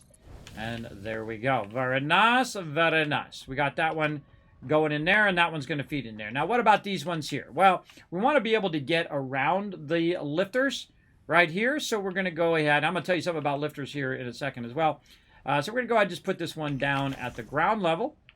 And these actually stack right next to each other. So good to know. And so we're going to go ahead and turn it that way. We're aligning it this way and that way and the other way. Now these bottom two you don't need anymore. We can go ahead and take those out like this. And if we did this correctly, what we can do is just run this right into there. And again, the green is an output, orange is an input, right? And we want to connect these two across here. And then take this one and run it into the other side over there. Can you tell I've done this before? Many times. All right, and then the same thing here. We're going to go ahead and just run this over here. Now, if I have my stackers, by the way, everybody, I'll be using my stackers, but I'm just going to go ahead and run that over there. Then what I'm going to do is create a little bit of a curve here, like this, and then try to curve it this way, move it forward by 2, so we're getting a nice 90 there and a 90 here. And then we're going to just use this to lift that straight up out of there. Just so it gives us enough room to run underneath here. So we're not doing this whole jumping over the thing all the time, which is really annoying. Okay, so that's running in. Now, what is that doing? It's actually running into both of those machines now at the same time. It's splitting the resources. So it's going to put 25 in one and 25 in the other. So we're basically going to go at double speed. So instead of taking 25 minutes, it should take about 10 minutes or so. So we're also going to go ahead and extend this out a little bit this way, and we'll just go ahead and leave the wire there. It's fine. Look at this. Woo, mama, that's just going right through that thing, but that's okay. We're going to leave it like that for now, because all we care about is to get these merged and to run them over to the space elevator. And because this is only temporary. I build a lot of temporary stuff in my playthroughs, and that's because I know I'm just going to use it for that little moment, and then when I get serious about making that particular thing, need some more rods here. When I get serious about making that particular thing, then I will make a whole production line just for that. And so, again, here in the beginning, don't worry about making it perfect and all of that stuff. I do anyway, just because it's my nature. But if you're going to make some spaghetti, go for it. Make sure you make some heavy, saucy spaghetti. All right, merger. So now we're going to merge this one into here, and we're going to merge that one into there, and we're going to take this, and we're going to run it all the way over there. Boom. So now it's going to merge these two together, take it, and actually run it into the space elevator for us automatically. Right? So nothing we need to do there. Now, if we did everything correctly, we should be able to grab this. And I love to put my stuff up here, everybody. Hold on. Let's get up here. We'll jump up here. And then we'll put it right here. I love to put stuff on these little power line things. Actually, let's see if we can get up here. There we go. I love to put them on here. I don't know why they don't automatically just snap to these. But there's a trick to that, by the way. You cannot put the poles on there, right? Again, if you only learn one thing, here's a great one for you. You cannot put the poles on there. If you notice that if I try to roll over it, I try to put the poles down, it will not let me put the poles down. The trick is to run the wire, which will then let you put the pole down on there. Only when you're running the wire and it's making the pole, as opposed to actually making the pole. I don't know why it's like that, everybody. Don't blame me. I don't make the game. I just play the game. You would think you should be able to have the function to put down the poles too, and then have them snap right in the middle would be awesome. But there we go. We got that up and running. Okay, so now we got this going. But you're like, Kismet, it's still red. It's not working. Well, I haven't told it what to make yet. Now I need to go in here and I need to say, hey, make some smart plating right over there. And make that smart plating over there. Now, the second it starts to get resources coming down the line here, which it should have already done, in there. We got 10 in there. Where's the rest of my plates? Probably in the other one. While we were getting this started. All right, again, you want to balance it. So, one has 25 and the other one has so many. Oh, I have a bunch on me, too. Hold on. We'll run back over here and we'll let it do all the balancing. Oops, wrong thing. Wrong thing. No! No! Cut that out, quick! Close. We don't want that to get to our splitter down there. It'll screw it up. All right. That was close. Okay. Screwed that up. All right. Let's try the correct one this time. Boom. There we go. And over here, I think this was rotors. And again, you got to kind of remember what's what. Yeah, this is rotors here. Now, there's a bit of a problem here. If you notice that the rotors are not moving, and the reason why the rotors are not moving is because the last thing you need to do in your build, and I've said this 1,000 times, and I'll continue to say it every single time, you have to take out your lifters. Your lifters, for some reason, do not automatically work. When you do this, you have to put them in last. And I usually do the bottom first and then the top. And then you watch and see that they're actually working. There they go. And the same thing over here. So we'll go ahead and go here and up to there. And then we watch and make sure it's actually working. Now, there we go. Now it's getting both resources. Now it's going to start to power up, use that power, and it's going to kick in. Our power didn't go off, so we're looking okay for the second. Let's see what happens.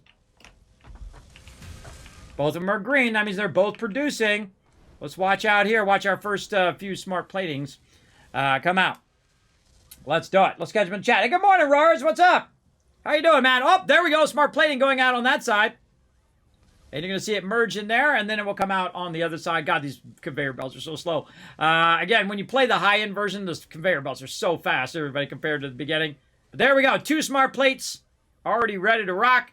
They're running over there. They're going to end up in my space elevator. We're going to need 50 of them, so it's about another 15 minutes. We'll get that going. And I find it perfectly balances with 2 of these at this stage. Because all you have to do is add 1 more power, and you probably have a bunch of power that you made, a bunch of power logs that you put in there, and so you can run your whole other factory and run this at the same time. So it's getting you going to the next tier, and it's something that has to run for a while. So we have like 50 minutes of running over there. So definitely going to get it in 50 minutes, that's for sure, especially with 2 of them running. Now, another thing. Good, thanks. Oh, awesome, Rose. Now, another thing I can't handle, everybody, is I can't handle clipping. I gotta take that out. I can't handle it. I don't want it to clip. I don't even like my wires to clip. Wires I give, you know, more like, okay, I drilled a hole through there and I made a thing for the wire. RP that in, but other than that, I don't like it to clip. And I noticed down here that I can't quite see my stuff either. Hold on, let's get our options. It's my network quality. Get it to ultra. I got 1,000 up and 1,000 down. What are you talking about? I turned the head bobbing off. That drives me crazy. If you don't like spiders, everybody, you can turn this on. You see kitties instead. Arachnophobia mode. There's actually somebody who works at a coffee stain that that likes that get going. Select a higher value default network value. Increasing and make improve client load times and network performance at the cost of server frame rate. Experiment with these settings to see which works for you. That's exactly why I'm doing it. You need to restart the game session. All right, we'll do that later. What's the other thing? Video. How's our video? Ultra, ultra, ultra, ultra, ultra. Yes, I like it. Give me that ultra.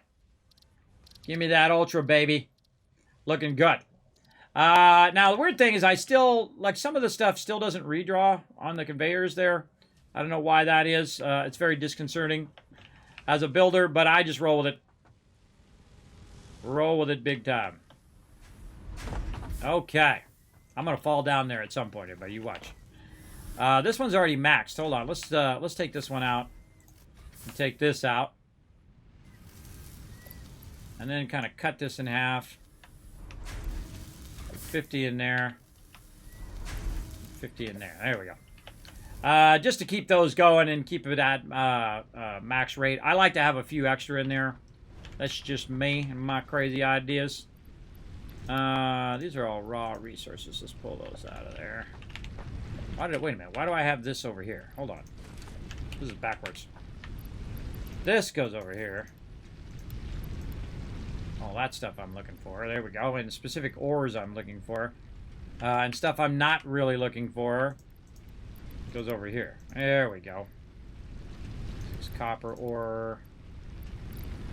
Anything else? Limestone. There we go. And this stuff over here. There we go.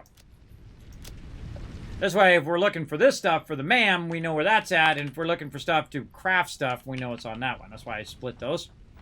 Later on, by the way, you get all sorts of signs you can put up. It shows you what's in each box. But I find just doing this, just putting out a little, conveyor belt in the front of it, shows you what it is easily. I'm more of a visual person anyway. So I like it when it does that. Okay, so let's go. Let's go see over here. Let's go check our awesome space elevator here. Let's see. We've already got 12 of them done. We just started. We're already 12. So, all right, we're getting close to tier 3 and 4. Now, in the meantime, let's try to unlock 1 and 2. Get those all finished up. All right, jump pads. I'm just going to skip those for now. we need a lot more iron rods. So let's go ahead and work on that. We're at 101. I forgot how many we needed. Select that we need 200. All right, well, let's put what we got in first. There we go. And so we need a bunch more rods. So let's go ahead and see what do we need. We need our iron ingots. Over here, we got a bunch of them. All right. I'm always trying to use up this excess resource in the early game just by manually making stuff. It does make the game go a bit faster. Makes it a bit easier as well. If you're kind of working in tandem as well. It's being spammy, yeah. For sure. Big time. All right. Wow, we're making a ton of these. We need about 100. Close enough. All right, there we go. And put our 100 in there. And the resource sink is on. Boom. Milestone reached. You have been given early access to the Anti-Waste Effort for Stress Testing of Materials on Exoplanets bonus program. Funneling parts into the awesome resource sink, depending on their amount and complexity, will grant you coupons in the awesome store, which can be exchanged for bonus rewards. Examples of bonus content are parts, walls, factory attachments, and cosmetics. Fixit is working hard to develop additional options, which will be added to the awesome store in the future. Go that extra kilometer. Go awesome. Exactly. I just noticed that flying thing is going right through my space elevator. It happens. Okay, so let's get into it, everybody. Now that we got that all set up, what was I about to do? I've already forgotten. Oh, adjust the audio. That's what I was going to do real quick. I noticed that the other audio was way higher than the voice audio. So we're going to go 70 there. 70. I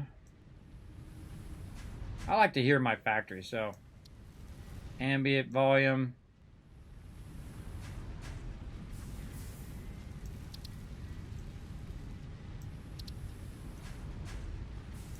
All this other stuff down to 70. And then the dialogue much higher. Okay, maybe even crank this up just a little bit. All right. All right, now that's just so the next time when we play, we can come back to that. All right, back to the game. And I have to quit out of the client and relaunch it to get all that to go. But just I remembered that the audio was too high on the stuff, so it's a little harder to hear the voice when the thing is rockets taking off and all of that stuff. I like to hear the voiceover. And I know you all do too. All right, we're 19 and 50. By the way, notice it's showing us our space elevator up here in the corner. We don't even need to run to it anymore. We've got to wait about 3 minutes for this to come back, and we got one more to go. Our logistics, we need 50 reinforced iron plates, and we need 300 iron rods. So let's see how many we got now. 26. Now remember, I'm also making a bunch of screws here, so I could also, if I wanted to speed this up, I could go ahead and say, you know what, hold on, let's go ahead and cut the power off of this one, like that. And so what it's going to do is it's going to stop feeding that in there, and it's going to start to backlog these. And then what it's going to do is send all the rods down the other way, because these are going to stop in there. Now, another thing you can do is just simply take the splitter out and whatnot. Now, if you run an actual main line, and then you put the splitter in, and then when you take... Let's just actually do it. Hold on. Let's do that. Hold on. Watch this. We're going to take the splitter out here, and then we'll just run this as the main line. Across there like that. And then you just put a splitter in here.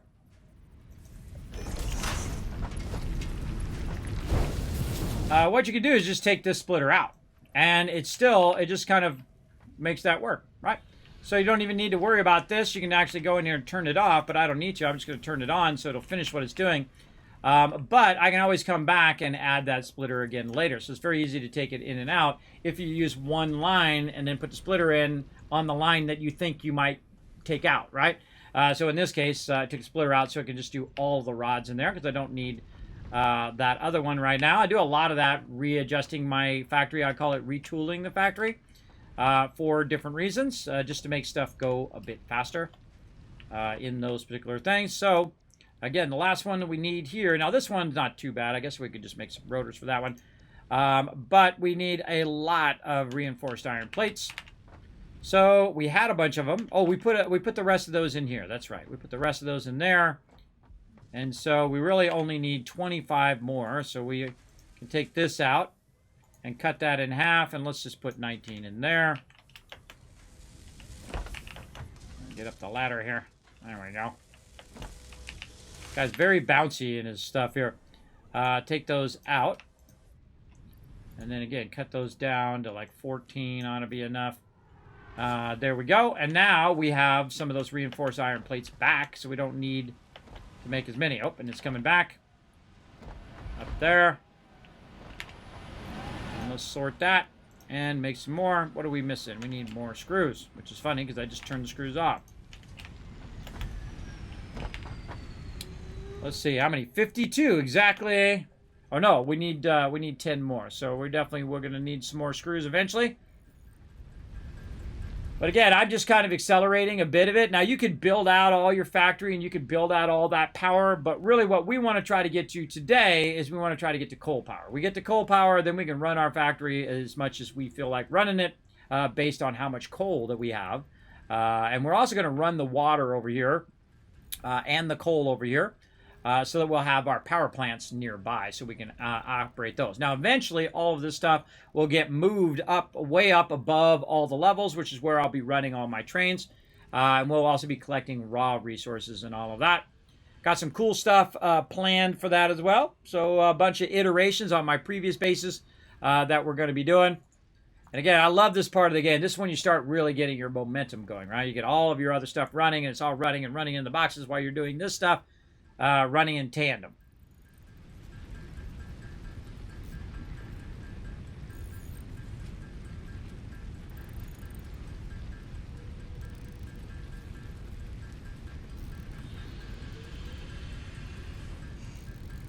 Oh, we're actually going to run out of plates first. Interesting. Well, that's not really a problem, everybody. I can tell you that right now, because plates, it makes a ton of those. Plates is one of those things that it just absolutely cranks a bunch of. All right, we can make 6 more. We need 8 more. So I'm just actually making a little bit of screws here out of my rods until we can get... How many more we need? I forgot. We needed 8 more. Okay, we can do 8 more right there. I have to do 10 more.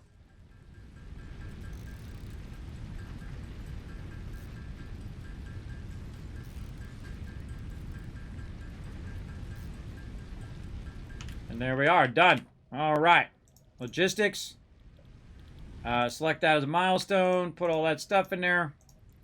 Now what we need is a bunch of rods. All right, we got 52 there. And so let's make 100 iron rods. Let's go.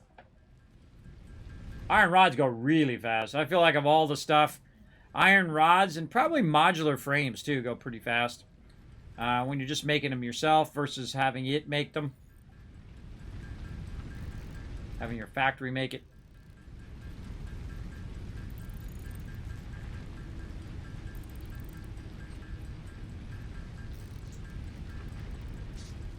Okay, so there we go. Made those. Now, let's go over here again, see if we've got any excess stuff. Well, what do you know? We got crazy tons of iron ore in there. What a surprise! That's because we backlog a bunch of iron ore. So now we can just go make the iron ingots ourselves. And then once we make enough iron ingots to make enough iron rods, that's it. We win. We got it. Now also it's making more iron rods for me as well. So if say you need 100, I would make 50 and then go check and see how many rods you have. Right? And you might have 50 over there. So then you've already got them both done at that point. And right now I'm at 159. So I need about 140, roughly. And there's 40 right there. Let's just go ahead and do the iron rods until we get to like 200. Just to make the math easy.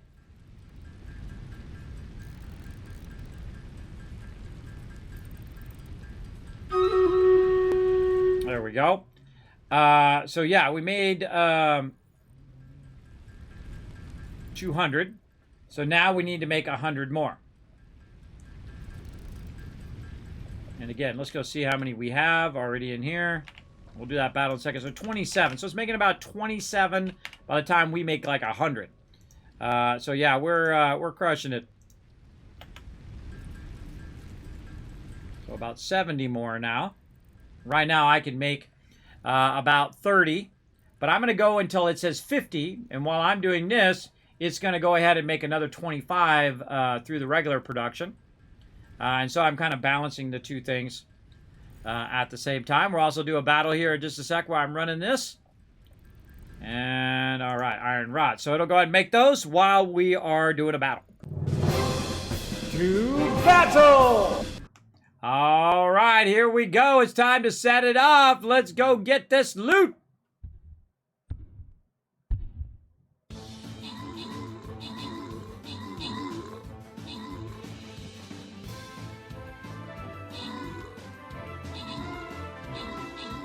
Oh, nice start on that one.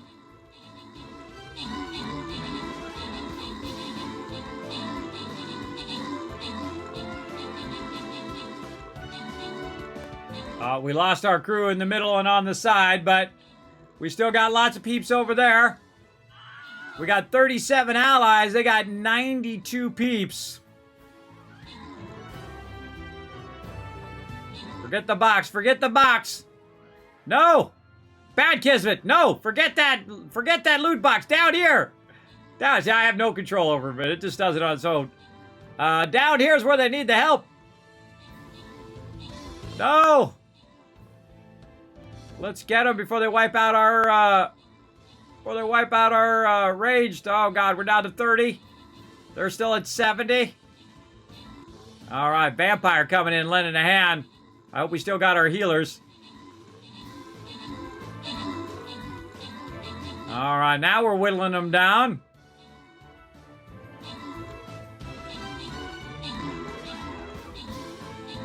Yeah, healer's still in there, showing some love. Again, let's zoom in on the action.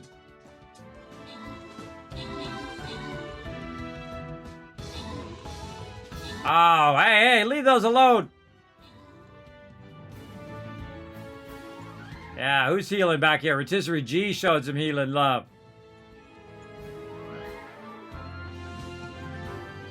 I hate it when my character goes there because it doesn't do me any good. Better for you guys to get it.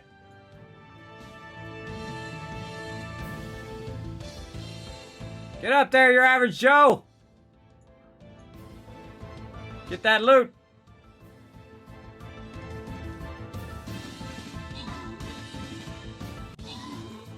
My guy just being a gold vampire. All right, hey, we killed 3 orcs as well. All right, give you guys some more love. Abs, Rotisserie G walking away some loot. Your average Joe coming in as our MVP with a massive 36 kills. Rotisserie G with all 6 units. Nice job. M's with all 6 units as well. That's why we won that one. Nice. All right, come on. We're getting there. We're getting close to that boss battle.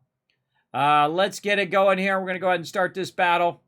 So you guys put some units down. This is going to be a 3 skull. So I'm going to go ahead and boost you guys. We're going to try to wipe these things out right here. Let's give that a go. I'm going to give you guys some really detailed battle plans here. Right here, and then support back there. All right, good enough.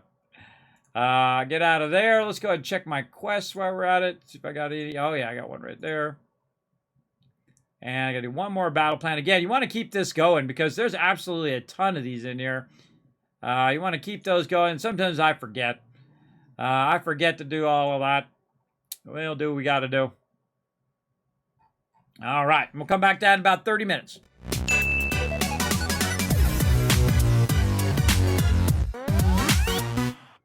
Okay, should be pretty close. I'm at 280. Let's go ahead and put these away in here. Check for the big button. Yeah.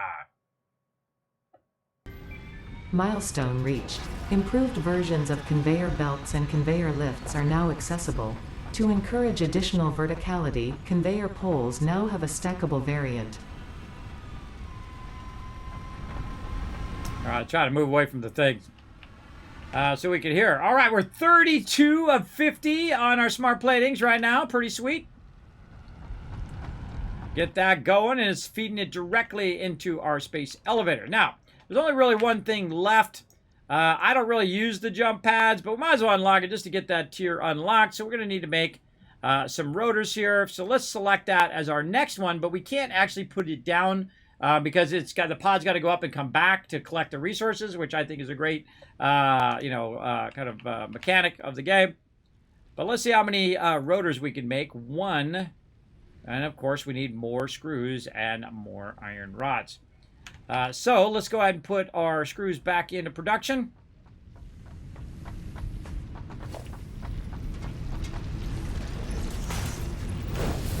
There we go. So we're going to split up those rods. So we're making rods and screws again.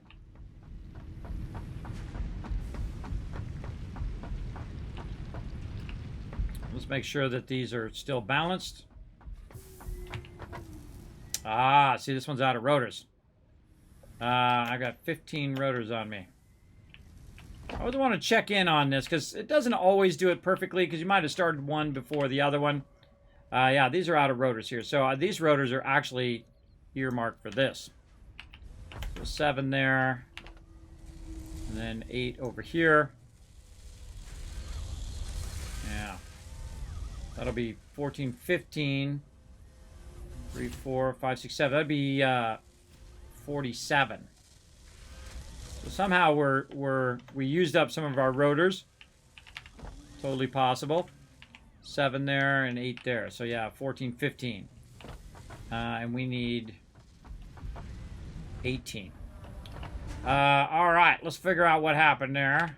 I know I built 50 of them, but I could have used them again for building the actual things. So let's make some more for that, so we make sure that that keeps running, because it stopped running. I could tell because it's been on 32 for a while. If it's on 32 for a while, you know something went horribly wrong. Let's grab any resources that are in here. Right there, very nice. And let's make a few more rotors for that first. Okay, we need to make more screws just to speed that process up. By the way, you can just click these, by the way, to get rid of all of these. So you can see both things at the same time. Like I can see rotors and screws. So as I make more screws, eventually you'll see that the rotor pops up down there. It's just below there, right there. I could scroll it up a little bit, maybe. Nope. Oh, hold on, let's do this. Then we can scroll it up a little bit. There we go. So yeah, the rotors now are going to say how many rotors it could make. So it's going to make 15. Is that 32? So again, 48. So we need at least, let's just make around 8 of them. We'll put 4 in each so we know that we have more than enough.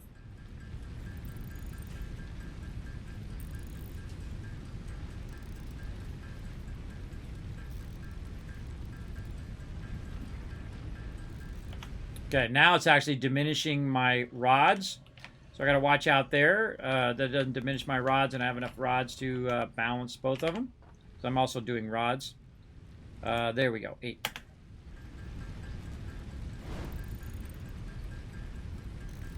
And this is way faster than waiting for your rotors, which is like 1 per minute or something crazy like that. Obviously, I can do more than 1 in a minute. Did the 8 in just a few seconds there. Okay, so again, we're going to balance these out. We're going to right-click. We're going to put 5 into this one. And I like to make a few extra because we're going to actually use these again in the next part as well. But there we go. That should be more than enough to keep that going. But back over here we go, because we also want to make a whole bunch of iron ingots. Now, this is a great time to not only help support the stream by clicking that Factor link over there presented by HelloFresh. If you're familiar with HelloFresh, Factor is one of my awesome new sponsors. I appreciate them. You got about a couple weeks left to try it out. Go ahead and click that link over there, everybody. Try out. Just order a couple of them up, 2, 4 of them up.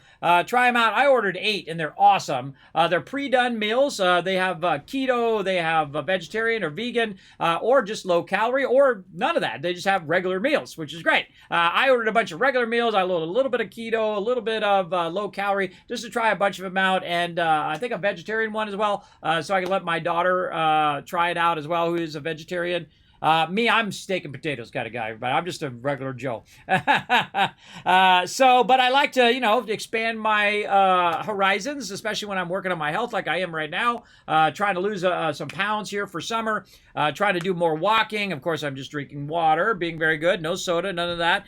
And a little by little, you lose a pound here, and it really does build momentum over a long period of time just by doing little things, right? Little things like not eating 12 slices of pizza or even 4 slices of giant slices of pizza, right? Just eat a little bit less. You just try to reduce your meals and maybe have smaller meals throughout the day so you're not hungry all the time. And then all of a sudden, you go 6 to 12 hours. Like sometimes I do. Sometimes because I eat at like 6 o'clock and then I stream all night long. And then by the time I eat again, it's like 6 o'clock in the morning. So 6 p.m. to 6 a.m.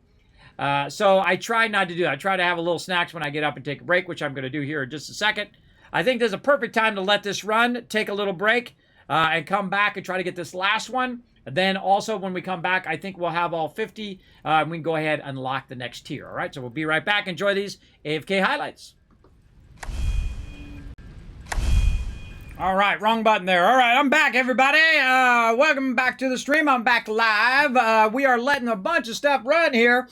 I just converted an absolute ton of iron rods, and now I'm converting a ton of screws. So we'll have enough to make 50 of these rotors. Now, I've been letting it run all this time. So yeah, it's going to take a minute. That's for sure. We do have our phase 1 done on our space elevator, so we're looking good there.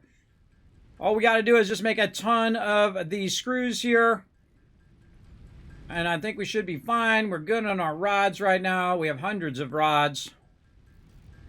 We just got to watch out that we don't start using up too many rods versus how many screws that we have, because you use both of them.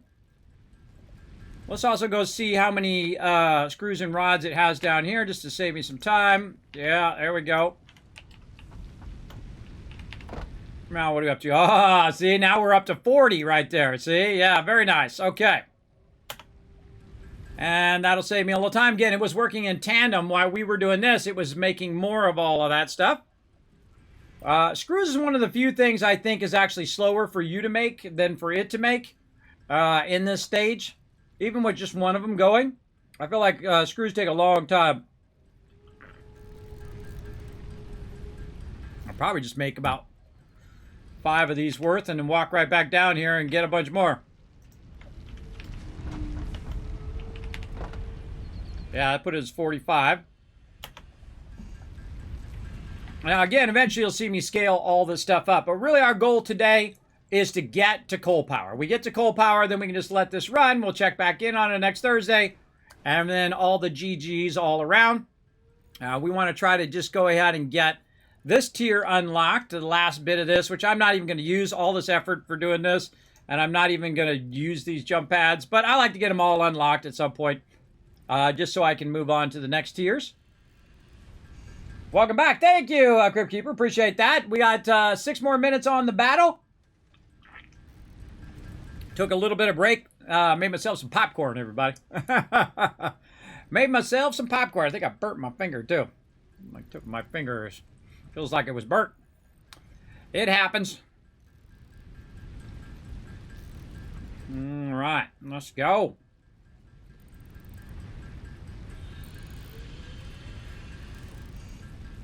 Right about now, too. Right about when you're about to transition into 3 and 4, or 3 and 4, is where this actually becomes takes you longer than it does for you to actually have stuff made in the factory.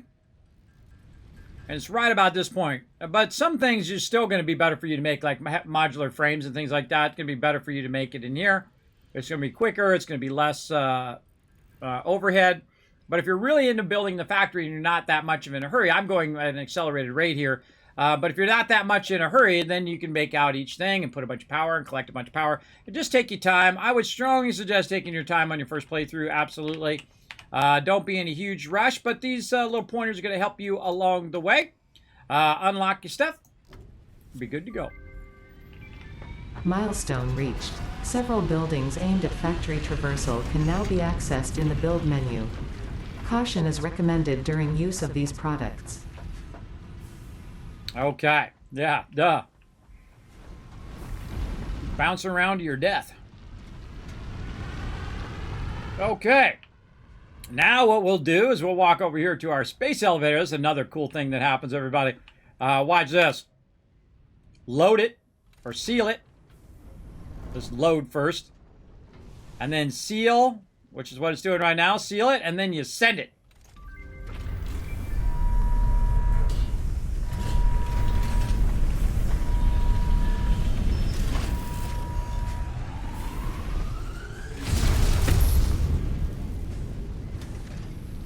And it basically just sends a shockwave that pushes it way up into space, and it takes all that stuff up into space. And now phase 1 is done, and now we'll unlock more stuff in here. There we go.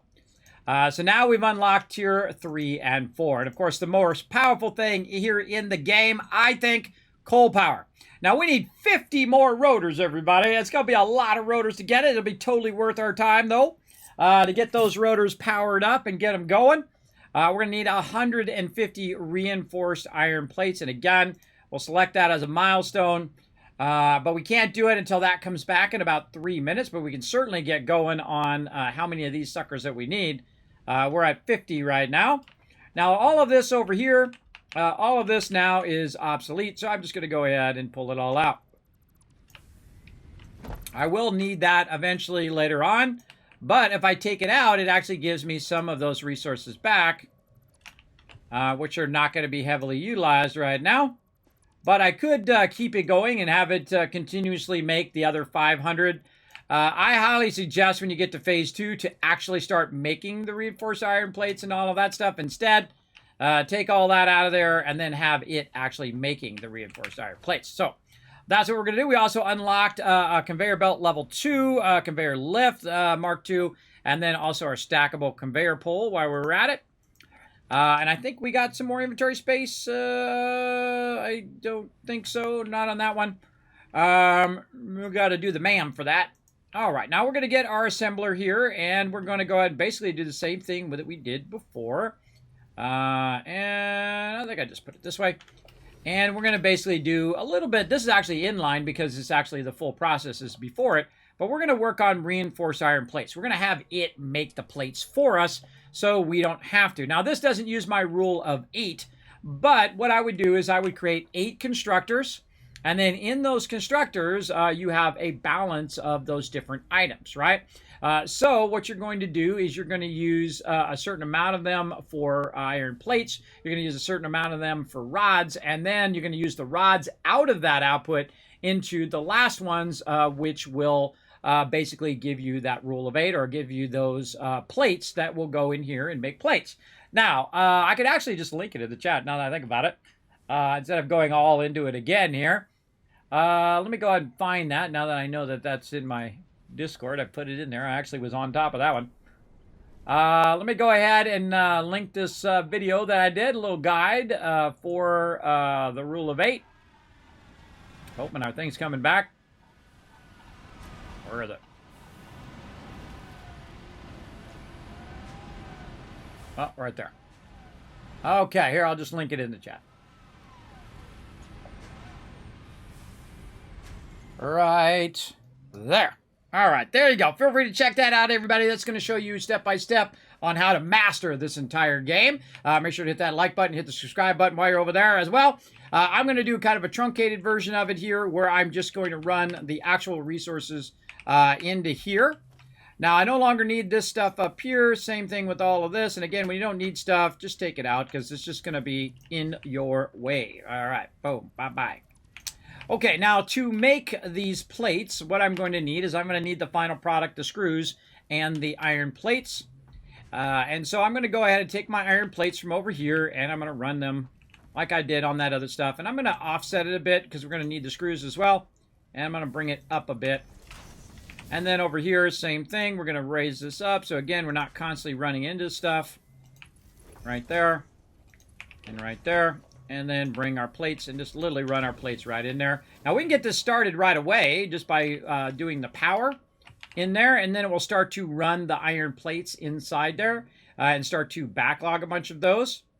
Now I've got 164 on me right now, so I could just put a stack of 164 in there, but then I won't have any plates. So we might want to cut half of that in there and just get it started by doing that. Same thing with our screws. We can just put what screws we have in there just to get it jump started. Now we're going to go down here. We're going to tap into our screws, and this time we're going to go ahead and kind of go there and run that. Say here, and again, bring it way up. Maybe over just a little bit. A little close to my thing there.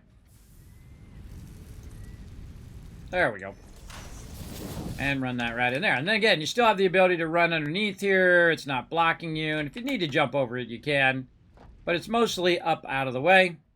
Definitely worth the extra effort. All right, now it's going to start making the reinforced iron plates and all that stuff for me. The thing that's going to slow it down the most is most likely the screws, because the screws are not going to go at a fast enough speed. So I can actually speed this up a little bit by literally just pulling the screws out of there, walking over here, and putting the screws in here. So that goes a bit faster. Now, this is going to go at 5 per minute. It also uses, just like the other one, 15 watts. So we could actually have 2 of them running if we were in that much of a hurry. But I can tell you that it's going to burn through these screws way faster than I'm producing them. And eventually we'll work on our numbers so that it is coming through at the right rate. And if you watch that video, it'll actually show you how to do it at the optimum speed, the optimum inputs and output speeds in there as well. So the Kismet rule of 8. Now, not only do you master this, but you actually master every single other process because it uses the same style of inputs and outputs and your rates of outputs and whatnot. It actually is the way to master the entire game through the Kismet rule of 8, which is awesome. Okay, so we'll get that going, and then we'll go ahead and just put ourselves a nice little box over here. So we're going to just let this run for a little while right there and put that in there, and that should backlog a bunch of those for us. So we don't have to do at least the plates. But we want to get over here. We're going to need plates, we're going to need rotors, and we're going to need our wire. Now our wire, we can just do that straight away. A little bit of rotors, a little bit of plates, but definitely lots more rotors is what we're going to need. And reinforced iron plates, it's going to do those for us, but it's going to do 5 per minute. So if you think about that we need this, it'll be at least 10 minutes just to do 50 of them. So we probably want to work on that ourselves as well. But again, we have a bunch of extra resources we can go ahead and tap into anymore over here. We got some copper ore, but not too much iron ore. Let's go over here and see what we got. Okay, over here. We have the ability to make a ton of iron rods, so let's go ahead and get with that first.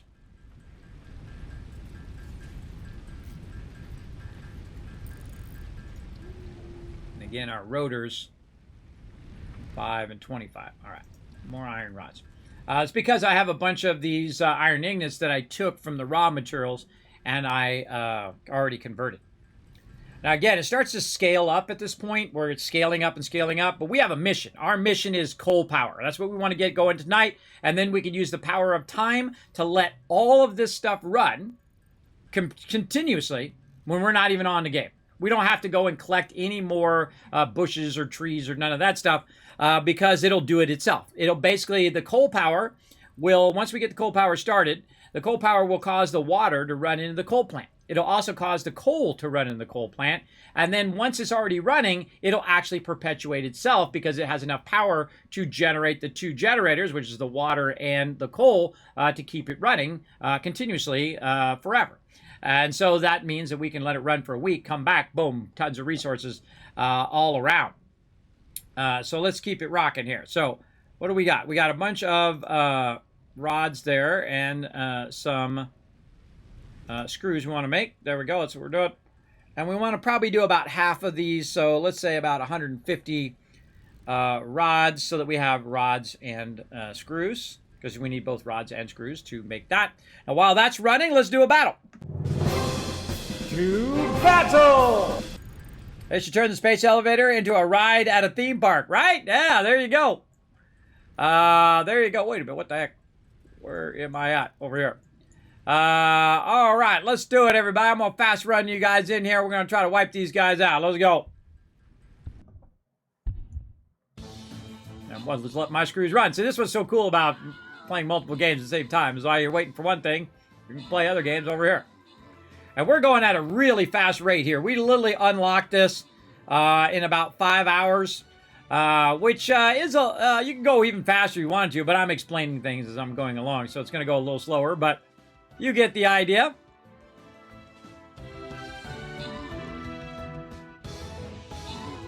Oh man, they got so many units. They got like 71 units.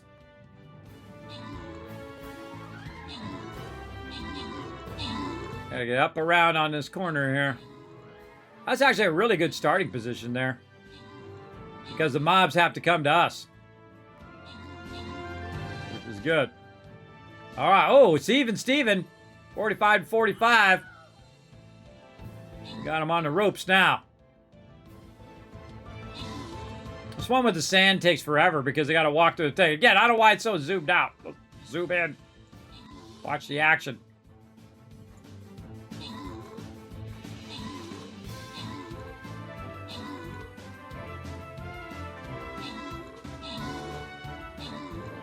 Trudging through them.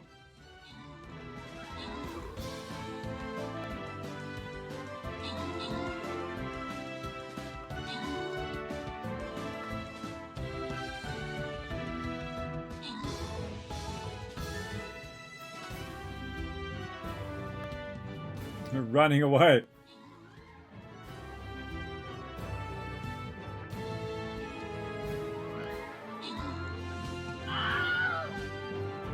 Oh, God.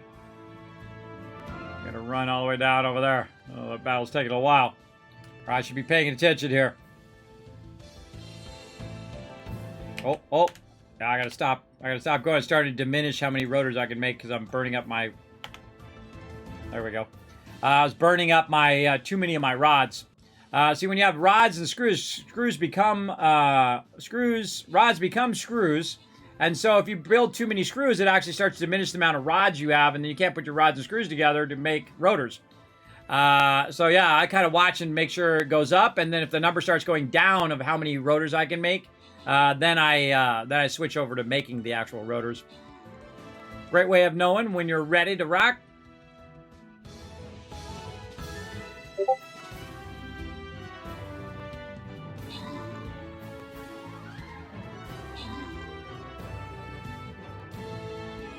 Character's actually blocking. What the heck? That's a long battle.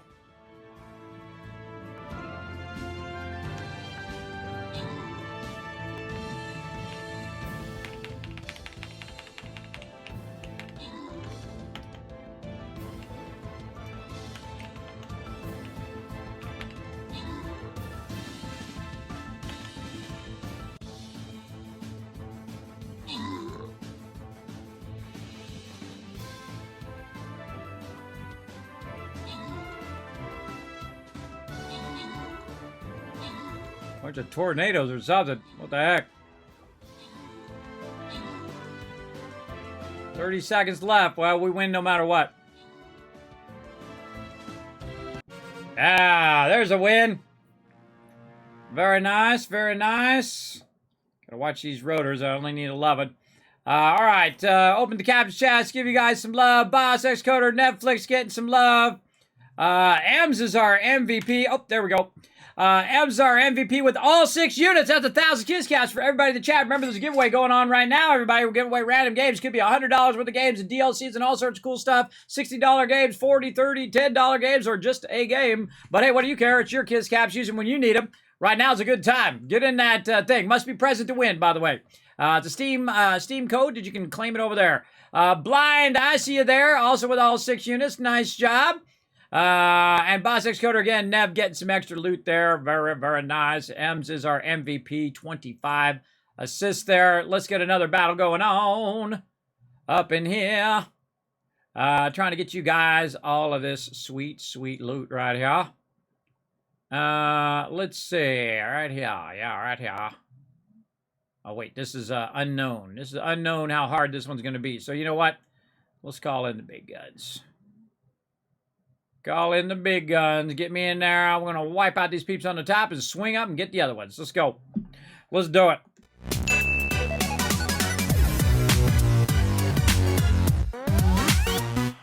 Okay, so I made, while you guys were watching that, I converted a whole bunch of iron ingots. I went in and made a bunch of iron rods. And then I balanced the amount of iron rods and screws that I was doing so I could make a bunch of rotors. And now I am down, I made 30 rotors and now I'm making 11 more. We already have 9 already in there, so that'll be our 50 right there for coal power. So we want to go ahead and get those all made. Finish those up. There we go. And then we'll check in on our reinforced iron plates and see how those are doing. Let's first get those in here before we accidentally use those on something else. Let's see. How many reinforced iron plates do we got? Woo! We've got 42. All right. Not bad. Not bad. We're making some headway there. Now, again, we could tap more nodes. We could do more power. We could make multiple of them, make it go faster if we want. But we're looking pretty sharp on that. We're about 52 away. Let's see. What do we need over here? We need a bunch of plates and we need a bunch of screws. So let's go ahead and check our plates. Over here, we got a bunch of extra plates there. Screws, not too many on the rods, but we'll go ahead and make it into screws. Right here. Because now we don't need any more rods, right, on what we're doing right here. We just need a bunch of screws. And I don't even need this down here. I can turn all that off. I don't need up here iron ingots. All I need is reinforced plates. And I need to make enough of them so that I can make basically 52 more of them. And of course, really, I don't really even need to make 52. I make, say, 30 of them and it makes 20 of them. Then I'd be good to go. All right, so again, we're out of screws. We need more rods there. And so we're kind of behind on waiting on that stuff. So I don't see anything else in there. We can go ahead and check our nodes here. One of the things you might also want to do is check your actual smelters to see if it has any extra in there. Like, oh, like that one does.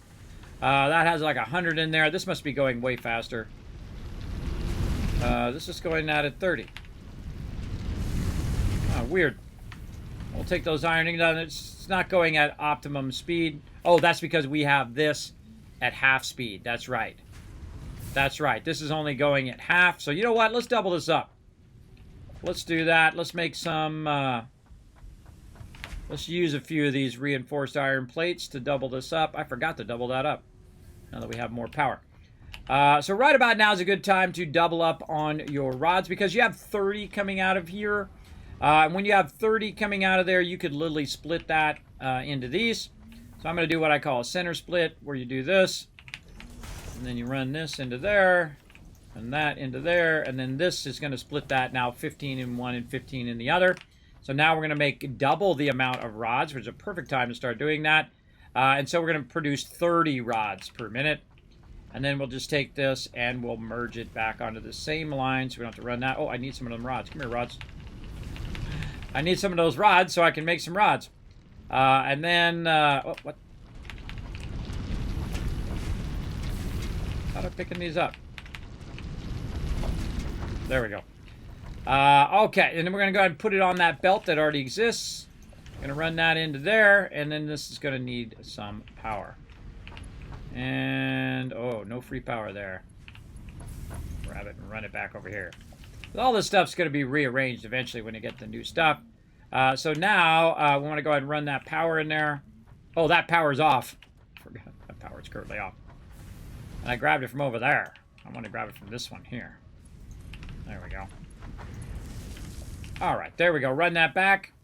And now, we're going to be producing 30 rods per minute. That'll help us. Keep that a-rocking.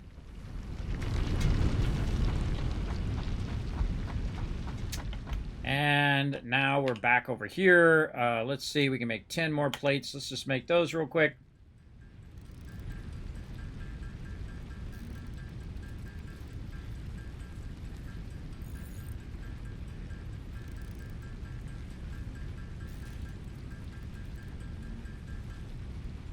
And this also backlogged a bunch of our iron ingots.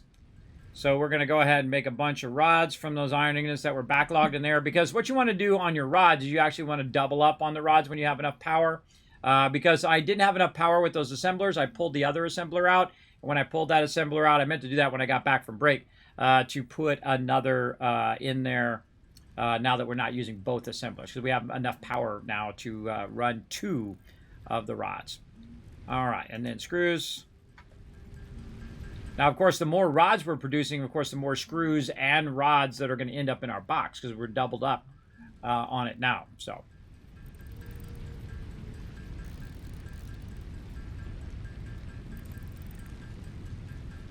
all right. And how many we got now? 10.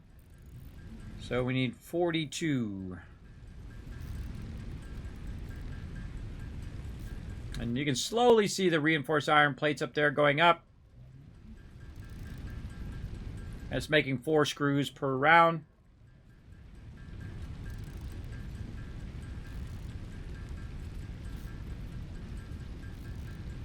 All right, let's say 20. Let's make 20 of them. And then while we're doing this, it's using those rods and screws to make more of them over there. So we're doubling up on our speed. So we don't necessarily need to make them all in here because it's going to have some of them over there. And we'll go check it first before we make the rest of them. We'll get pretty close, though. We'll get about 10 away.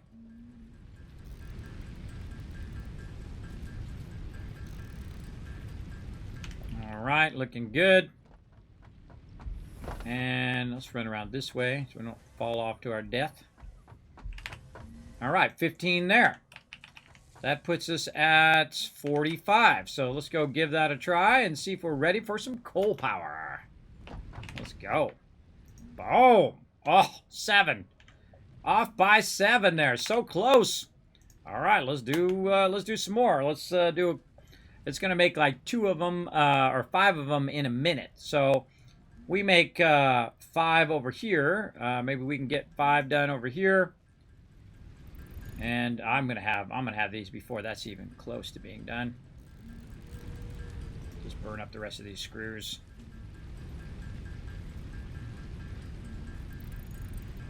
Then we need 7 more. So 5, 6, 7. Oh, we have more than enough. We're gonna actually have an extra one. All right, there we go. All right, boom. Now we got it. Big button. Milestone reached. Coal is an improved alternative power source to biomass and can be fully automated if provided water with the new pipeline buildings and power throughout the initial setup. Coal has been added to the resource scanner. Note: ensure the close proximity of water to the coal production line. Note: pumps will aid in vertical transport of fluids through pipes. Note: throughput and volume indicators are added to each pipe section automatically. Okay, I'm trying to get away from that sound. All right, look, this came back up again. Let's get that. All right, so we're going to run over here to this side. What we got to do is we got to find some coal power, and I kind of remember it being over that way. Somewhere over there. So we're going to hold down V. We're going to go ahead and search for coal.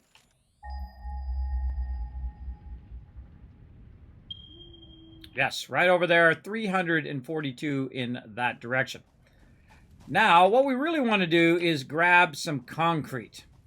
And we should have backlogged a good amount of concrete at this point. And we want to grab some water, run it over here, and then coal, and run it over here. Or we could do it at, I strongly suggest if you're first time playing, is to do it at the water source and bring the coal to the water source, because it takes a lot less resources to do that. Because you're going to be running a lot of lines, and it's going to take a lot of resources to run that water. Plus, you're going to need pumps and stuff like that if you're running it up or whatnot. So we're going to need some concrete. So let's hope it's been doing a good job. It has. It's 1,500 concrete. Very nice. Very nice in the early game. And our goal is to set it up, get to coal power, get our coal power set up, and then just let it run for a week, and then we'll come back and check it out. Now, the reason why I want to do this is, again, because I have the coal is over this way. Like this. Now, there's other resources over this way that I need to work on as well. Now, you can see that that is a surefire way to die right there. But what I can do is just build myself a little bridge here.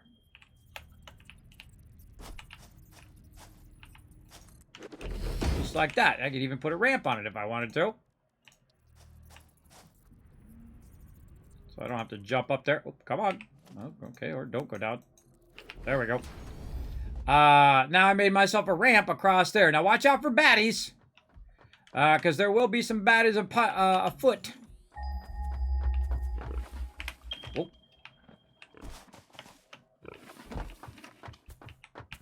I hear him. There he is.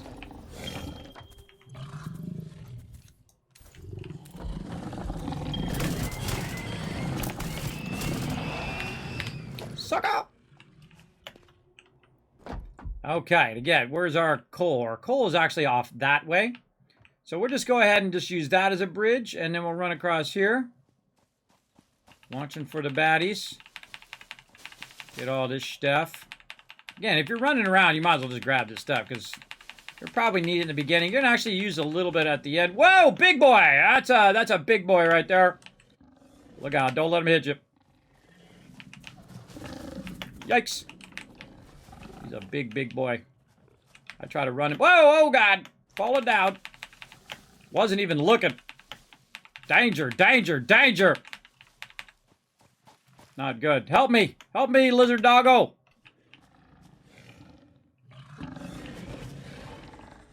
Another one down there, but those are the smaller ones. Those ones I can take on. The bigger one, not so much.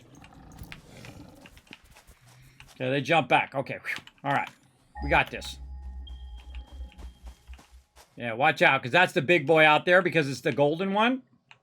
So he's going to be trying to get you over there, but hey, we're not worried about that right now. We just want to get some of this stuff. While we're at it. Try not to get wiped out by the baddies. Okay, now this guy's going to be a little tougher, and I did not bring enough food. Let's just use our pale berries. Oh, and we got another hand slot, too. I didn't even notice. All right, let's get our health up a little bit. Just going to try to find his way to us. Instead of him coming to us, we're going to go to him. Now, watch out if there's another guy over there. He sees me as well. This guy's a range mob. Look out for him. I got 2 mobs down there. Wonderful.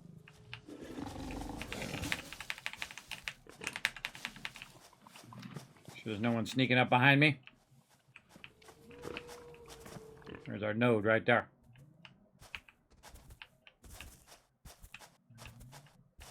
Yoo-hoo. All right, let's do this the easy way.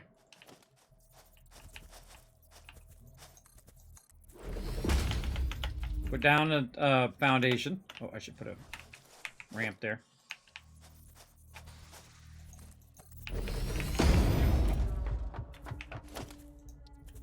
And then zoop your ramp right down to there.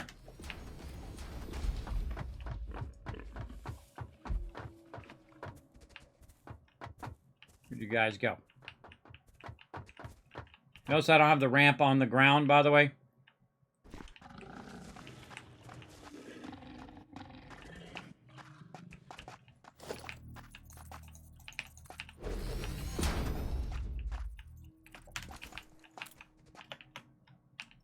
Using the foundation as a blocker.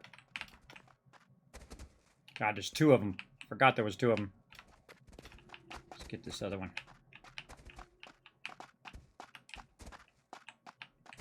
Yikes!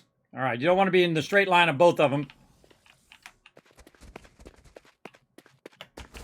Nope, not good, not good. Try to get him to come around the corner. They run around behind me. They're sneaky.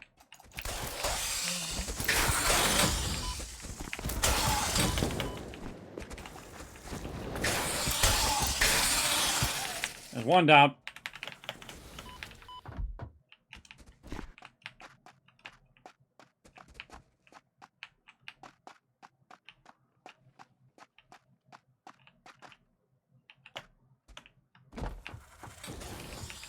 Oh, he fell down the thing.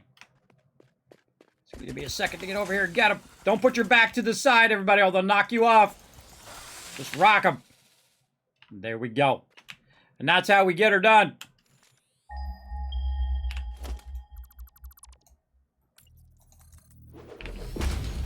Put the rest of that in there. All right, where's our other guy? Go up here. We got plenty of health left. That was a good run. Clear all this stuff so he's not as bad sneaking up on you. Let's go, buddy. This guy's all about jumping.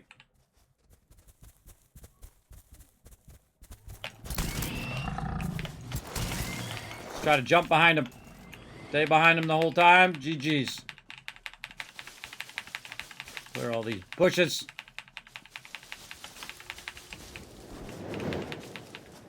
Whoa.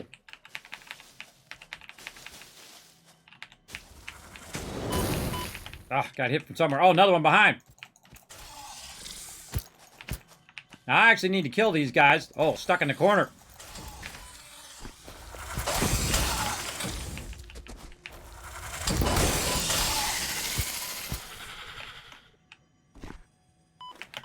Somebody else hitting me. I can feel it. What the heck? Where's I getting hit from? All right, right mouse button. Dead. Dead. Now, if you die, good segue. Now, if you die, no big deal, right? Because I'm pretty close to the base. No big deal. It's not like all your stuff gets lost. You can just run back and grab it again. Of course, all your stuff is now way over there. I didn't even see that other guy. I do need those drops from those mobs. You get a much better weapon later on to counter the ranged mobs. And they're also improving a lot of the weapons, including like little nukes that you could throw in the next update, which is pretty cool. Can't wait to check all that out. But I'm just going to run across her. Now, I don't even have a weapon, by the way, everybody. I don't have a weapon now. So I'm just going to run for it. And hope this mob doesn't get me. I'm going to jump over these rocks. I'm going to jump down here. Now, something shot at me over here, so there's something over here that's shooting at me. And I didn't even see it. Which I call hacks on. But if you can see up in the thing there, it says where my crate is. Right here, so I can just take all that. Put that in my hand in case it shows up again. You can see I dropped something there, chainsaw. But I don't think my actual chainsaw dropped. My actual chainsaw dropped? I think I brought my chainsaw. I know it's kind of weird that it's showing a chainsaw there when I don't have my chainsaw with me. I don't know, there's something shooting at me over there somewhere. Get me, but we'll worry about that later. First thing we want to do is tap into this, because this is an actual pure node. This is pure coal right here. And we want to get this up, and we want to run this all the way back to our base in that direction. So we can go ahead and just change the direction of this. Right here. And we're going to want to run this up a dish away. And let's say there. And then we'll zoop. Ah, we should have zooped it from the bottom. Do that again. There we go. Zoop that right up there. Now we want to go ahead and use some of the resources that we brought to build a nice workshop. Right here. And I highly suggest you also build a craft bench, because you'll probably be over here crafting some stuff. And then we're just going to go ahead and put our miner here. But we can't put our miner down because we don't have our little... turn my light back on. Our little portable miner. So we're going to go ahead and put that on. There we go. And our goal is just to make the thing... Make the miner. Then we're going to need to run power back to it. But really just to run this line wherever we can. So we're going to try to run it as far as we can here. Again, there's a baddie over here I got to watch out for. I'm going to run that to there. I'm just going to run this through the forest. Now, if I run it up there, there's going to be a mob in my way, right?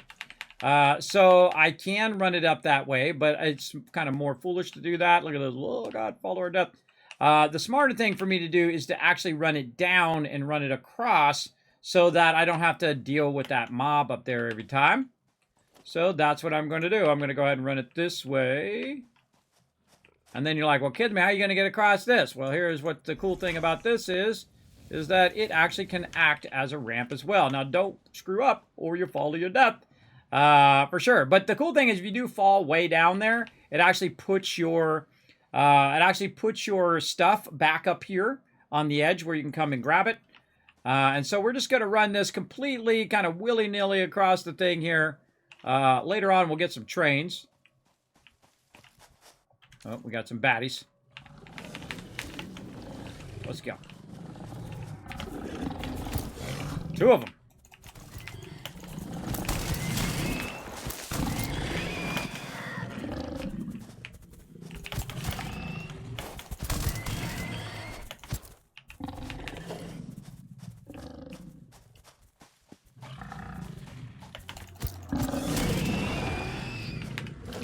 That was a no-hit. No-hit run there.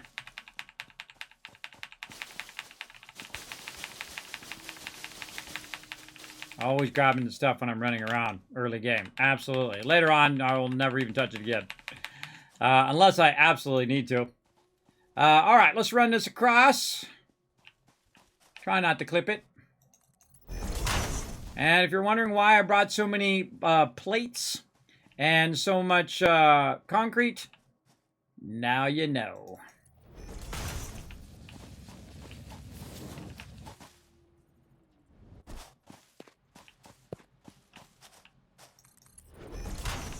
This spot looks familiar, doesn't it?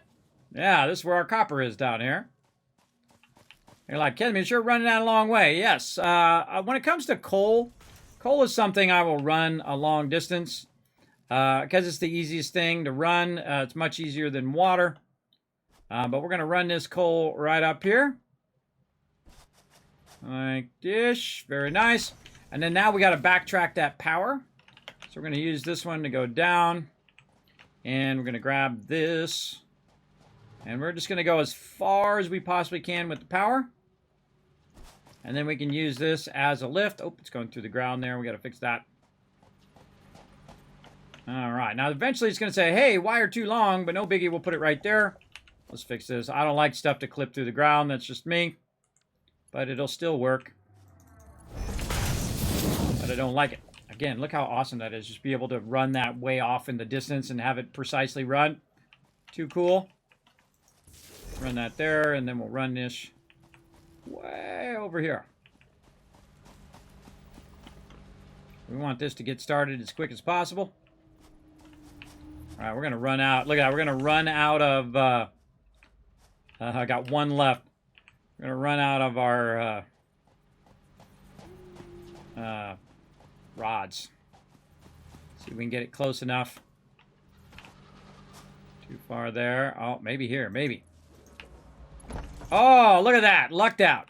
Okay, now that's a pure node, everybody. A pure node means that 120 of that particular thing is going to start running out of there. Oh, it doesn't have any power. I must have missed a power connection somewhere. Or it doesn't have a power and all my power just turned off. That's probably what just happened because it's 5 megawatts. But what's going to happen is it's going to actually be coming out of there at 120. But the problem is my belt is only 60. So it doesn't matter how fast it's coming out. If the belt can't handle it, it doesn't matter in the long run.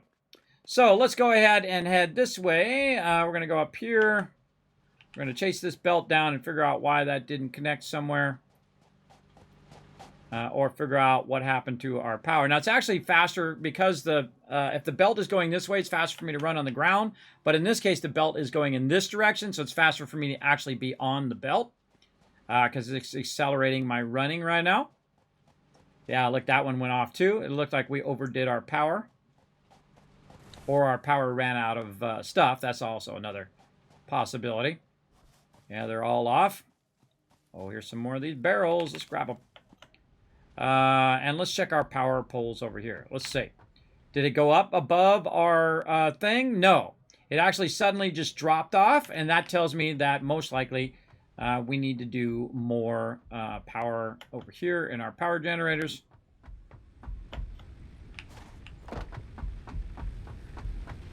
Man, that was a quick 50 minutes. Let's see. Yep, out of fuel over here. Okay, no problems. We made a bunch extra. Now, again, I'm trying to use up, get to a point where I don't have to collect any more leaves and all of that to keep this running. Because we just collected at the very beginning. And this is really a great trick, everybody. Is you just collect a bunch of leaves and a bunch of wood, get your chainsaw, collect a bunch of that, and then make a bunch of this as part of your regular production. And then I can literally let that run for another 50 minutes. And it's going to keep running all of that stuff. And I also noticed that I am producing 90, but if I had everything turned on, it would only be 80. Now, what's going to happen is it's producing that coal now. I don't even need to run back and look. I can tell you it's producing that coal. And that coal is going to come down there at 60 over here. But that doesn't help us because we don't got any water. Now, we can go ahead and look around for some water. I find that there's very little water because water wasn't a thing when they made this whole area. It really wasn't a thing to have water on the ground. And you can see we got a bunch way over there, but that's not as close as it looks. That's definitely not as close as it looks over there. We probably need a way down here so I don't have to just jump down and keep injuring myself. Well, it doesn't matter. I'm at 3 anyway. When you're at 3, by the way, you can just jump down and hurt yourself. Usually takes about a block off. And then as you're out of combat, it will actually just heal right back up to 3. So if you're already at 3, you might as well just go for it. And usually when I'm exploring, I'm out here... watch out over there. I'm out here having my health up higher. I usually get my health higher before I go exploring. There we go. Now, what we're trying to do is we're trying to walk our way up here. We're looking around. I'm trying to remember where it's at. I think it's up over this hill. We got Fred over there on the left trying to help us out. He's like, Kismet, it's right over here. You're like, Fred, where's Fred? There's Fred. Right there. There he is. You're walking around. He's always up in my business. Whenever I'm working on something, Fred right in my business. Look, he's going to even come down here and walk in the water. Look at him go. Fred, every time, bro. Every time you up in my business. All right, and in the beginning game, by the way, also these barrels are really great. If you want to keep your health up, you can go ahead. Oh, did they not go in there? There we go. And you can just eat the barrels, and those will get your health up. It's funny because the old game, you would just run around with barrels all the time. Because you didn't have the coffee cup, which we'll get to eventually. Now, what I want to do is I want to take some water from here. Now, the optimum thing is to figure out how much of your power plants over here, your water extractors, that you need to get going. How many water extractors do you need? And then also, how many water extractors per the amount of coal you have coming? Because your coal is actually your limiting factor here. Because I've got lots of water here I can tap into, more than I'd actually need for right now. But I usually find is 3 water extractors per 6 units or 6 power generators. Now, coal power is going to produce 75 power. That's almost one of them is as much power as I'm using right now. I'm using 90 power. So if I do 2 of them, we could let this stuff run endlessly, and then we can also come back and expand them. Now, each of these are going to take 50 water to get going. And the actual water extractors over here extract 120 water. So just one of these water extractors will get us started. But we don't have all the resources that we need to get that going. So let's go ahead and say, okay, let's say 1 water extractor, and then we want to get 2 coal power. That'll be our big goal for today, and get those going, right? So we're going to need all of these resources that are on the right side over there now. We're going to need 20 copper sheets, 50 reinforced plates, 30 more rotors. And you can see that in this part, again, you need a lot of rotors and a lot of copper sheets and whatnot. But I'm just kind of skipping the stage in which I am making a bunch of that stuff, right?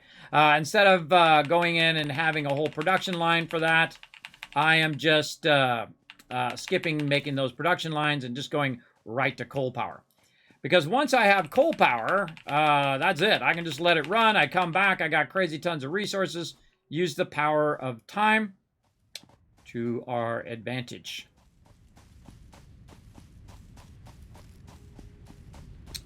So let's go back here and we'll make some ourselves. Now, while we've been gone, by the way, it's been making a bunch of reinforced iron plates. So one of the items that we're making is already good to go. Another thing that we need to do back here is go ahead and grab some of these copper ingots, because copper, this stuff does not become copper sheets. You have to actually take the raw ingots to make copper sheets. So we'll just make those ourselves because that's going to be way faster than, again, putting that in the production. So we only need 20, so let's go ahead and fire those up.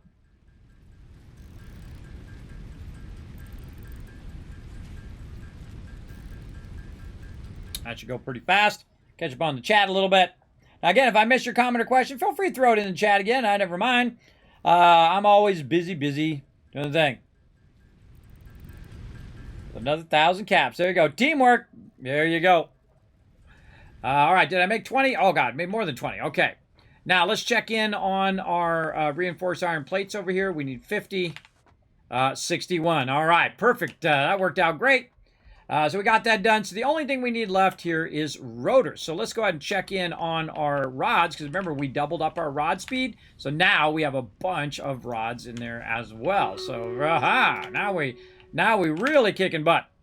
All right, industrial parts down here is what we need. We need some rotors, but we need a bunch of screws. Now, those screws are running through here, but I can tell you there's going to not backlog the screws because the screws that it needs is like 120 per minute. Right, so, or 60 per minute, and it's going out at like, I don't know, 40. So it's not really making enough screws to even keep up with this production. So we'll just make our own while we're doing this battle. We'll go ahead and make a bunch of screws, and we'll do a battle. To battle! All right, let's fast run you guys in here. Let's get it going.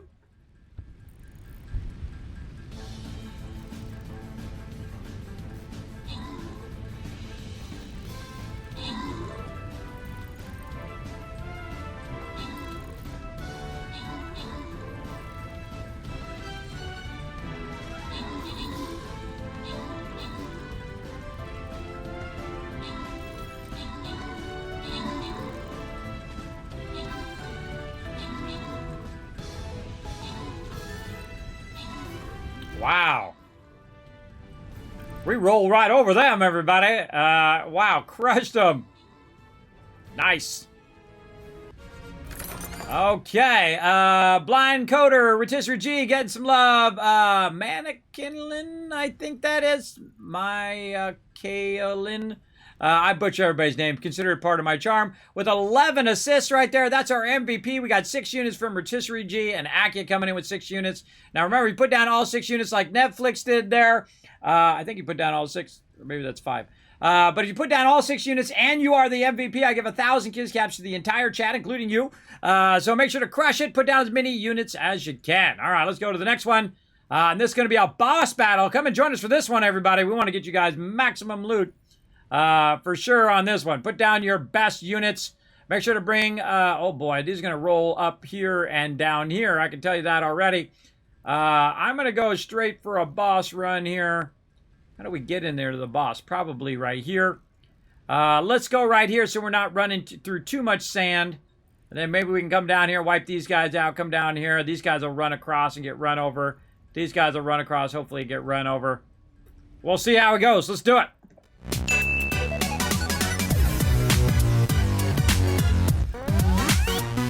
Okay, how we doing? We're rocking it. We're almost at 30 rotors.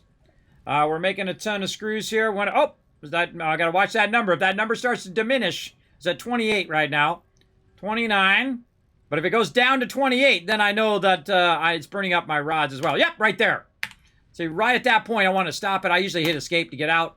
And it actually went down from 29 to 28. But that's okay. We'll make as many as we got. We already got 3, so it should be more than enough. And we should be able to do our water extractor, then our coal generator. And then we're going to need to do a bunch of pipes.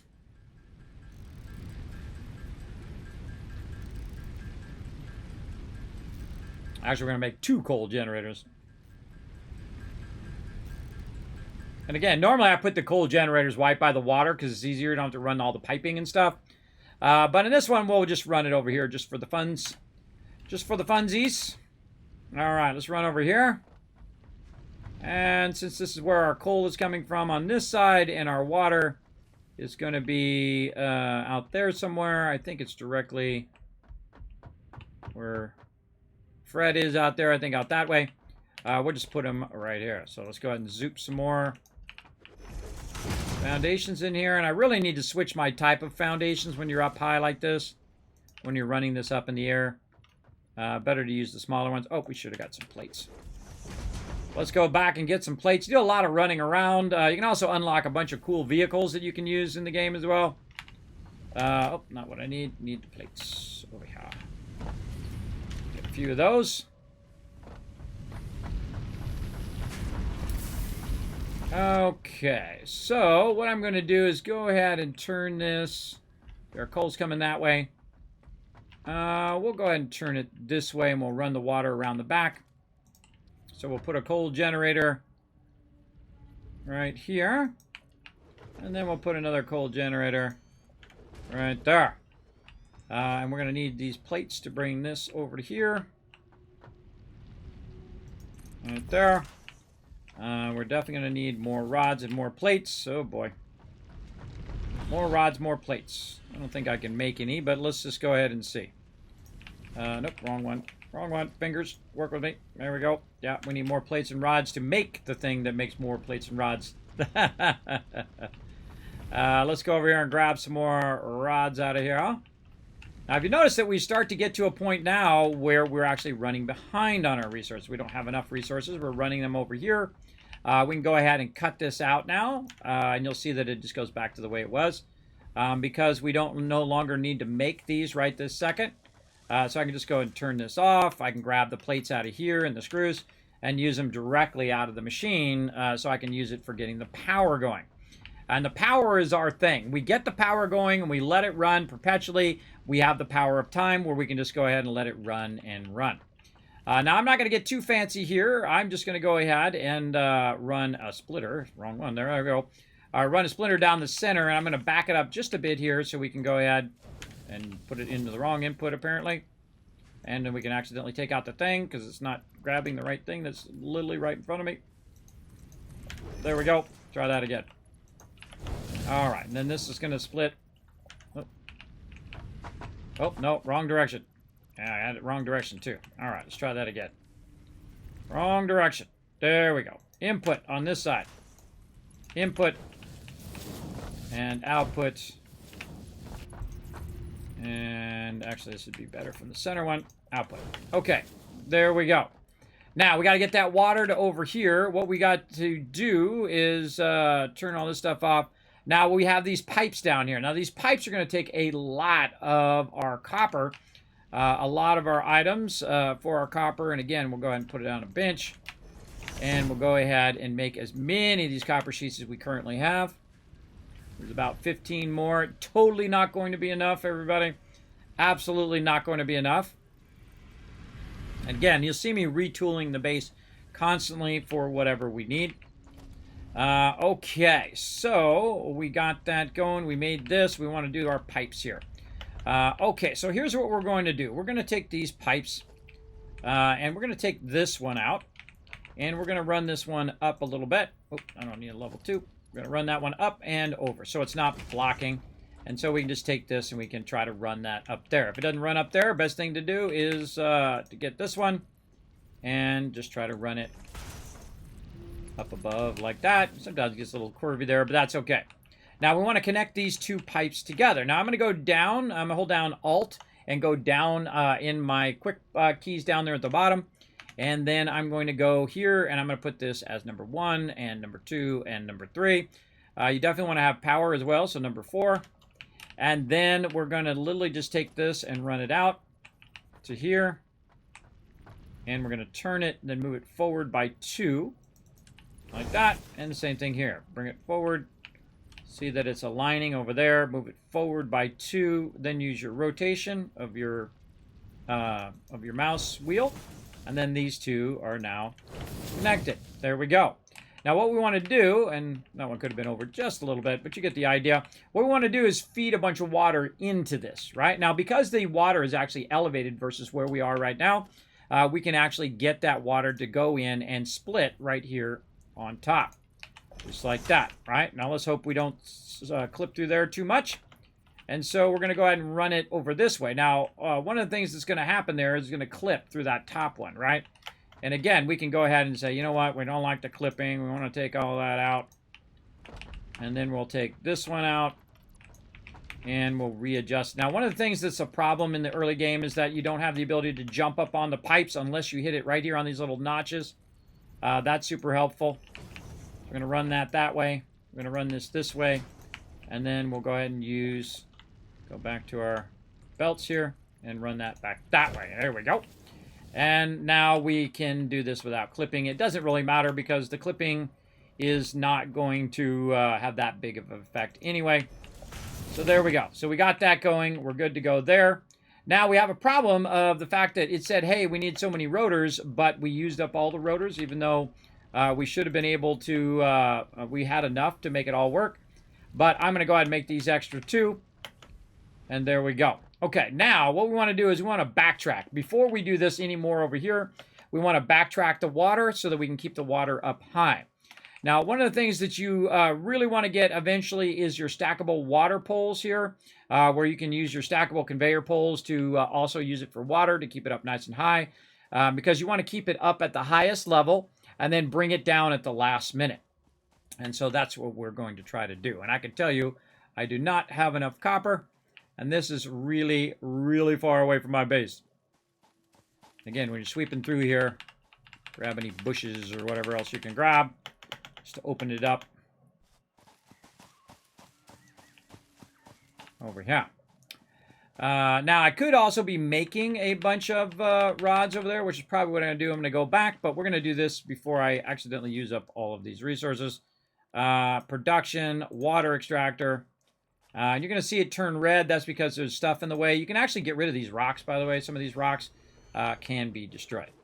So, there we go. We got our pipe, and we're going to run it as close as we can over this way. Now, another thing we're going to need to think about is how we're going to do our power. So let's just try to keep this as much at level as we can. And then have this go up.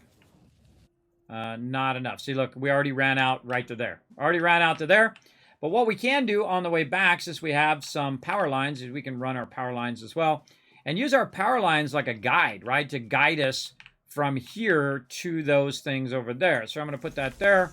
And I'm going to just run toward where I'm going to do. Again, I'm trying to keep my water up off the top there. And it would have been good to remove all of that stuff as too. But I'm just going to use it again as a guide to say I'm going to go here. And again, we'll try to bring it around on the left side here. Again, watch out for mobs trying to get you while you're doing this crazy building.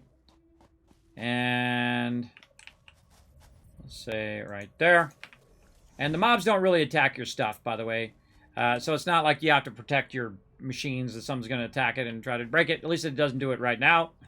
I don't know if they're adding that later. That's a good question. This one, actually, we should probably put up on top. Hold on. Let's do that one again. Now, I can get it from way over there, and I can bring it up here. Let's see if we can jump up on... Let's just go over here. We want to bring this on top because eventually we want to tap it into the actual power. Like this. And then we want to go ahead and put these into power. Like that. So the second these start up, they'll automatically go ahead and power everything. But we don't have enough power right now to get all of this tied into that. We can go ahead and turn some of our production off. But if we go look at our overall power here, we can see that we're, fairly running up against that 90. We're actually only using about, let's see, on the high side here, about 50. So we might have just enough to make it happen. Let's go ahead and tie it in there, and let's see what happens. From way over there, we'll tie it into here. Now, this will be another stage. Once I got my coal power going, that'll be another stage I start tearing everything down and redoing it. But there we go. Get that going. Now, let's go ahead and retool our stuff over here for making some copper thingies. I'm going to take that out. And then I'm going to turn this to our copper sheets. And that's now going to just make copper sheets. It makes about 10 per minute, but we're going to need a lot more than that. Let's take that. Let's go in here and see if there's any backlog. Yeah, there's backlog copper because it's going 30 in. Now it's going 20 per minute. And then we've got a thing over here. We can make our own copper sheets while we're waiting for those. Oh, 97. All right, that ought to help a little bit. We're going to need like 500 copper sheets to run that water from over there to where we are. We're also going to need to put a pump in there and then try to keep it up so that when it gets to the end, it comes down at the end, so we have a bit of a positive flow, right? Because water does that. Water actually pulls water with it. When it's going down at an angle, you don't need a pump to make the water run downhill. But if you're running uphill, you absolutely need a way of pushing it up the hill, in this case, a pump. So we'll go ahead and make some of this ourselves so that we can speed this up a little bit. But we're going to need a whole lot of copper sheets, that's for sure. But all we got to do is get that water from over there to over here. And that's it. We're ready. We're ready to rock. Then we can just let this run for a week, come back. All these boxes are going to be full of resources. As well as we can also backlog a bunch of base resources or raw resources as well. Because as all that other stuff fills up, it's going to back up to wherever the raw resources are, so we can make some boxes for our raw resources so that when we start it all up again next time, we'll have raw resources already ready to go for basically multiplying our factory, making it bigger and bigger. And we'll get into all of that next time as well. All right, we got some. And again, while we're waiting for those to go, actually, we'll probably just grab some for right now, whatever it's already made. There we go. And head on out.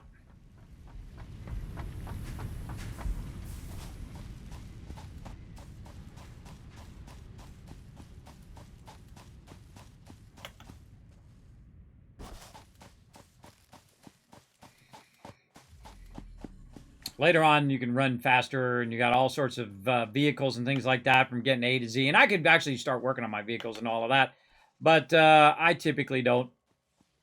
And another thing I typically don't is I don't run the water. I run the coal over here. Running through plates over here is way easier. But in this particular playthrough, we're going to try to run it, see what happens here at the early game. Always fun to try new stuff. All right, here we go again. We're going to go ahead and go right here. That's a good spot. And then we're just going to run this pipe as far as it'll let us go. Again, it'll get to a point where it says, hey, pipe too long. And I'm actually going to bring the pipe up like that, so it's kind of still going along that same line. And the same thing here. We're going to try to keep our pipeline way up, as far up as we can get it. And that's probably fairly straight from there. Fairly at the same level. And then maybe down here.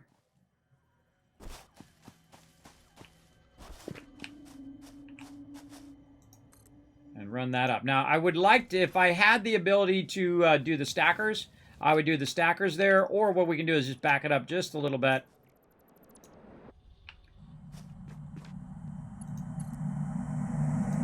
Relaying message. Hello, this is paternal figure. I have taken ill and need your help to find a cure. Doctors say that the only remedy is alien artifacts. Creepy. So creepy. Alien artifact over there. Not even going to bother with it. Alright, now if we're super lucky, we could get this up onto there. That would be awesome. Let's go try it.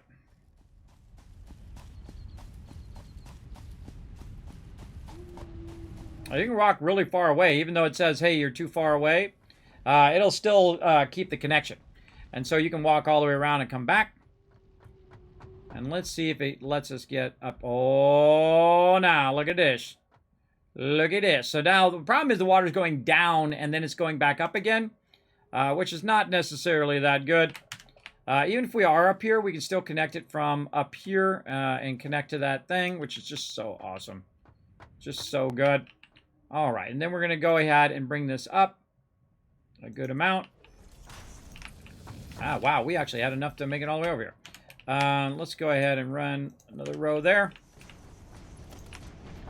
And then all we need to do is take this and connect it into this pipe. But we don't want to connect it there. We want to connect it up a little bit because, again, we're going to use a pump at the very beginning to try to pump it. And we can double check whether we need multiple pumps. I'm going to run that to there. And, again, about the same level. And then I'm going to run that across here and then feed it right down into there. So, again, it should be feeding down into that, which means you don't need a pump over on this end. We need a pump on the far end. Oh, I hear it going. You hear it going? You hear the water? That's going, everybody. That's going. We're going to have coal power.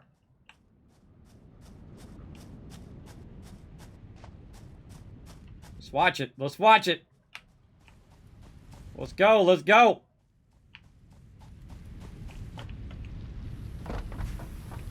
It's feeding it. All we got to do is see that smokestacks firing up.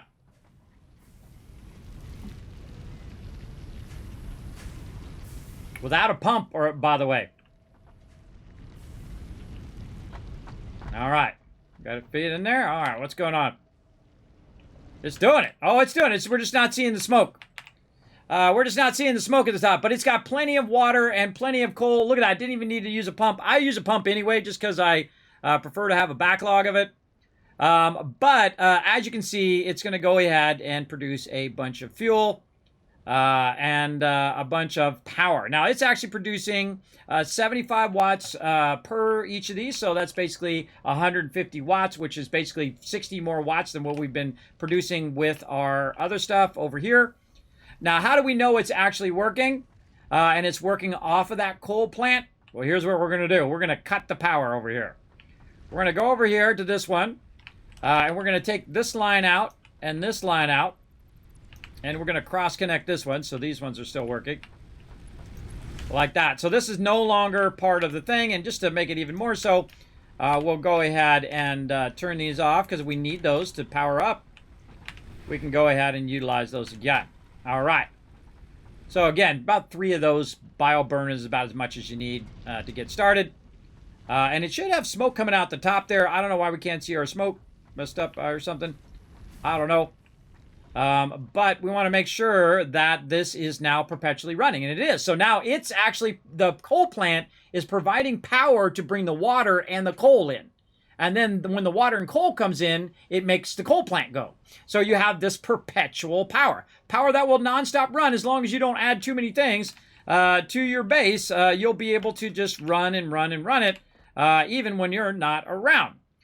So right here now, you notice that it dropped down there. That's because I turned off that other power.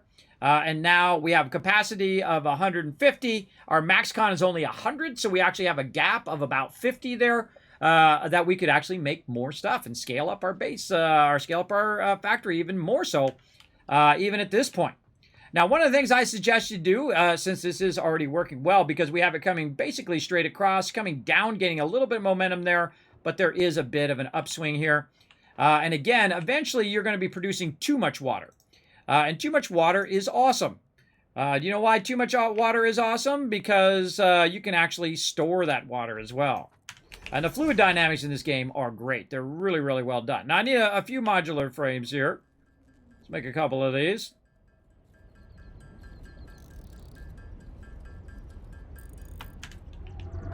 And so what I'm going to do is I'm going to go ahead and put a foundation down right here on the edge.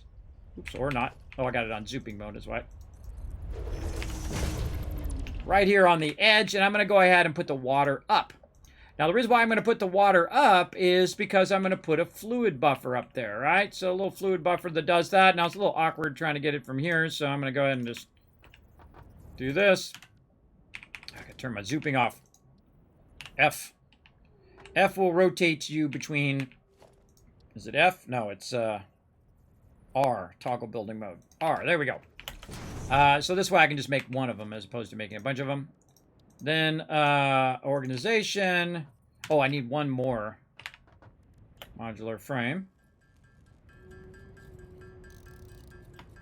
Okay. And then we're going to go ahead and put our fluid buffer in like this. Now, the reason why I want this stuff to be up high is I want to pump it up into here. And I want this to fill up with the excess that I'm producing right now, which is about 20 excess. And thus, if my power does go off for whatever reason and I need to reprime the power, I can reprime the power by using the water that's already backlogged, right? So I get the coal up here, I get the water going, I connect the water, and then it will automatically go downhill into the water source over here and feed it into my power plant. So that's why you want to have this elevated, so that it has a downward run, right? So it'll actually run that in. You want to see those widen out to its maximum width, and you can see the little lines on the side there telling you a bit how fast this is going. And right now the flow rate is getting up to about 150 or so. Now, I don't have to. I don't really have to go run and put a pump in, but I'm going to anyway because I like the security of knowing there's a pump out there. Let's go ahead and look at our pump here. Let's go ahead and put that back on here. Make sure that we got the rotors. Let's just go ahead and make this easy on ourselves here.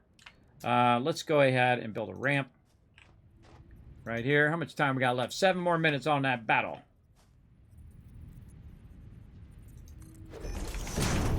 Like that. And it makes it easy to get up here. And we need 2 more rotors. Oh, we got enough for 1. And we need more screws, no doubt. It's going to be a close one. There we go. Now, we're not going to set up rotors or any of that stuff, but we are going to do reinforced iron plates, which will help us make a bunch of stuff. And so all we want to do now is just put a little pump here at the other side. Now, because this whole part right here is pretty much going downhill, we don't necessarily have to put it at the end because this is probably going at its full strength already from over there. But usually in the low side is where you want to put it because remember, it's pushing the water, not pulling the water. But I'm going to put one way over here. So it's pushing the water up this slight slope here. And then, of course, creating momentum on the other side. And we can see how bad our head lift is once we get this pump in way over here. So we're going to go ahead and get our pump here. Logistics. Make sure that the pump is going the right direction. You see that little blue thing go whew, down the line like that. It's also got a big green arrow that's going to help you. And I put it real close right there. Then we'll grab this power. And that's going to be a little bit more of our power overhead there. And then let's see how our pump is doing. Let's check that head lift. Look at that, 0.6. So I don't even need the pump. Pump just fine, right? Because I've kept it at that same level. That pretty much makes the water go. And then it also has a down spiral, which means it's pushing it down. And there's really not that much water that's being pumped through there. It's not pumping through at a max rate of 300. And if we had more resources, we could go ahead and make another one and run that and make more power and all of that. But again, we're going to use the power of time. Now that we have perpetual power running, we can let this run for as long as we feel like letting it run. In this case, it's going to be a week, so we'll be back next Wednesday playing it some more. But we're going to literally let this run for a week, and we will have a backlog of tons of resources. We'll have a backlog of water, and we're going to backlog a bit of our base resources as well. So let's get over here, and all we got to do now is just get our base resources running. We're going to reconnect a lot of our factory. In fact, we're going to add some copper plates to our factory over here as well. Oh, this is clipping through here. We're going to take that out. I don't like the clipping. Or actually, here, we can just do this. Put that back. And switch sets here. Bring that to here. And then we can go ahead. Actually, even better. Hold on. Let's do this. Now, again, the second you pull that away from this is going to run out of coal. Because we're producing way more coal than we're using. We're using about 30 coal. And we're producing 120, but we only can run 60 right now. Put that like that. Then we can run this up to here. Without clipping. There we go. And that's going to backlog a bunch of our coal as well. So now our coal is going to backlog our raw resources. Run that across there. Very nice. Get that backlogging. And then over here, same thing. We've got a bunch of copper coming through. Now, I seriously doubt this is going to backlog because I don't have a lot of extra there. Oh, what the heck is up with that? Don't have a lot of extra copper running right now, but eventually it is because what's going to happen is all of this stuff's going to fill up. It's going to fill up, and then the only choice it'll have left is to put, basically as it fills up, does all the plates and all of the rods and all of the stuff, it's going to start backlogging all the way back to the original, which would, of course, give us additional starter stuff. So let's grab that. Let's grab our plates. Oh, man, this stuff's all cranking. Cranking good stuff. Sort that. Let's put some of this stuff away that we have on us here. Don't need all of this right now. Oh, I could have done my MAM there, but we'll worry about that later. Oh, I forgot to take all this power stuff off me, too. Over here, which I no longer need. Now, I use it for the chainsaw, but now I don't need any of that. Don't need any biofuel, and that's why I don't make giant biofuel production lines. Okay, and we want to go ahead and tie back in our plates, I think that was. Yeah, it's plates. These are reinforced iron plates. Tie those back in. So that is doing its thing. Let's turn that back on. We have plenty of power. It's going to put our plates and our rods in there now, so that's going to be good. Going to get that fired up big time. And so now that's going to make, it's going to make screws. It's going to make rods. It's going to thing. And notice how I ran through the box first. And the reason why I ran through the box first is when it's done making reinforced plates, then it's going to fill the box with screws, and then it's going to fill the box with plates, and so on and so forth. You get the idea. It's going to just backlog all the way across there. Now, we want to go ahead and right here, again, go over here and build ourselves a little storage unit in the beginning for backlogging our raw resources. And we'll get our copper here. Run to there first, and then run it into there. There we go. And so now that's going to go in there. That's going to smelt that down, and it's already going at 30, so we're good. We have 2 more copper nodes down there, which we could tap later on. So this is going to run in here, and this right here is needs to be split up. Now, at this point, I'm not in a hurry, right? If you're in a hurry, then you want to make a bunch of these and do a bunch of stuff. But I'm not really in a hurry. I just want to make certain types of items and then let them run. And whether they're running efficiently or not doesn't make any difference when you're using the power of time, because you can just let them run for an inordinate amount of time and not have to worry about it. Okay, we're going to do this right here. And this one right here will actually do this, and we're going to turn it something like that. All right. Because this one's going to come out of here, and it's going to go directly into there. We're also going to split this with a splitter. Actually, let's start back here so you guys have an idea what I'm doing. So what I'm going to do is I'm going to run this up, and I'm going to split this output here. It's going to go much slower than it needs to be. It should be going at a much faster pace. But I'm going to run it out of here, and you're like, well, why did you leave all this room? Well, I left this room so I can run around and do all the stuff I need to do here. And then I moved it closer to where I want the output to be. And so this is going to go into here, and this left one is going to do copper sheets, and this right one is going to do wire. And there we go. And then we'll take this one out, and we know that the bottom one here is our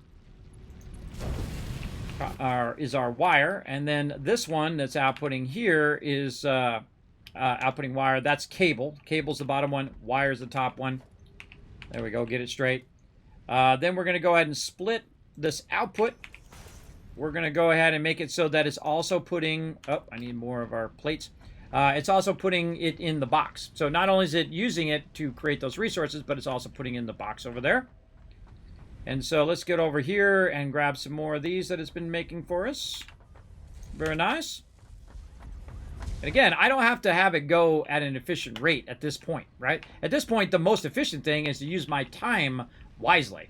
And how much stuff I'm running to where and with what.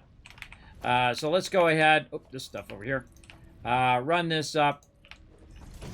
And then run that into there. So now wire is going to go in there. Cable's going to go into there. Let's make sure that we got this on cable.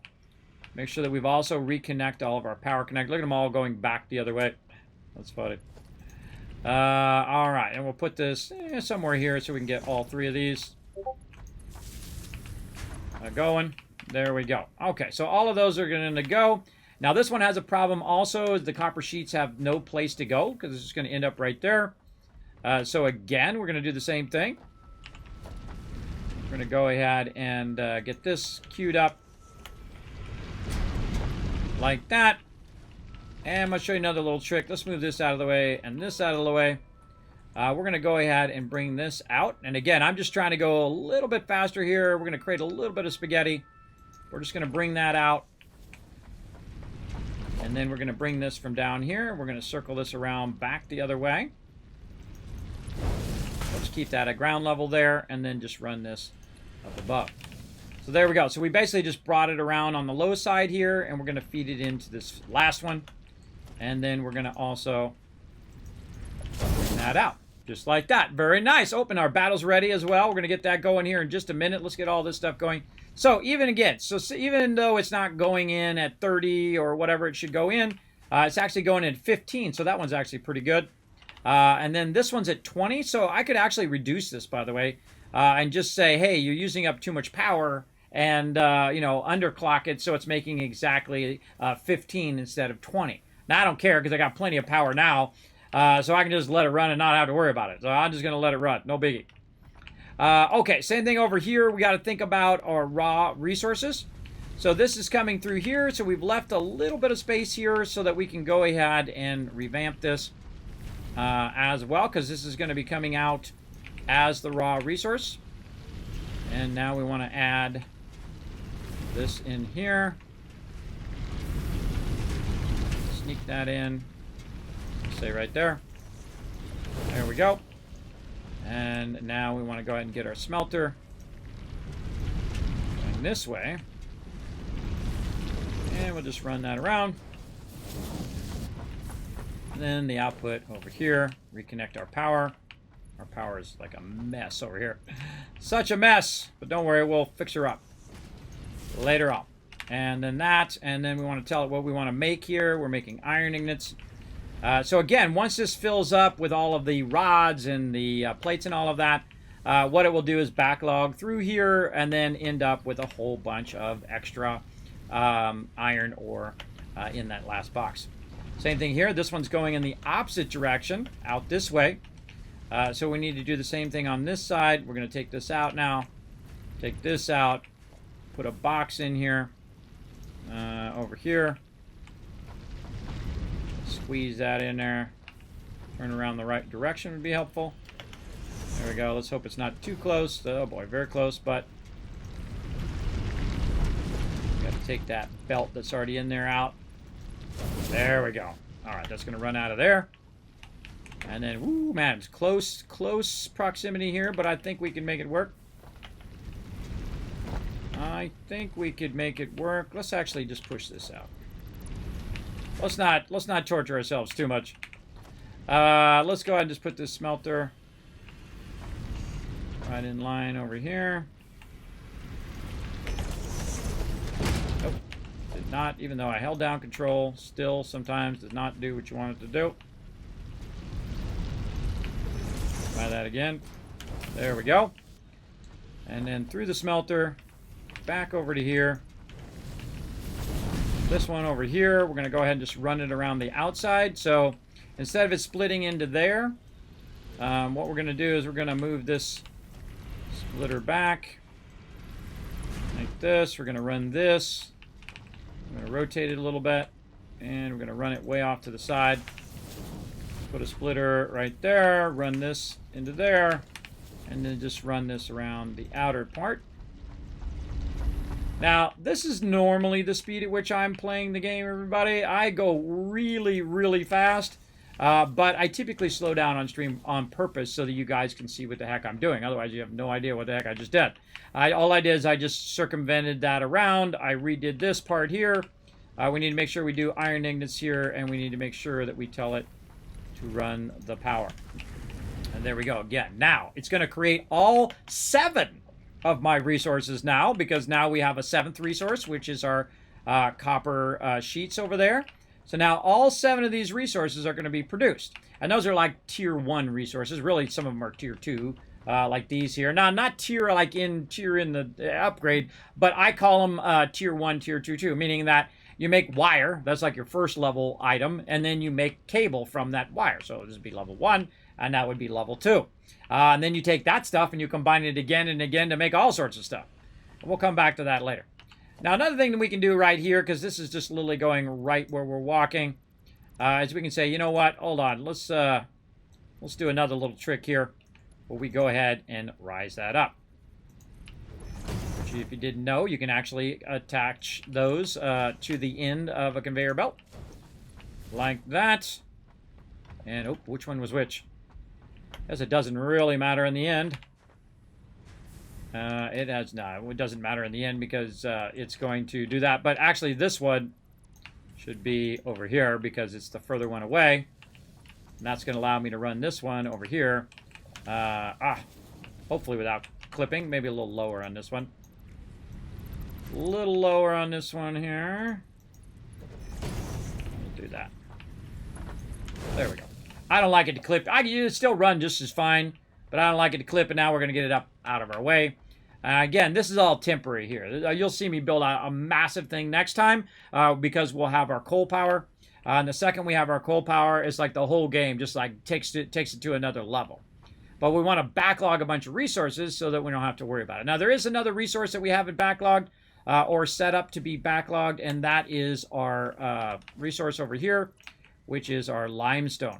So eventually it's going to make all the concrete, and then it will need to have more ability to run it up here. So I'm going to actually take this one out, and I'm going to run it all the way back from the actual start, which I think is amazing that you can do that from way over here and try to run it up here. But it's going to be a little too far for it. So I'm just going to say make another one there and then bring it up here. Something like that. And then we'll go ahead again, use our organization. We'll get our thing. Can't wait to unlock my bigger boxes too. I much prefer the bigger boxes. And there we go. So that's running in there. We'll go ahead and just put our splitter. And let's say right here. Again, I'm not really trying to make it pretty. I'm just trying to make it functional because we're running out of time. And we want to get this going so I can get some rest and come back and do it all over again. All right, there we go. Let's go ahead and make sure that we watch some of the resources come out and that those resources make their way over there. Now, when you take it out here, it's got to rerun that whole entire thing again. But we've already underclocked these, by the way. Over here, we can now put these blocks in, which is nice. We can run across there. And these ones we've underclocked because we're only producing so much, and we were trying to get it down to a point where we could just use our thing. Now, again, we're going to do that battle here in a second. Let's make sure we got all of them. We got our 2 irons. We got our copper. We got our coal. We've got the raw resource of our limestone. So all of our nodes that we have going have a backlog all the way back to the raw resource, right? And that's the way we want to leave it. We want to leave it so it can just run as much as it possibly can. And when it runs out of space for our reinforced things over here, right here, so it's going to make the whole box of these. And then it's going to backlog across here. Then this machine's going to shut off. It's going to backlog along these. And then this is going to go all the way back here, and it's going to start to backlog screws. So we're going to get a whole thing of screws. And then it's going to backlog plates, and we'll get a whole thing of plates. And it's already doing a whole lot of these, so these will be done in no time. And the same thing with all of this, right? All of this stuff is going to be backlogged in here to the umpth degree now that we have perpetual power. And we're going to use that power of time. Okay, I think that's good enough. I think that was pretty sweet. Now, I don't need to save anything because I'm on the server. Now, I highly suggest if you are playing on the server and you're playing with other people, that you put your character in such a way that it's not going to block the next person who comes in and plays. I typically will put my character up on top of the hub, though sometimes even the hub gets moved. But if you're up here, at least you're up out of the way. And if they do move the hub, you'll be up there floating and you'll be just fine. But look at this, everybody. Look at it doing its thing out here. I love to watch all the conveyors running. Like you got the stuff running over there. You got stuff running over here, especially during the daytime where you can see all of the stuff going in different directions. I think that's pretty awesome. Pretty awesome. Hi, what up there, Geek? Now, remember to hit that follow button, everybody. Let's go do a giveaway after we do this battle and give you guys some love. We're going to head on out of here. Let's go. To battle! All right, let's fast run you guys through here. Let's hope we don't get run over by these rocks. Let's go. Nobody got hit by the rocks. Good. Oh, man, we outnumber them big time. We got to go get this boss, man. Flying Coder, look out. Boss on you. He got you. We can't control anything, everybody. You just put the units down, and it does the rest. This is the type of thing I could just sit and watch all day long. I'm watching my factory run, everybody. It's so cool to watch it run.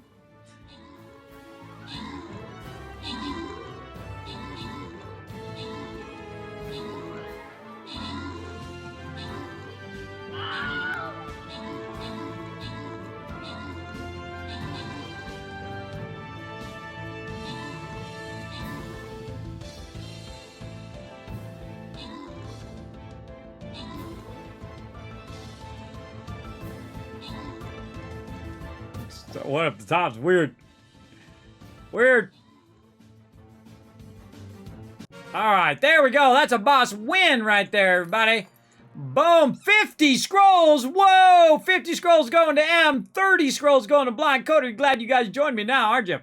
Over here, Adam showing how it's done with all 6 units. That's 1,000 Kids Cats for the entire chat, and Adam TA as well. Netflix coming with all 6. Rotisserie G with all 6. Blind Coder coming in with all 6. Rounding out that epic thing. And down here, Akia as well with all 6. That's why we crushed that one. We absolutely crushed it. And man, you guys got tons of scrolls. So make sure to come back at 1 p.m. Eastern Standard Time. We're going to keep it going. We did the whole thing already. We did the whole event. And we are on tier 40 right now. We're in the bonus levels. We've been doing so many battles, everybody. That's why I try to hook you guys up. I try to hook you up. You know that we've gotten actually to 45 before, which is incredibly hard. We've done so many battles, a little like 1,000 battles to get into that high-end thing. I don't know if we're going to do it in 5 days, but we're going to certainly try to get you guys much. Look at this, the double chest right here, too. There's one there, and then, of course, on to the bosses. Pretty sweet. All right, we'll come back to that in the morning.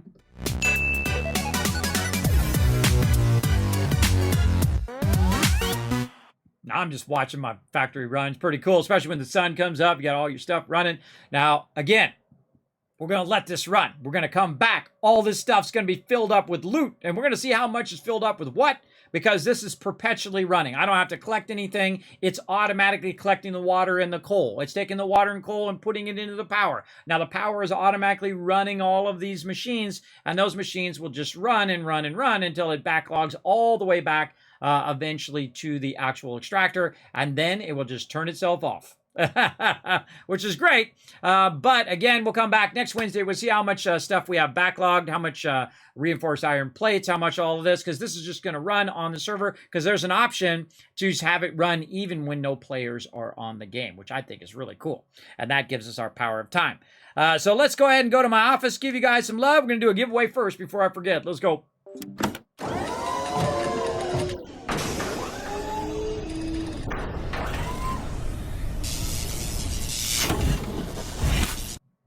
All right, everybody, let's get this going on. Here we go. Now, you must be present to win. Here we go in 3, 2, 1. Boom, you're the winner. Roar's coming in with a win. Hey, Roars, are you in the chat? You got exactly 2 minutes to say something in the chat. Now, while you're waiting, everybody, you're like, Kismet, I didn't win. But hey, the more you blow up some GGs in the chat, the more Kiz Caps I'm going to give to you. I'm going to try to set my timer over here. Let me get my timer going. For 2 minutes. Really need a 2-minute thing on my I don't know why don't I have that on my stream deck. 2 minutes. I'll make myself a note. 2 minutes stream. Come on, computer, hurry up. 2-minute timer on stream deck for giveaways. More stuff for me to do. Making a note over there on my other stuff. Okay, let's see that love in the chat. And remember, only put it in there one time, everybody. One time with the GGs. You don't have to keep doing it over and over. I'm not going to give you more because you're spamming there, Akia. A little too much. A little too much there, bro. But I appreciate the enthusiasm. All right, let's go ahead and get it going on again. 2 minutes now. Is he in the chat? Oh, he's in the chat already. All right, well, hey, there we go. Cancel the timer. There we go. All right, you know what to do, Rars. I think you've won stuff in my stream before. Just go ahead and click my name. Hiya. Right there, I'm going to say in the chat, click my name. Say, Kismet, I won the random game giveaway. Where my code at? Put it in there, and in a day, 5 days, 7 days, I'll get back to you with the code because I'm a busy guy. I'm very, very busy doing a lot of stuff, but I try to let them all build up and then I send them all out at the same time. Makes it easier on me. Now, also, everybody, let's go ahead and give you guys a bunch of KizCaps for being good sports there. 1,000, 2,000, 3,000 caps there for those GGs in the chat for the next giveaway. And for getting on the Kismet Love Train today and staying all the way to the end, 1,000, 2,000, 3,000, 4,000, 5,000 caps for all you guys to use on the next giveaway. That's a lot of caps, everybody. That's a lot. Now, if you want to know when you'll see me next, right over here, I stream Tuesday through Thursday. I stream at 1 p.m. and at 10 p.m. Eastern Standard Time. So in your local time, it would probably be, let's see, 6, 7, 8 hours from now. So 8 hours, whatever it is in your local time, that's when I will be back. I will be playing some Fallout 76. We'll be playing that during the day, and then we'll be back with a brand new game releasing tomorrow as well, or today, depending on your time zone. Here on Thursday, Builder what? Builder Simulator.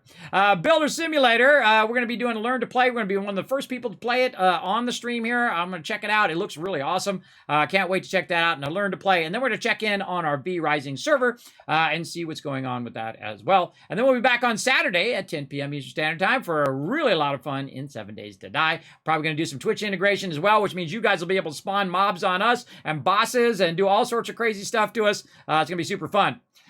Super, super fun. Oh, man, so cool. The light's coming up now, and it's shining on all my factory. Very neat. All right, everybody. And again, I'll put the schedule in the stream. Now, of course, if you're like, Kismet, I missed your schedule. Where can I find it? You can find it on all my social media. Take a quick moment right now. It just takes a few seconds to pop on over to youtube.com/KismetBP and hit that subscribe button. It does help a lot. A bunch of guides and videos and unboxings and past stuff of me doing Satisfactory and all my mega builds that I've done over there as well. You can find a playlist for it. Feel free to go over there, hit those like buttons if you enjoy those videos. You can also pop on over to twitter.com/KismetBP and hit the follow button. Remember, the more you do this, the more giveaways I get to do here in the stream and other cool stuff as well as to get sponsors that give you like $120 off right now at Factor, everybody. If you're looking, if you hate making food and spending 3 hours in the kitchen, I do. I'm the worst cook, everybody. I have ordered up a bunch of these Factors. They are great. In fact, I barely got to eat any of my one yesterday or day before yesterday, depending on where your time zone is. My wife and daughter wanted to try it. So they basically ate half of it before I even got a bite of it. That's how it goes with good food. So feel free to check that out. Remember, that's only going to last for a little bit longer, a couple weeks. Click that link right there. Go check it out. They're owned by HelloFresh, if you're familiar with HelloFresh, and they make amazing meals, and you get $120 off. That's a huge amount off, everybody. That's a massive amount. And again, just as much as ordering food, like you order a pizza or whatever, it's better for you as well. So join me in working on your health this summer. Now, also, you can check out the Discord and the website as well. Become part of the community. See what we're up to over there. You can also go to my website, a bunch of unboxings and all my studio equipment and all the stuff I use here in stream. So if you are an aspiring streamer and you want to know what all the little pieces and parts I use to do all this crazy stuff, there's where you can find it, right over there.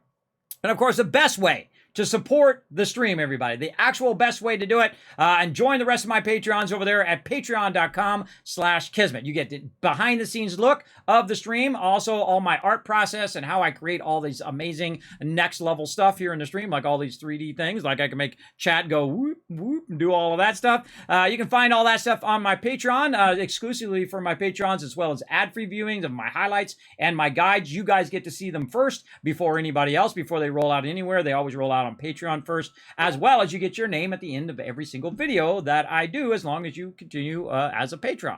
So there you go. So again, that's the best place to do it. That keeps me going and, of course, helps me do more videos and all that other fun stuff. So that's it for me, everybody. I'm going to let this factory run. We're going to come back to it next Wednesday at 10 p.m. as well, and we'll see you all next time. Bye, everybody.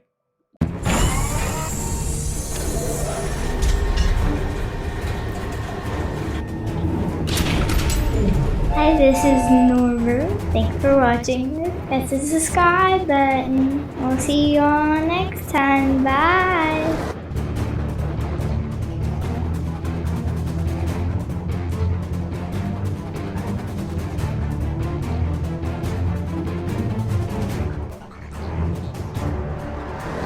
Hey, thanks for watching this video. Help support more videos just like this one and keep the Kismet love train a-going by dropping by my Patreon and showing your support. Big thanks going out to Resident Spike, Riverdog, Rotisserie G, JC Hunter, AMZ, Carlos, Jeremiah, and the notorious TDK. Click to watch more videos, and I'll see you next time.